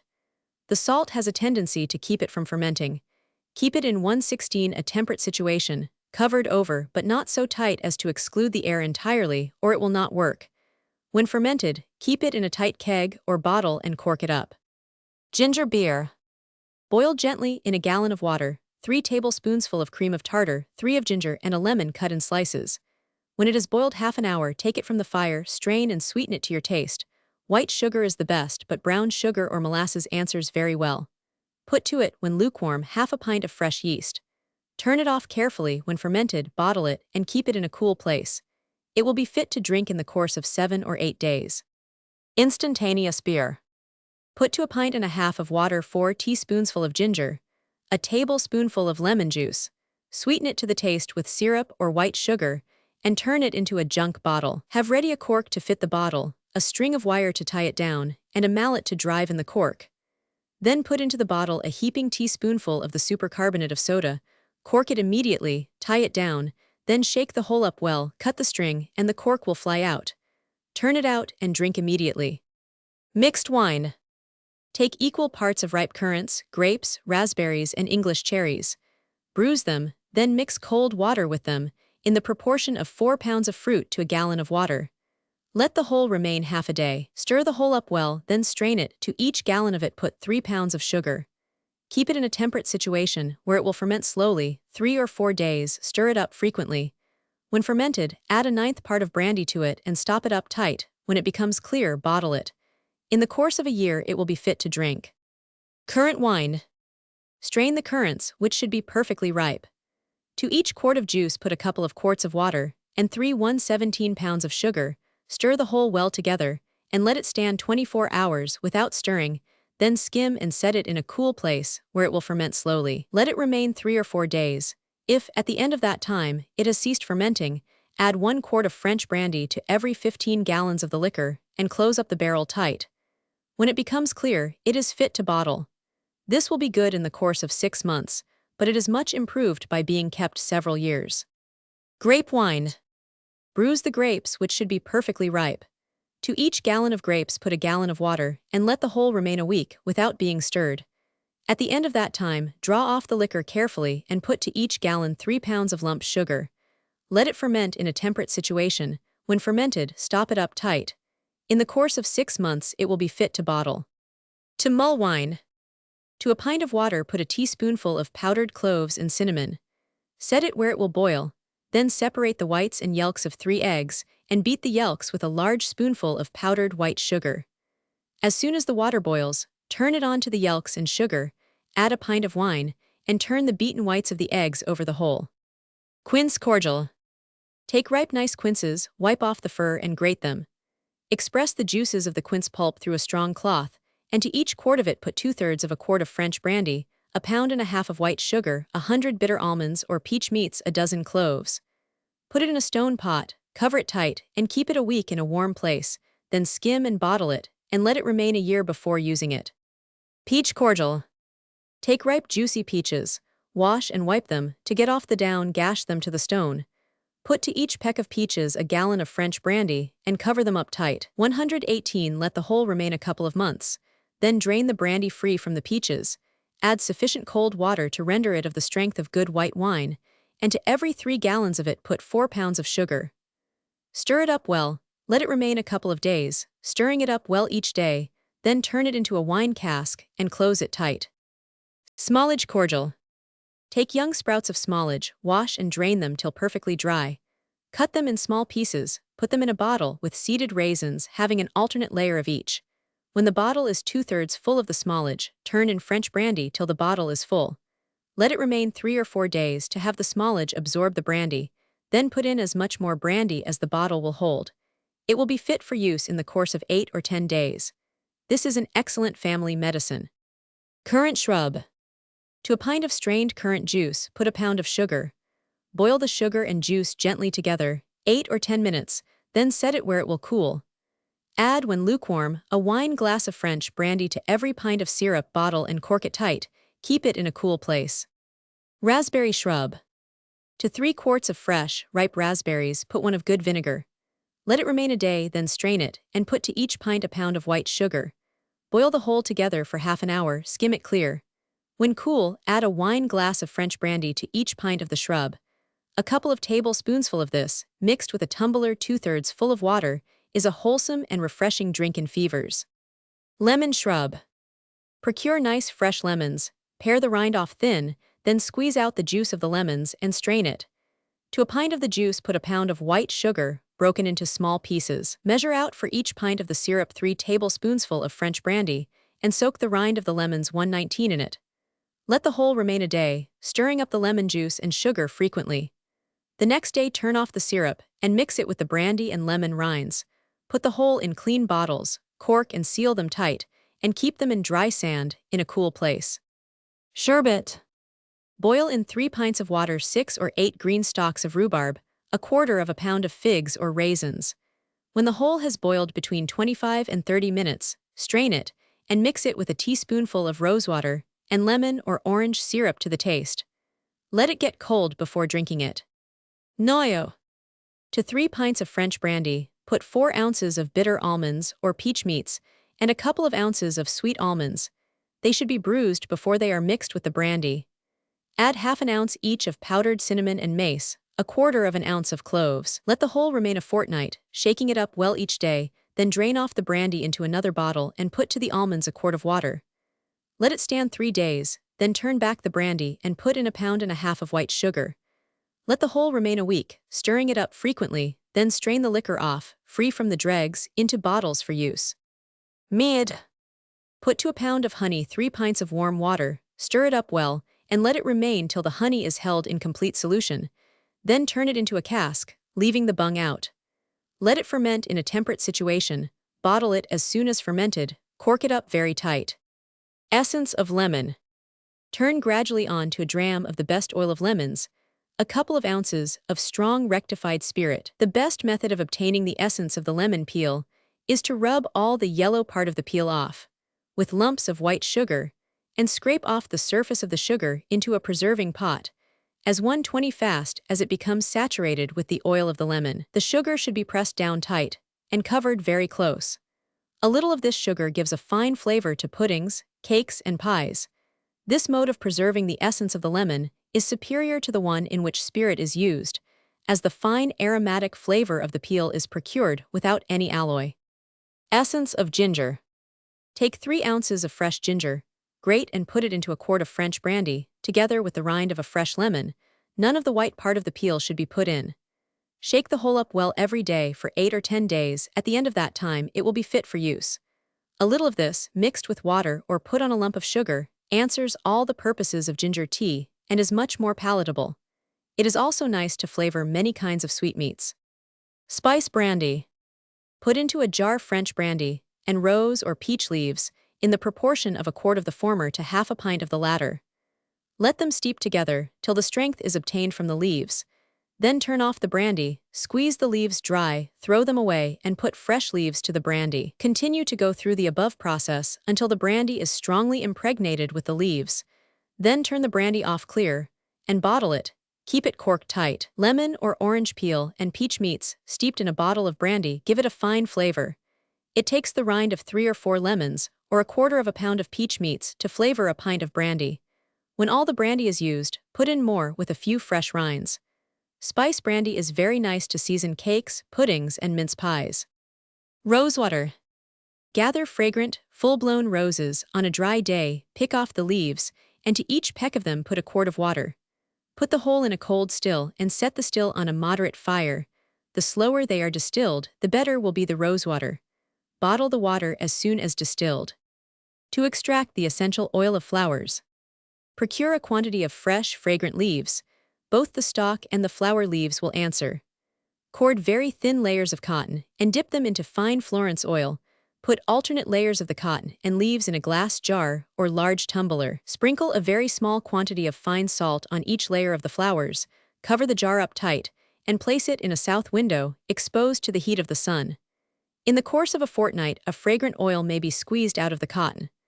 Rose leaves, mignonette, and sweet-scented clover make fine perfumes, managed in this way. Perfume bags. Rose and sweet-scented clover leaves, dried in the shade, then mixed with powdered cloves, cinnamon, mace, and pressed in small bags, are very nice to keep in chests of linen or drawers of clothes to perfume them. Cologne water. Turn a quart of alcohol gradually on to the following oils: a couple of drams of the oil of rosemary, 2 of the oil of lemon or orange flower water, 1 dram of lavender, 10 drops of oil of cinnamon, 10 of cloves, and a teaspoonful of rosewater. Keep the whole stopped tight in a bottle, shake it up well. It will do to use as soon as made, but it is much improved by age. Lavender water. Turn a pint of alcohol slowly on to 1.5 ounces of the oil of lavender, 2 drams of ambergris. Keep the lavender water in a tight corked bottle. It should be shook up well when first put in. Aromatic vinegar. Mix with a tablespoonful of vinegar enough powdered chalk to destroy the acidity. Let it settle, then turn off the vinegar from the chalk carefully and dry it perfectly. Whenever you wish to purify an infected room, put in a few drops of sulfuric acid. The fumes arising from it will purify a 122 room where there has been any infectious disorder. Care is necessary in using it, not to inhale the fumes or to get any of the acid on your garments, as it will corrode whatever it touches. Barley water. Boil a couple of ounces of barley in 2 quarts of water till soft. Pearl barley is the best, but the common barley answers very well. When soft, strain and mix it with a little currant jelly to give it a pleasant, acid taste. If the jelly is not liked, turn it when boiled soft onto a couple of ounces of figs or raisins and boil it again till reduced to 1 quart, then strain it for use. Rice gruel. Put a large spoonful of unground rice into 6 gills of boiling water with a stick of cinnamon or mace. Strain it when boiled soft and add half a pint of new milk. Put in a teaspoonful of salt and boil it a few minutes longer. If you wish to make the gruel of rice flour, mix a tablespoonful of it smoothly with 3 of cold water and stir it into a quart of boiling water. Let it boil 5 or 6 minutes, stirring it constantly. Season it with salt, a little butter, and add, if you like, nutmeg and white sugar to your taste. Water gruel. Mix a couple of tablespoonsful of Indian meal with 1 of wheat flour and sufficient cold water to make a thick batter. If the gruel is liked thick, stir it into a pint of boiling water. If liked thin, more water will be necessary. Season the gruel with salt and let it boil 6 or 8 minutes, stirring it frequently. Then take it from the fire, put in a piece of butter of the size of a walnut and pepper to the taste. Turn it on toasted bread, cut in small pieces. Coddles. Make rice or water gruel, as above, then strain it, and add half a wine glass of ale, wine, or brandy. Sweeten it with loaf sugar and grate in a little nutmeg. Arrowroot custards. Boil a pint of milk and stir into it, while boiling, a tablespoonful of arrowroot mixed smooth with a little cold milk. Stir it in well and let the whole boil 3 or 4 minutes. Take it from the fire to cool. When so, stir in a couple of beaten eggs, sweeten it to the taste, and grate in a small piece of nutmeg. Set the whole where it will boil, stirring it constantly. As soon as it boils up, take it from the fire and turn it into custard cups. The arrowroot, prepared in the same manner as for the custards, omitting the sugar, spice, and eggs, is excellent food for invalids and can be eaten when the custards are too rich for the stomach. Wine whey. Stir into a pint of boiling milk a couple of glasses of wine. Let it boil a minute, then take it from the fire and let it remain till the curd has settled. Then turn off the whey and sweeten it with white sugar. Stomachic tincture. Bruise a couple of ounces of Peruvian bark, one of bitter dried orange peel. Steep them in a pint of proof spirit a fortnight, shaking up the bottle that contains it once or twice every day. Let it remain untouched for a couple of days, then decant the bitter into another bottle. A teaspoonful of this in a wine glass of water is a fine tonic. Thoroughwort bitters. Make a strong tea of the thoroughwort, strain it, and when cool, put to a couple of quarts of it half a pint of French brandy, the peel of 2 or 3 fresh oranges, cut into small bits, and half a dozen bunches of fennel or smallage seed. The seed and orange peel should be crowded into a bottle, then the tea and brandy turned in. The bottle should be corked tight.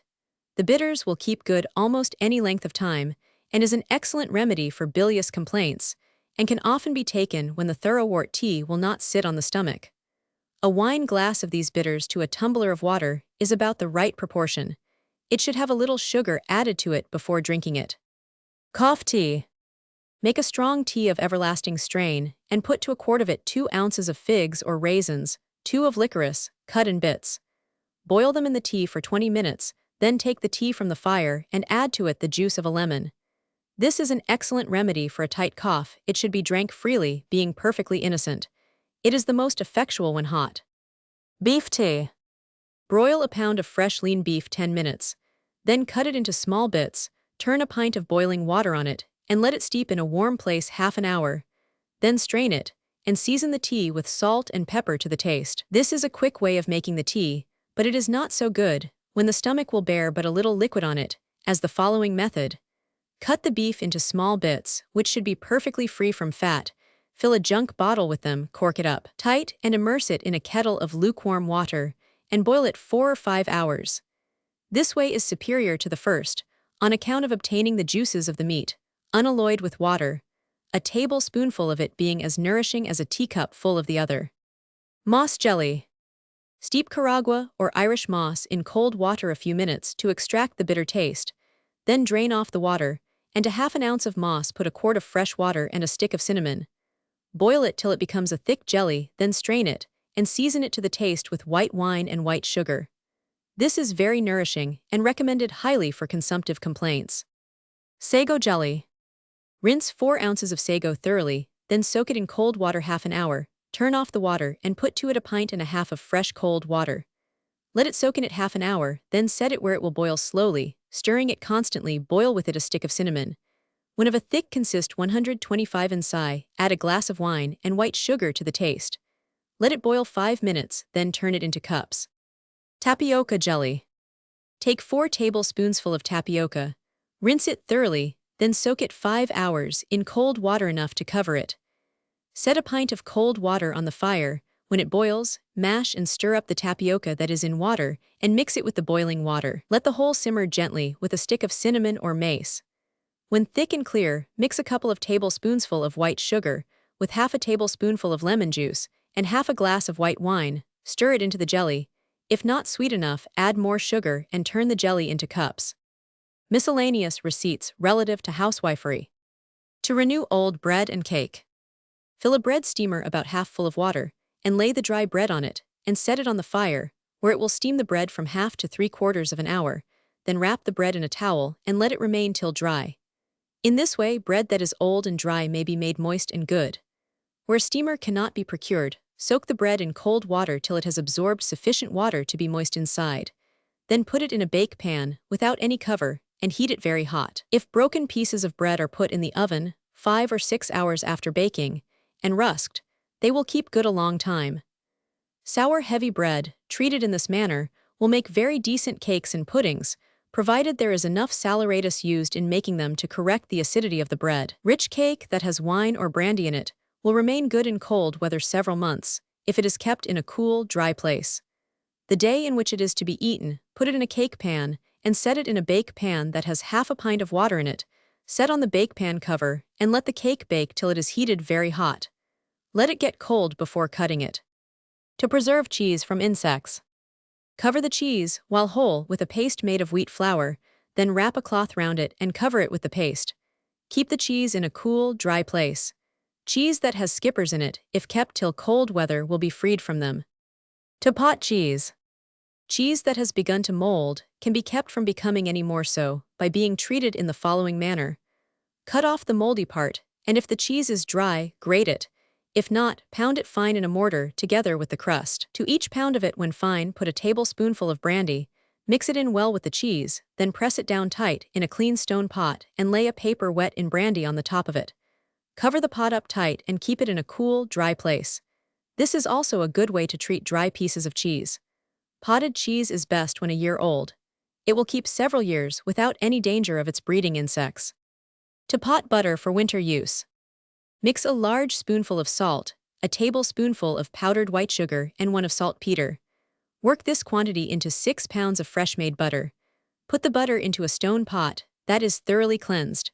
When you have finished putting down your butter, cover it with a layer of salt and let it remain covered until cold weather. To make salt butter fresh. When butter has too much salt in it, put to each pound of it a quart of fresh milk and churn it an hour. Then treat it like fresh butter, working in the usual quantity of salt. A little white sugar worked in improves it. This is said to be equal to fresh butter.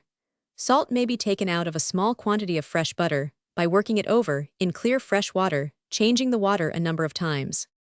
To extract rancidity from butter. Take a small quantity that is wanted for immediate use. For a pound of the butter, dissolve a couple of teaspoonsful of saleratus in a quart of boiling water, put in the butter, mix it well with the saleratus water, and let it remain till cold. Then take it off carefully, and work a teaspoonful of salt into it. Butter treated in this manner answers very well to use in cooking. To preserve cream for sea voyages. Take rich, fresh cream, and mix it with half of its weight of white powdered sugar. When well mixed in, put it in bottles and cork them tight. When used for tea or coffee, it will make them sufficiently sweet without any additional sugar. Substitute for cream in coffee. Beat the white of an egg to a froth. Put to it a small lump of butter, and turn the coffee to it gradually, so that it may not curdle. It is difficult to distinguish the taste from fresh cream. To keep eggs several months. It is a good plan to buy eggs for family use when cheap, and preserve them in the following manner. Mix half a pint of unslaked lime with the same quantity of salt, a couple of gallons of water. The water should be turned on boiling hot. When cold, put in the eggs, which should be perfectly fresh, and care should be taken not to crack any of them. If cracked, they will spoil directly. The eggs should be entirely covered with the lime water and kept in a stone pot, and the pot set in a cool place. If the above directions are strictly attended to, the eggs will keep good 5 months. The lime water should not be so strong as to eat the shell, and all the eggs should be perfectly fresh when put in, as one bad one will spoil the whole. To melt fat for shortening. The fat of all kinds of meat, excepting that of ham and mutton, makes good shortening. Roast meat drippings, and the liquor in which meat is boiled, should stand until cold to have the fat congeal so that it can be taken off easily. When taken up, scrape off the sediment which adheres to the underside of the fat, cut the fat into small pieces, together with any scraps of fat from broiled meat that you may happen to have. Melt the fat slowly, then strain it and let it remain till cold. When formed into a hard cake, take it up. If any sediment adheres to the underside, scrape it off. Melt the fat again. When partly cooled, sprinkle in salt, in the proportion of a teaspoonful to a pound of the shortening. The dregs of the fat are good for soap grease. This shortening answers all the various purposes of lard very well, excepting in the hottest weather. The fat of cooked meat should not be suffered to remain more than a week in winter, and 3 days in summer without being melted. Ham fat, if boiled in fresh water and then clarified, answers very well to fry in. Mutton fat, if melted into hard cakes, will fetch a good price at the tallow chandlers. The leaves and thin pieces of pork should be used for lard. Cut them in small bits and melt them slowly, then strain them through a colander with a thick cloth laid in it. As soon as the fat cools and thickens, sprinkle in salt in the proportion of a teacup full to 20 weight of the lard. Stir it in well, then set the pot that contains it in a cool place. Some people have an idea that the pork scraps must be on the fire until they become brown, in order to have the lard kept sweet the year round, but it is not necessary if salt is mixed with it. To keep vegetables through the winter. Succulent vegetables are preserved best in a cool, shady place that is damp. Turnips, Irish potatoes, and similar vegetables should be protected from the air and frost by being buried up in sand, and in very severe cold weather covered over with a linen cloth. It is said that the dust of charcoal, sprinkled over potatoes, will keep them from sprouting. I have also heard it said that Carolina potatoes may be kept a number of months if treated in the following manner.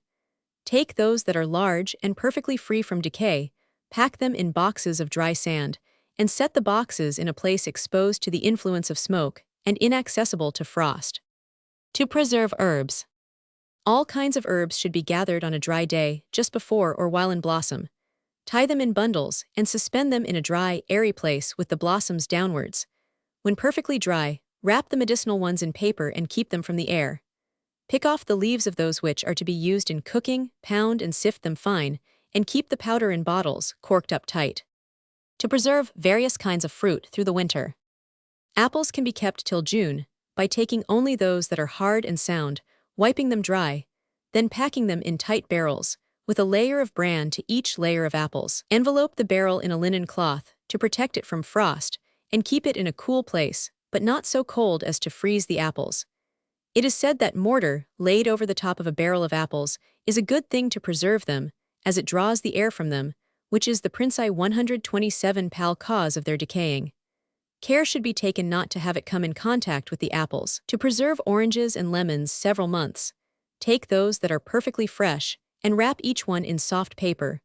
Put them in glass jars or a very tight box with white sand that has been previously dried in an oven a few hours after it has been baked in. The sand should be strewed thick over each one of the oranges, as they are laid in the jar, and the whole covered with a thick layer of it. Close the jar up tight and keep it in a cool, dry place, but not so cool as to freeze the fruit. To preserve grapes, gather them on a dry day when they are not quite dead ripe, and pick those that are not fair off from the stems. Lay the bunches of grapes in a glass jar and sprinkle around each of them a thick layer of dry bran, so that they will not touch each other. Have a thick layer of bran on the top, and cork and seal the jar very tight, so that the air may be entirely excluded. Whenever they are to be eaten, restore them to their freshness by cutting off a small piece from the end of the stalks, and immerse the stalks of each bunch in sweet wine for a few minutes. The stalks will imbibe the wine and make the grapes fresh and juicy. Various kinds of fruit, taken when green, such as grapes, gooseberries, currants, and plums, can be kept through the winter by being treated in the following manner. Fill junk bottles with them and set them in an oven 6 or 7 hours after having baked in it. Let them remain till they begin to shrink, then take the fruit from one bottle to fill the others quite full. Cork and seal up the bottles. Whenever you wish to make pies of them, put the quantity you wish to use into a tin pan, turn on boiling water sufficient to cover them, and stew them in it till soft, then sweeten, and make them into pies. Ripe blackberries and whortleberries, to be kept long, should be dried perfectly in the sun, then tied up in bags that are thick enough to exclude the air. When used for pies, treat them in the same manner as the green fruit. Ripe currants, dried on the stalks, then picked off and put in bags, will keep nice for pies during the winter. They also make a fine tea for persons that have a fever, particularly the hectic fever. It is also an excellent thing to counteract the effects of opium. To keep pickles and sweetmeats. Pickles should be kept in unglazed earthen jars or wooden kegs. Sweetmeats keep best in glass jars. Unglazed stone pots answer very well for common fruit. A paper wet in brandy or proof spirit and laid on the preserved fruit tends to keep it from fermenting. Both pickles and sweetmeats should be watched to see that they do not ferment, particularly when the weather is warm. Whenever they ferment, turn off the vinegar or syrup, scald and turn it back while hot. When pickles grow soft, it is owing to the vinegar being too weak. To strengthen it, heat it scalding hot, turn it back on the pickles, and when lukewarm, put in a little alum and a brown paper, wet in molasses. If it does not grow sharp in the course of 3 weeks, it is past recovery and should be thrown away, and fresh vinegar turned on, scalding hot, to the pickles. Cautions relative to the use of brass and copper cooking utensils. Cleanliness has been aptly styled the cardinal virtue of cooks. Food is more healthy, as well as palatable, cooked in a cleanly manner. Many lives have been lost in consequence of carelessness in using brass, copper, and glazed earthen cooking utensils. The two first should be thoroughly cleansed with salt and hot vinegar before cooking in them, and no oily or acid substance, after being cooked, should be allowed to cool or remain in any of them.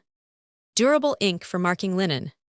Dissolve a couple of drams of lunar caustic and half an ounce of gum arabic in a gill of rain water. Dip whatever is to be marked in strong pearlash water. When perfectly dry, iron it very smooth. The pearlash water turns it a dark color, but washing will efface it. After marking the linen, put it near a fire or in the sun to dry. Red ink, for marking linen, is made by mixing and reducing to a fine powder half an ounce of vermilion, a dram of the salt of steel, and linseed oil to render it of the consistency of black durable ink. Blackballed. Melt together, moderately, 10 ounces of bayberry tallow, 5 ounces of beeswax, 1 ounce of mutton tallow. When melted, add lamp or ivory black to give it a good black color. Stir the whole well together, and add, when taken from the fire, half a glass of rum. Liquid blacking. Mix a quarter of a pound of ivory black, 6 gills of vinegar, a tablespoonful of sweet oil, 2 large spoonsful of molasses. Stir the whole well together, and it will then be fit for use. Cement for the mouths of corked bottles. Melt together a quarter of a pound of sealing wax, the same quantity of rosin, a couple of ounces of beeswax. When it froths, stir it with a tallow candle. As soon as it melts, dip the mouths of the corked bottles into it. This is an excellent thing to exclude the air from such things as are injured by being exposed to it. Cement for broken china, glass, and earthenware. Rub the edge of the china or glass with the beaten white of an egg. Tie very finely powdered quicklime in a muslin bag, and sift it thick over the edges of the dishes that have been previously rubbed with the egg. Match and bind the pieces together, and let it remain bound several weeks. This is good cement for every kind of crockery but thick heavy glass and coarse earthenware. The former cannot be cemented with anything, for the latter white paint will answer. Paint and match the broken edges, bind them tight together, and let them remain until the paint becomes dry and hard. Milk is 128 a good cement for crockery. The pieces should be matched and bound together tight, then put in cold milk, and the milk set where it will boil for half an hour, then take it from the fire, and let the crockery remain till the milk is cold. Let the crockery remain bound for several weeks. The Chinese method of mending broken china is to grind flint glass on a painter's stone till it is reduced to an impalpable powder. Then beat it with the white of an egg to a froth and lay it on the edge of the broken pieces, match and bind them together firmly, and let them remain several weeks. It is said that no art will then be able to break it in the same place. Japanese cement or rice glue. Mix rice flour with cold water to a smooth paste and boil it gently. It answers all the purposes of wheat flour paste, while it is far superior in point of transparency and smoothness. This composition, made with so small a proportion of water as to have it of the consistence of plastic clay, may be used to form models, busts, bas-relievos, and similar articles. When made of it, they are susceptible of a very high polish. Poland starch is a nice cement for pasting layers of paper together, or any fancy articles. Cement for alabaster. Take of white bees, wax 1 pound, of rosin a pound, and 3/4 of alabaster. Melt the wax and rosin, then strew the alabaster over it lightly, which should be previously reduced to a fine powder. Stir the whole well together, then knead the mass in water, in order to incorporate the alabaster thoroughly with the rosin and wax. The alabaster, when mended, should be perfectly dry and heated. The cement, when applied, should also be heated. Join the broken pieces, bind them, and let them remain a week. This composition, when properly managed, forms an extremely strong cement. To clean alabaster, or any other kinds of marble. Pound pumice stone to a fine powder and mix it with verjuice.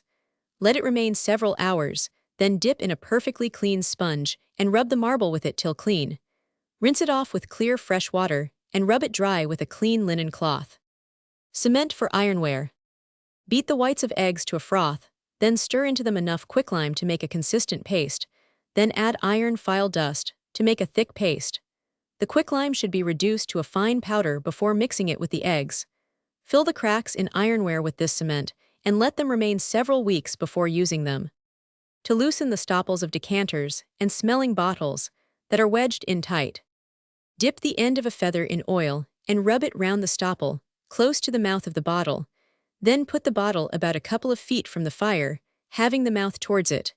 The heat will cause the oil to run down between the stopple and mouth of the bottle. When warm, strike the bottle gently on both sides with any light wooden instrument that you may happen to have.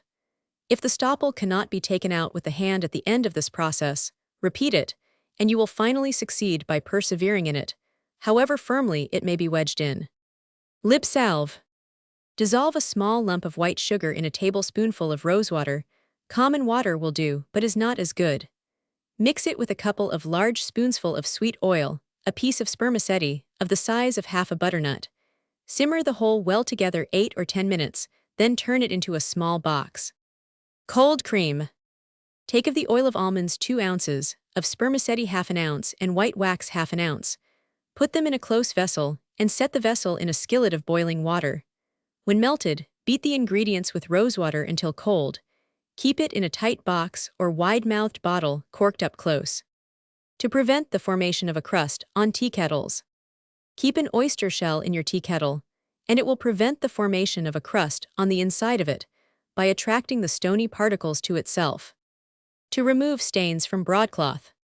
Take an ounce of pipe clay that has been ground fine and mix it with 12 drops of alcohol and the same quantity of spirits of turpentine. Whenever you wish to remove any stains from cloth, moisten a little of this mixture with alcohol and rub it on the spots. Let it remain till dry, then rub it off with a woolen cloth, and the spots will disappear. To extract paint from cotton, silk, and woolen goods. Saturate the spot with spirits of turpentine and let it remain several hours, then rub it between the hands. It will crumble away, without injuring either the color or texture of the article. To remove black stains on scarlet woolen goods. Mix tartaric with water to give it a pleasant acid taste, then saturate the black spots with it, taking care not to have it touch the clean part of the garment. Rinse the spots immediately in fair water. Weak pearlash water is good to remove stains that are produced by acids. To extract grease from silks, paper, woolen goods, and floors. To remove grease spots from goods and paper, grate on them. Very thick French chalk 129 common chalk will answer, but is not as good as the French chalk. Cover the spots with brown paper and set on a moderately warm iron and let it remain till cold. Care must be taken not to have the iron so hot as to scorch or change the color of the cloth. If the grease does not appear to be out on removing the iron, grate on more chalk, heat the iron again, and put it on. Repeat the process till the grease is entirely out. Strong pearlash water, mixed with sand, and rubbed on grease spots in floors, is one of the most effective things that can be used to extract the grease. To extract stains from white cotton goods and colored silks. Salts of ammonia, mixed with lime, will take out the stains of wine from silk. Spirits of turpentine, alcohol, and clear ammonia are all good to remove stains on colored silks. Spots of common or durable ink can be removed by saturating them with lemon juice and rubbing on salt, then putting them where the sun will shine on them hot for several hours. As fast as it dries, put on more lemon juice and salt. When lemon juice cannot be obtained, citric acid is a good substitute. Iron mold may be removed in the same way. Mildew and most other stains can be removed by rubbing on soft soap and salt and placing it where the sun will shine on it hot. Where soap and salt will not remove stains, lemon juice and salt will generally answer. The above things will only remove stains in warm, clear weather when the sun is hot. Sulfuric acid diluted with water is very effectual in removing fruit stains. Care should be taken not to have it so strong as to eat a hole in the garment, and as soon as the stain is out, it should be rinsed in pearlash water and then in fair water. Colored cotton goods that have common ink spilt on them should be soaked in lukewarm sour milk. Directions for washing calicos. Calico clothes, before they are put in water, should have the grease spots rubbed out, as they cannot be seen when the whole of the garment is wet. They should never be washed in very hot soap suds. That which is mildly warm will cleanse them quite as well, and will not extract the colors so much. Soft soap should never be used for calicos, excepting for the various shades of yellow, which look the best washed with soft soap, and not rinsed in fair water. Other colors should be rinsed in fair water and dried in the shade. When calicos incline to fade, the colors can be set by washing them in lukewarm water, with beef's gall, in the proportion of a teacup full to 4 or 5 gallons of water. Rinse them in fair water. No soap is necessary without the clothes are very dirty. If so, wash them in lukewarm suds after they have been first rubbed out in beef's gall water. The beef's gall can be kept several months by squeezing it out of the skin in which it is enclosed, adding salt to it, and bottled and corked tight. The water that potatoes has been boiled in is an excellent thing to wash black calicos in. When there are many black garments to wash in a family, it is a good plan to save, during the week, all the water in which potatoes are boiled. The following method is said to set the colors of calicos so that they will not fade by subsequent washing. Infuse 3 gills of salt in 4 quarts of boiling water. Put in the calicos, which should be perfectly clean. If not so, the dirt will be set. Let the calicos remain in till the water is cold. I have never seen this tried, but I think it not improbable that it may be an excellent way to set the colors, as rinsing calicos in cold salt and water serves to set the colors, particularly of black, blue, and green colors. A little vinegar in the rinsing water of pink, red, and green calicos is good to brighten the colors and keep them from mixing. All kinds of calicos but black look better for starching, but black calicos will not look clear if starched. On this account, potato water is an excellent thing to wash them, if boiled down to a thick consistence, as it stiffens them without showing. Directions for cleaning silk goods. When silk cushions or silk coverings to furniture become dingy, rub dry bran on it gently with a woolen cloth till clean.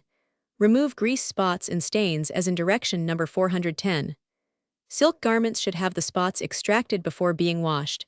Use hard soap for all colors but yellow, for which soft soap is the best. Put the soap into hot water, beat it till it is perfectly dissolved, then add sufficient cold water to make it just lukewarm. Put in the silks and rub them in it till clean, take them out without wringing, and rinse them in fair lukewarm water. Rinse it in another water, and for bright yellows, crimsons, and maroons, add sulfuric acid enough to the water to give it an acid taste, before rinsing the garment in it. To restore the colors of the different shades of pink, put in the second rinsing water a little vinegar or lemon juice. For scarlet, use a solution of tin. For blues, purples, and their shades, use pearlash, and for olive greens, dissolve verdigris in the rinsing water. Fawn and browns should be rinsed in pure water. Dip the silks up and down in the rinsing water. Take them out of it without wringing and dry them in the shade. Fold them up while damp. Let them remain to have the dampness strike through all parts of them alike, then put them in a mangler. If you have not one, iron them on the wrong side, with an iron only just hot enough to smooth them. A little isinglass or gum arabic, dissolved in the rinsing water of gauze shawls and ribbons, is good to stiffen them. The water in which pared potatoes have been boiled is an excellent thing to wash black silks in. It stiffens and makes them glossy and black. Beef's gall in lukewarm water is also a nice thing to restore rusty silk, and soapsuds answers very well. They look better not to be rinsed in clear water, but they should be washed in 2 different waters. Directions for washing woolens. If you do not wish to have white flannels shrink when washed, make a good suds of hard soap and wash the flannels in it without rubbing any soap on them. Rub them out in another suds, then wring them out of it and put them in a clean tub and turn on sufficient boiling water to cover them and let them remain till the water is cold. A little indigo in the boiling water makes the flannels look nicer. If you wish to have your white 130 flannels shrink so as to have them thick, wash them in soft soap suds and rinse them in cold water. Colored woolens that incline to fade should be washed with beef's gall and warm water before they are put into soap suds. Colored pantaloons look very well washed with beef's gall and fair warm water and pressed on the wrong side while damp. Directions for washing white cotton clothes. Tablecloths or any white clothes that have coffee or fruit stains on them before being put into soap suds should have boiling water turned on them and remain in it till the water is cold. The spots should be then rubbed out in it. If they are put into soap suds with the stains in, they will be set by it, so that no subsequent washing will remove them. Tablecloths will be less likely to get stained up if they are always rinsed in thin starch water, as it tends to keep coffee and fruit from sinking into the texture of the cloth. White clothes that are very dirty will come clean easily if put into strong, cool suds and hung on the fire the night previous to the day in which they are to be washed. If they get to boiling, it will not do them any harm, provided the suds is cool when they are put in. If it is hot at first, it will set the dirt in. The following method of washing clothes is a saving of a great deal of labor. Soak the clothes in lukewarm soap suds. If they are quite dirty, soak them overnight. To every 3 pails of water put a pint of soft soap and a tablespoonful of the salts of soda. Heat it till mildly warm, then put in the clothes without any rubbing and boil them an hour. Drain the suds out of them as much as possible, as it is bad for the hands, then add water till cool enough for the hands. The dirt will be loose, so that they will require but a little rubbing. Rinse them thoroughly in clear water, then in indigo water. The soda can be procured cheap, by purchasing it in large quantities. Soda is an excellent thing to soften hard water. The soda suds will not do to wash calicos in. It is a good plan to save your suds, after washing, to water your garden, if you have one, or to harden cellars and yards when sandy. Starch. To make good flour starch, mix flour gradually with cold water, so that it may be free from lumps. Stir in cold water till it will pour easily, then stir it into a pot of boiling water, and let it boil 5 or 6 minutes, stirring it frequently. A tallow or spermaceti candle, stirred round in the starch several times, will make it smoother. Strain it through a thick cloth. Starch made in this manner will answer for both cotton and linen very well. Some people do not boil their starch, but merely turn boiling water on the mixed flour and water, but it does not make clothes look nice. Poland starch is made in the same manner as wheat starch. When rice is boiled in a pot without being tied up in a bag, the water in which it is boiled is as good as Poland starch for clear starching muslins, if boiled to a thick consistency after it is turned off from the boiled rice, and then strained. Muslins to look clear should be starched and clapped dry while the starch is hot, then folded in a very damp cloth and suffered to remain in it till they become quite damp before ironing them. If muslins are sprinkled, they are apt to look spotted. Garments that are not worn when laid by should not be starched, as it rots them when not exposed to the air. To clean woolen and silk shawls. Pare and grate raw, mealy potatoes and put to each pint of the potato pulp a couple of quarts of cold water. Let it stand 5 hours, then strain the water through a sieve and rub as much of the potato pulp through as possible. Let the strained water stand to settle again. When very clear, turn the water off from the dregs carefully. Put a clean white cotton sheet on a perfectly clean table, lay on the shawl which you wish to clean, and pin it down tight. Dip a sponge, that has never been used, into the potato water and rub the shawl with it till clean. Then rinse the shawl in clear water, with a teacup of salt to a pailful of the water. Spread it on a clean, level place, where it will dry quick. If hung up to dry, the colors are apt to run and make the shawl streaked. Fold it up while damp and let it remain half an hour, then put it in a mangler. If you have not one, wrap it in a clean white cloth and put it under a weight and let it remain till dry. If there are any grease spots on the shawl, they should be extracted before the shawl is washed. Directions for carpets. Carpets should be taken up and shook thoroughly, if in constant use, as often as 3 or 4 times in a year, as the dirt that collects underneath them wears them out very fast.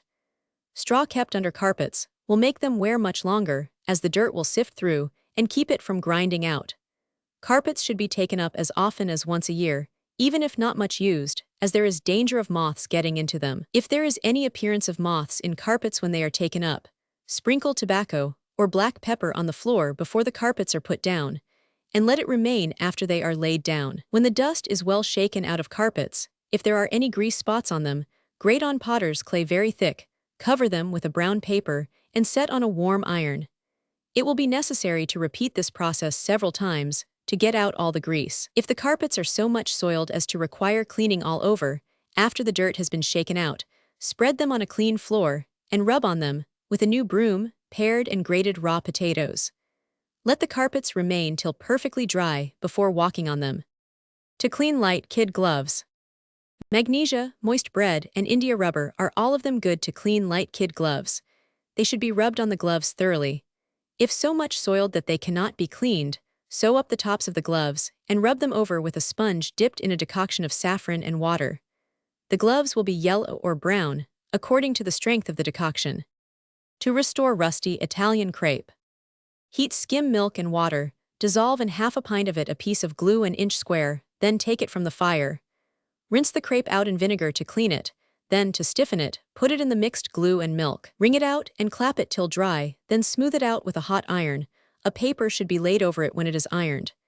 Gin is an excellent thing to restore rusty crepe. Dip it in, and let it get saturated with it. Then clap it till dry, and smooth it out with a moderately hot iron. Italian crepe can be dyed to look as nice as that which is new. To clean mahogany and marble furniture. No soap should ever be used for them.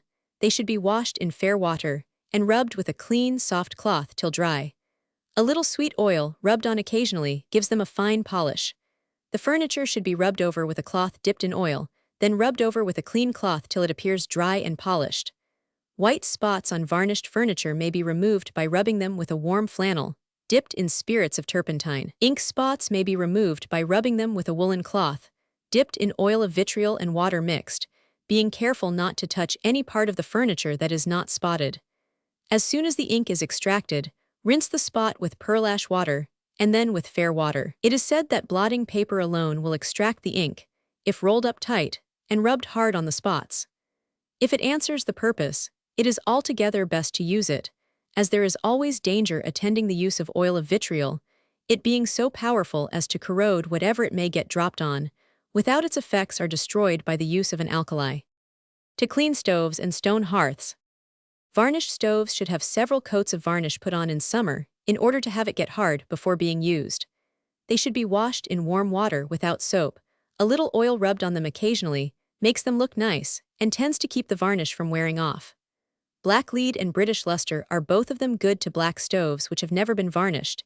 If they have been, it will not answer. They should be mixed with cold water to form a paste, then rubbed on the stoves and remain till quite dry.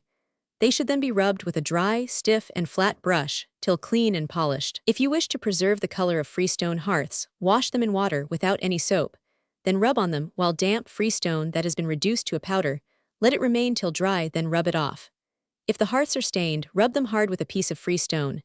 If you wish to have your hearth look dark, rub it over with hot soft soap alone or diluted with water. For brick hearths, use redding, mixed with thin hot starch and milk. To extract ink from floors. Ink spots on floors can be removed by scouring them with sand wet in oil of vitriol and water mixed. Rinse them, when the ink is extracted, with strong pearl ash water. To remove paint and putty from window glass. Put sufficient pearl ash into hot water to make it very strong of it, then saturate the paint which is daubed on the glass with it. Let it remain till nearly dry, then rub it off hard with a woolen cloth. Pearl ash water is also good to remove putty before it is dried on the glass. If it dries on, whiting is good to remove it. To cleanse feather beds and mattresses. When feather beds become soiled or heavy, they may be made clean and light by being treated in the following manner. Rub them over with a stiff brush, dipped in hot soap suds. When clean, lay them on a shed or any other clean place where the rain will fall on them. When thoroughly soaked, let them dry in a hot sun for 6 or 7 successive days, shaking them up well and turning them over each day. They should be covered over with a thick cloth during the night. If exposed to the night air, they will become damp and mildew. This way of washing the bed ticking and feathers makes them very fresh and light, and is much easier than the old-fashioned way of emptying the beds and washing the feathers separately, while it answers quite as well. Care must be taken to dry the bed perfectly before sleeping on it. Hair mattresses that have become hard and dirty can be made nearly as good as new by ripping them, washing the ticking, and picking the hair free from bunches, and keeping it in a dry, airy place several days. Whenever the ticking gets dry, fill it lightly with the hair and tack it together. To cleanse vials and pie plates. Bottles and vials that have had medicine in them may be cleansed by putting ashes in each one, and immersing them in a pot of cold water, then heating the water gradually until it boils. When they have boiled in it an hour, take it from the fire and let them remain in it till cold. Then wash them in soap suds and rinse them in fair water till clear. Pie plates that have been used much for baking are apt to impart an unpleasant taste to the pies, which is owing to the lard and butter of the crust soaking into them and becoming rancid. It may be removed by putting them in a brass kettle with ashes and cool water and boiling them in it an hour. To temper earthenware. Earthenware that is used to bake in will be less liable to crack from the heat if put, before they are used, into a vessel with sufficient cold water to cover them, then heated in it gradually till the water boils. When the vessel is taken from the fire, the ware should remain in until cold. To temper new ovens and ironware. New ovens, before they are baked in, should have a fire kept up in them half a day. As soon as the wood is removed, put up the lid of the oven. It should not be used for baking until it has been heated the second time. If not treated in this manner, it will never retain the heat well. New flat irons should be heated half a day before they are used, in order to retain heat well. Iron cooking utensils, when new, will be less liable to crack if heated gradually 5 or 6 hours, and then cooled slowly before being used to cook in. Cold water should never be turned into hot iron utensils, as it will crack them by cooling the surface too suddenly. To polish brass, Britannia, and silver utensils. Rotten stone mixed with a little spirit is the best thing to clean brass with. Rotten stone and oil does very well. They should be polished with dry rotten stone and a dry cloth. Hot vinegar and milk makes brass look nice. It should be rinsed off, wiped dry, and rubbed over with chalk to kill the acid and give the brass a polish. Brass looks very nice cleaned in this manner, and will keep clean a long time, provided all the acid is killed. If not, they will turn very soon. When brass utensils are not in use, they should be thoroughly cleaned with rotten stone and oil, and wrapped up tight to exclude the air. Whiting or chalk is good to polish silver. If the silver is spotted, wet the chalk, which should be powdered, rub it on the silver and let it remain until dry, then rub it off with a clean dry cloth. When chalk will not remove spots, hot ashes will. Britanniaware should be rubbed with a flannel rag dipped in sweet or linseed oil. If spotted, then washed in soap suds and wiped dry. To give it a polish, rub it over with dry powdered chalk or whiting, using a clean dry rag. To remove or keep rust from cutlery. Bristol brick is good to remove rust and give a polish to steel utensils. It should be powdered fine and rubbed on dry with a woolen cloth. Knives should be rubbed on a board with a thick leather covered over it and fastened down tight. The brick should be dry and powdered fine, and the knives should not be wet after cleaning, but merely wiped with a dry clean cloth. To make the handles smooth, wipe them with a cloth that is a little damp, being careful not to touch the blades as it will tarnish them. Knives look very nice cleaned in this manner, and the edge will keep sharp. Ivory-handled knives should never have the handles put into hot water, as it will turn them yellow. If, through misuse, they turn yellow, rub them with sandpaper. When Bristol brick will not remove rust from steel, rub the spots with sandpaper or emery, or else rub on sweet oil, and let it remain a day. Then rub it off with powdered quicklime. To keep steel utensils that are not in constant use from contracting rust, clean them thoroughly with Bristol brick, wipe them on a perfectly dry cloth and rub them over with sweet oil, and cover them with brown paper, so as to exclude the air. Knives and forks should be wrapped up in brown paper, each one by itself. Preservatives against the ravages of moths. Moths are very apt to eat woolen and fur garments early in the summer. To keep them from the garments, take them late in the spring, when not worn, and put them in a chest, with considerable camphor gum. Cedar chips or tobacco leaves are also good for this purpose. When moths get into garments, the best thing to destroy them is to hang the garments in a closet and make a strong smoke of tobacco leaves under them. In order to do it, have a pan of live coals in the closet and sprinkle on the tobacco leaves. To destroy cockroaches, ants, and other household vermin. Hellebore, rubbed over with molasses, and put round the places that cockroaches frequent, is a very effectual poison for them. Arsenic, spread on bread and butter, and placed round rat or mouse holes, will soon put a stop to their ravages. Quicksilver and the white of an egg, beat together, and laid with a feather round the crevices of the bedsteads and the sacking, is very effectual in destroying bugs in them. To kill flies, when so numerous as to be troublesome, keep cobalt, wet with spirit, in a large shallow plate. The spirit will attract the flies, and the cobalt will kill them very soon. Black pepper is said to be good to destroy them. It should be mixed, so as to be very strong, with a little cream and sugar. Great care is necessary in using the above poisons, where there are any children, as they are so apt to eat anything that comes in their way, and these poisons will prove as fatal to them as to vermin, excepting the pepper. The flour of sulfur is said to be good to drive ants away, if sprinkled round the places that they frequent. Sage is also good. Weak brine will kill worms in gravel walks, if kept moist with it a week in the spring, and 3 or 4 days in the fall. Common simple dyes. To dye black. Allow a pound of logwood to each pound of goods that are to be dyed. Soak it overnight in soft water, then boil it an hour and strain the water in which it is boiled. For each pound of logwood, dissolve an ounce of blue vitriol in lukewarm water sufficient to wet the goods.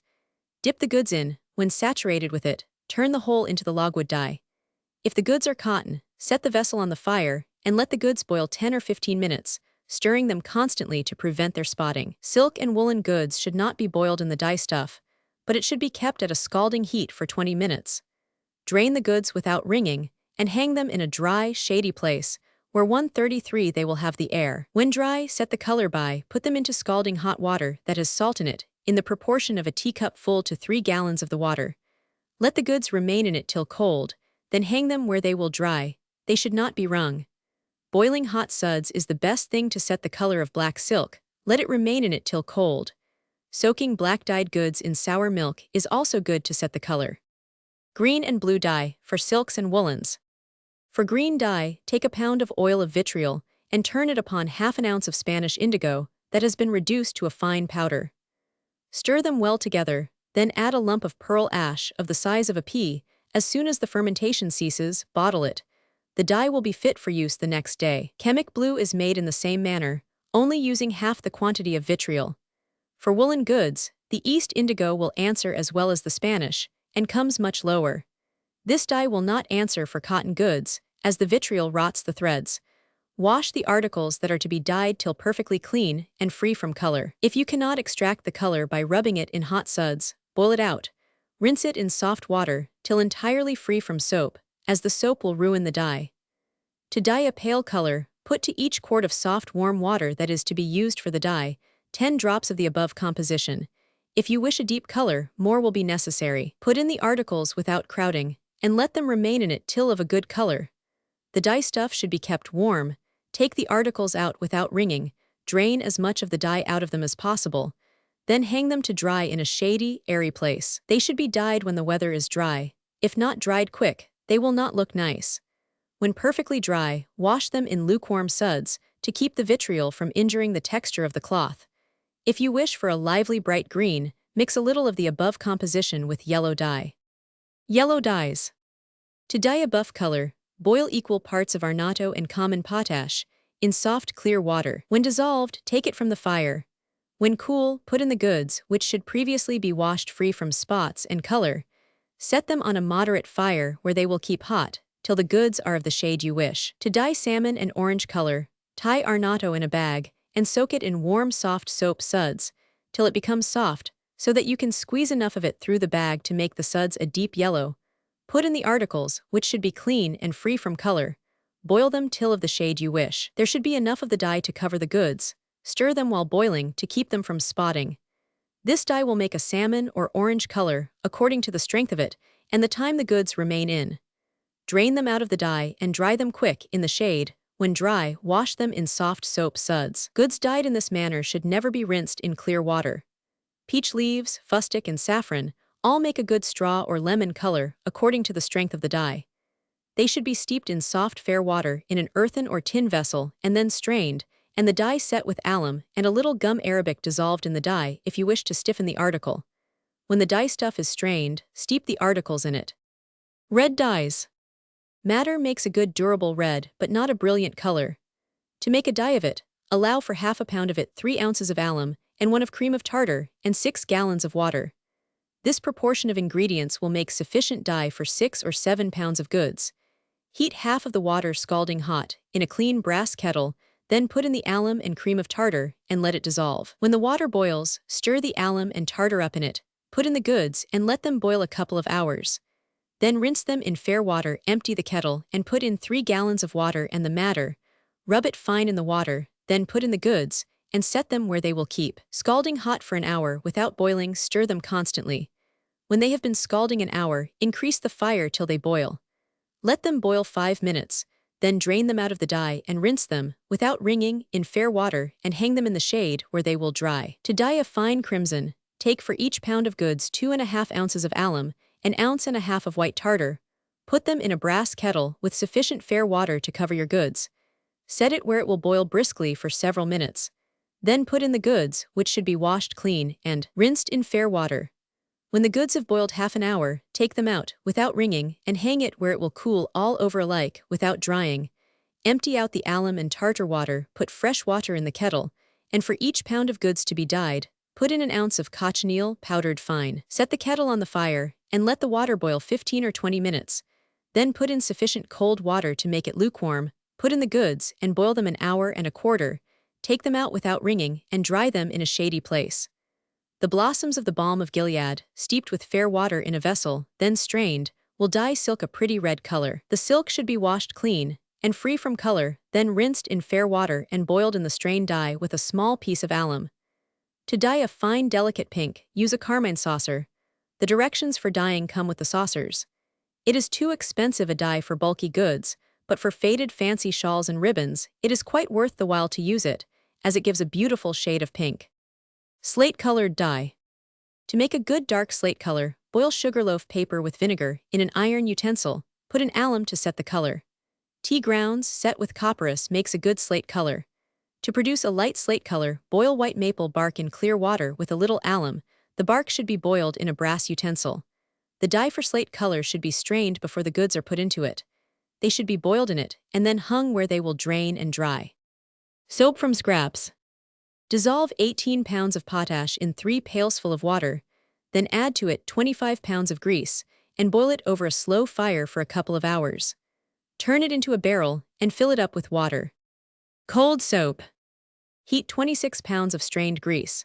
When melted, mix it with 4 pailsful of lye made of 20 pounds of white potash. Let the whole stand in the sun, stirring it frequently. In the course of a week, fill the barrel with weak lye. This method of making soap is much easier than to make a lye of your ashes, while it is as cheap if you sell your ashes to the soap boiler. Hard soap. Dissolve 20 weight of white potash in 3 pailsful of water. Heat 20 pounds of strained grease, then mix it with the dissolved potash, and boil them together till the whole becomes a thick jelly, which is ascertained by taking a little of it out to get cold. Take it from the fire, stir in cold water till it grows thin, then put to each pailful of soap a pint of blown salt, stir it in well. The succeeding day separate it from the lye and heat it over a slow fire. Let it boil a quarter of an hour, then take it from the fire. If you wish to have it a yellow color, put in a little palm oil and turn it out into wooden vessels. When cold, separate it again from the lye and cut it in bars. Let them remain in the sun several days to dry. Windsor and Castile soap. To make the celebrated Windsor soap, nothing more is necessary than to slice the best white soap as thin as possible and melt it over a slow fire. Take it from the fire when melted, and when it is just lukewarm, add enough of the oil of caraway to scent it. If any other fragrant oil is liked better, it may be substituted. Turn it into molds and let it remain in a dry situation for 5 or 6 days. To make Castile soap, boil common soft soap in lamp oil 3 hours and a half. Bayberry or myrtle soap. Dissolve 2 pounds and a quarter of white potash in 5 quarts of water. Then mix it with 10 pounds of myrtle wax or bayberry tallow. Boil the whole over a slow fire till it turns to soap, then add a teacup of cold water. Let it boil 10 minutes longer. At the end of that time, turn it into tin molds or pans and let them remain a week or 10 days to dry, then turn them out of the molds. If you wish to have the soap scented, stir into it any essential oil that has an agreeable smell just before you turn it into the molds. This kind of soap is excellent for shaving and chapped hands. It is also good for eruptions on the face. It will be fit for use in the course of 3 or 4 weeks after it is made, but it is better for being kept 10 or 12 months. The whole art of carving. Preliminary remarks. The carving knife should be light, of middling size, and of a fine edge. Strength is less required than skill in the manner of using it, and to facilitate this, the butcher should be directed to divide the joints of the bones of all carcass joints of mutton, lamb, and veal, such as neck, breast, and loin, which then may easily be cut into thin slices, attached to the bones. If the whole of the meat belonging to each bone should be too thick, a small slice may be taken off between every 2 bones. The more fleshy joints, as fillets of veal, leg or saddle of mutton and beef, are to be helped in thin slices, neatly cut and smooth. Observe to let the knife pass down to the bone in the mutton and beef joints. The dish should not be too far off the carver, as it gives an awkward appearance and makes the task more difficult. Attention is to be paid to help everyone to a part of such articles as are considered best. In helping fish, take care not to break the flakes, which in cod and very fresh salmon are large and contribute much to the beauty of its appearance. A fish knife not being sharp divides it best. Help a part of the roe, milt, or liver to each person. The heads of carp, part of those of cod and salmon, sounds of cod and fins of turbot, are likewise esteemed niceties, and are to be attended to accordingly. In cutting up any wild fowl, duck, goose, or turkey for a large party, if you cut the slices down from pinion to pinion without making wings, there will be more handsome pieces. Sirloin of beef. This may be begun at either end, or by cutting in the middle. It is usual to inquire whether the outside or inside is preferred. For the outside, the slice should be cut down to the bones, and the same with every following helping. Slice 1/36 the inside likewise, and give with each piece some of the soft fat. The inside, done in the following manner, is excellent. Have ready some shallot vinegar, boiling hot, mince the meat large and a good deal of the fat, sprinkle it with salt, and pour the vinegar and the gravy on it. Help with a spoon as quick as possible on hot plates. Edge bone cuts. Or edge bone of beef. Cut off a slice, an inch thick, all the length from it to B, and then help. The soft fat, which resembles marrow, lies at the back of the bone, below D. The firm fat must be cut in horizontal slices at the edge of the meat, 100. The skewer used in keeping the meat together while boiling is shown at A, which should be drawn out before served up. Or, if necessary to leave it in, place instead one of silver. Mutton shoulder cuts. Shoulder of mutton. Mutton shoulder cuts. This is a very good joint, and by many preferred to the leg, for if properly roasted, it abounds in gravy and produces many nice bits. The figure annexed represents it as laid in the dish with its back uppermost. It should first be cut in the hollow part, in the direction of B, and the knife pass deep to the bone. The best part of the fat lies on the outer edge, and it is to be cut out in thin slices in the direction F. If many are at the table, and the hollow part cut in the line of B is eaten, some very good and delicate slices may be cut out on each side the ridge of the blade bone. In 137, the direction C, 500. The line between these two dotted lines is that in the direction of which the edge or ridge of the blade bone lies, and cannot be cut across. It is necessary to wind writing paper around the shank, as in the leg, provided you wish to handle it. The lower side of the shoulder has two cuts abounding in gravy. The part in the direction IK is lean, the other GH is very fat. Veal knuckle cuts. Knuckle of veal. A knuckle of veal cuts in neat slices only in one direction, viz. from it to B. The line DC divides two bones, which it is necessary to separate in order to get at the best marrowy fat portion, also cut asunder the knuckle bones. Breast of veal cuts. Roasted breast of veal. Cut to the left on the first line DC, then cross from C to the most distant A. The lines a D, and 100. Represent the directions in which the brisket or gristly part should be divided. D, C show the course of the ribs, and E is the sweetbread. Spare rib cuts. A spare rib. Cut out first a slice from the fleshy portion, following the line A, B. This will give a due proportion of fat and lean. After this part is taken away, the bone lying in the direction D, B, C should be separated, breaking it off at the joint, 100. Saddle of mutton. Saddle of mutton. Cut long thin slices from the tail to the end, viz. from it to B, beginning close to the backbone. If a large joint, the slice may be divided. Cut some fat from the sides. Pig cuts. Pig. The cook usually divides the body before it is sent to the table, and garnishes the dish with the jaws and ears. The first thing is to separate the shoulder from the carcass on one side, and then the leg, according to the direction given by the dotted line of B, 100. The ribs are then to be divided into about 2 helpings, and an ear or jaw presented with them, and plenty of sauce. The joints may either be divided into 2 each, or pieces may be cut from them. The ribs 139 are reckoned the finest part, but some people prefer the neck and between the shoulders. Calf's head cuts. Half a calf's head boiled. Be careful and get a young one, as they look much handsomer served up, and besides are more tender. First cut in the direction C, B. The throat bread is considered the choicest part. It lies in the fleshy portion, near the termination of the jawbone, and the line C, D shows the direction to cut into it. On the under part of the lower jaw there is some very nice meat, and about the ear G, some fat rather gristly but highly esteemed. The part near the neck is very inferior. Sometimes the bone in the line F, E is cut off, but this is a coarse part. The sweet tooth is quite a delicacy. It lies back of all the rest, and in a young calf is easily extracted with the knife. Many like the eye, which you must cut out with the point of your knife and divide in 2. Under the head is the palate, which is reckoned a nicety. Leg of mutton cuts.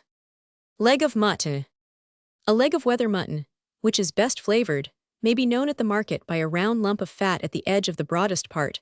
A little above the letter A. The best part is midway between the knuckle and farther end. Begin to help there, by cutting thin slices to B. If the outside is not fat enough, help some from the side at the broad end, in slices from E to F. This part is most juicy, but many prefer the knuckle, which, in fine mutton, will be very tender 140 though dry. There are very fine slices in the back of the leg. Turn it up, and cut the broad end, not in the direction you did the other side, but lengthwise. To cut out the cramp bone, take hold of the shank, which should be previously wound round with half a sheet of foolscap paper with your left hand, and cut down to the thigh bone at G, then pass the knife under the cramp bone in the direction G, 500. Ham cuts. Ham. Ham may be cut 3 ways. The common method is to begin in the middle, by long slices from B to C, from the center, through the thick fat. This brings to the prime at first, which is likewise accomplished by cutting a small round hole on the top of the ham, as at A, and with a sharp knife enlarging that, by cutting successive thin circles. This preserves the gravy and keeps the meat moist. The last and most saving way is to begin at the hock end, which many are most fond of, and proceed onward. Ham that is used for pies and 100 should be cut from the underside. 4/4 of lamb cuts. 4/4 of lamb. Separate the shoulder from the breast and ribs by passing the knife under, in the direction of a B, C, and 500. Be careful to keep it towards you horizontally to prevent cutting the meat too much off the bones. If grass lamb, the shoulder being large, put it into another dish. Squeeze the juice of half a Seville orange or lemon on the other part and sprinkle a little salt and pepper. Then separate the gristly part from the ribs, in the line E, C, and help either from that or from the ribs, as may be chosen. Venison haunch cuts. Haunch of venison. First cut it down to the bone, in the line D, C, then turn the dish with the end towards you. Put in the point of the knife at C, and cut it down as deep as you can in the direction C, B thus cut. You may take out as many slices as you please, on the right or left. As the fat lies deeper on the left, between B and A, to those who are fond of fat, as most venison eaters are, the best flavored and fattest slices will be found on the left of the line C, B, supposing the end turned towards you. Slices of venison should not be cut too thick nor too thin, and plenty of gravy given with them. Round of beef. This is cut in the same way as a fillet of veal. It should be kept even all over. When helping the fat, be careful not to hack it, but cut it smooth. A deep slice should be taken off before you begin to help, as directed in the edge bone. Brisket of beef. This must be cut lengthwise, quite down to the bone, after separating the outside or first slice, which must be cut pretty thick. Leg of pork. This joint is sent to the table, whether boiled or roasted, as a leg of mutton, roasted and cut up in the same manner. The close firm flesh about the knuckle is by many reckoned best. Haunch of mutton. This is formed by the leg and part of the loin, cut so as to resemble a haunch of venison, and is to be helped at table in the same manner. Goose cuts. Goose. Turn the neck end of the goose towards you, and cut the whole breast in slices on each side of the bird, but only remove them as you help each person, unless the company is so large as to require the legs likewise. Turn the goose on one side, and then take off the leg by putting the fork into the small end of the leg bone, pressing it close to the body, and having passed the knife in the line E, D, turn the leg back, and if a young bird, it will easily separate. To take off the wing, put your fork into the small end of the pinion and press it close to the body. Then put in the knife at C, and divide the joint, taking it down in the direction C, 500. Nothing but practice will enable people to hit the joint exactly at the first trial. When the leg and wing of one side are done, go on to the other. Cut off the apron in the line F, E, G, then take off the merrythought in the line O, 1. The neck bones are next to be separated as in a fowl, and all other parts divided the same. Fowl. A fowl. A boiled fowl's legs are bent inwards, but before it is served, the skewers are to be removed. Lay the fowl on your plate, and place the joints as cut off on the dish. Take the wing off, in the direction of it to be, in the annexed engraving, only dividing the joint with your knife. And then, with your fork, lift up the pinion and draw the wings towards the legs, and the muscles will separate in a more complete form than if cut. Slip the knife between the leg and body and cut to the bone. Then with the fork, turn the leg back, and if the bird is not 143 old, the joint will give way. When the 4 quarters are thus removed, take off the merrythought from A and the neck bones, these last by putting in the knife at C, and pressing it under the long broad part of the bone in the line C, B. Then lift it up, and break it off from the part that sticks to the breast. The next thing is to divide the breast from the carcass, by cutting through the tender ribs, close to the breast, quite down to the end of the fowl. Lay the back up, put your knife into the bone, halfway from the neck to the rump, and on raising the lower part, it will readily separate. Turn the neck towards you, and very neatly take off the 2 sidesmen, and the whole will be done. As each part is taken off, it should be turned neatly on the dish, and care should be taken that what is left should go properly from the table. The breast and wings are looked upon as the best parts, but the legs are most juicy in young fowls. After all, more advantage will be gained by observing those who carve well, and a little practice, than by any written directions whatever. Partridge. This bird is cut up in the same way as a fowl. The best parts are the wings, breast, and merrythought, but the bird being small, the two latter are not often divided. The wing is considered the best, and the tip is reckoned the most delicate morsel of the whole. Pigeons. Pigeons are considered very fine eating. It is usual to cut them in half, either from top to bottom or across. The lower part is generally thought best. Turkey. Fix your fork firmly in the lower part of the breast, so as to have full command of the turkey. Slice down on each side of the center of the breast, 2 or 3 lines lengthwise with the body, then take off the leg on one side, holding the knife in a sloping direction, the point turned towards the end of the body. This done, cut off the wing on the same side, in a line nearly parallel with the length of the turkey 1/4 when you have thus separated the wings and legs. Take off from the breastbone the parts you before sliced down. Be very attentive, in separating the wing, not to cut too near the neck, or you will find yourself interrupted by the neck bone, from which the wing must be taken. Cod's head. Cod's head. Fish in general requires very little carving, the fleshy parts being those principally esteemed. A cod's head and shoulders, when in season and properly boiled, is a very genteel and handsome dish. When cut, it should be done with a fish trowel. The parts about the backbone or the shoulders are by far the firmest and best. Take off a piece quite down to the bone, in the direction of B, C, D, putting in the spoon at a C, and with each slice of the fish give a piece of the round, which lies underneath the backbone, and lines it, the meat of which is thin, and a little darker colored than the body of the fish itself. This may be got by passing a spoon under it. In the direction D, F about the head are many delicate parts, and a great deal of the jelly kind. The jelly part lies about the jawbone, and the firm parts within the head. Some are fond of the palate, and others the tongue, which likewise may be got by putting a spoon into the mouth.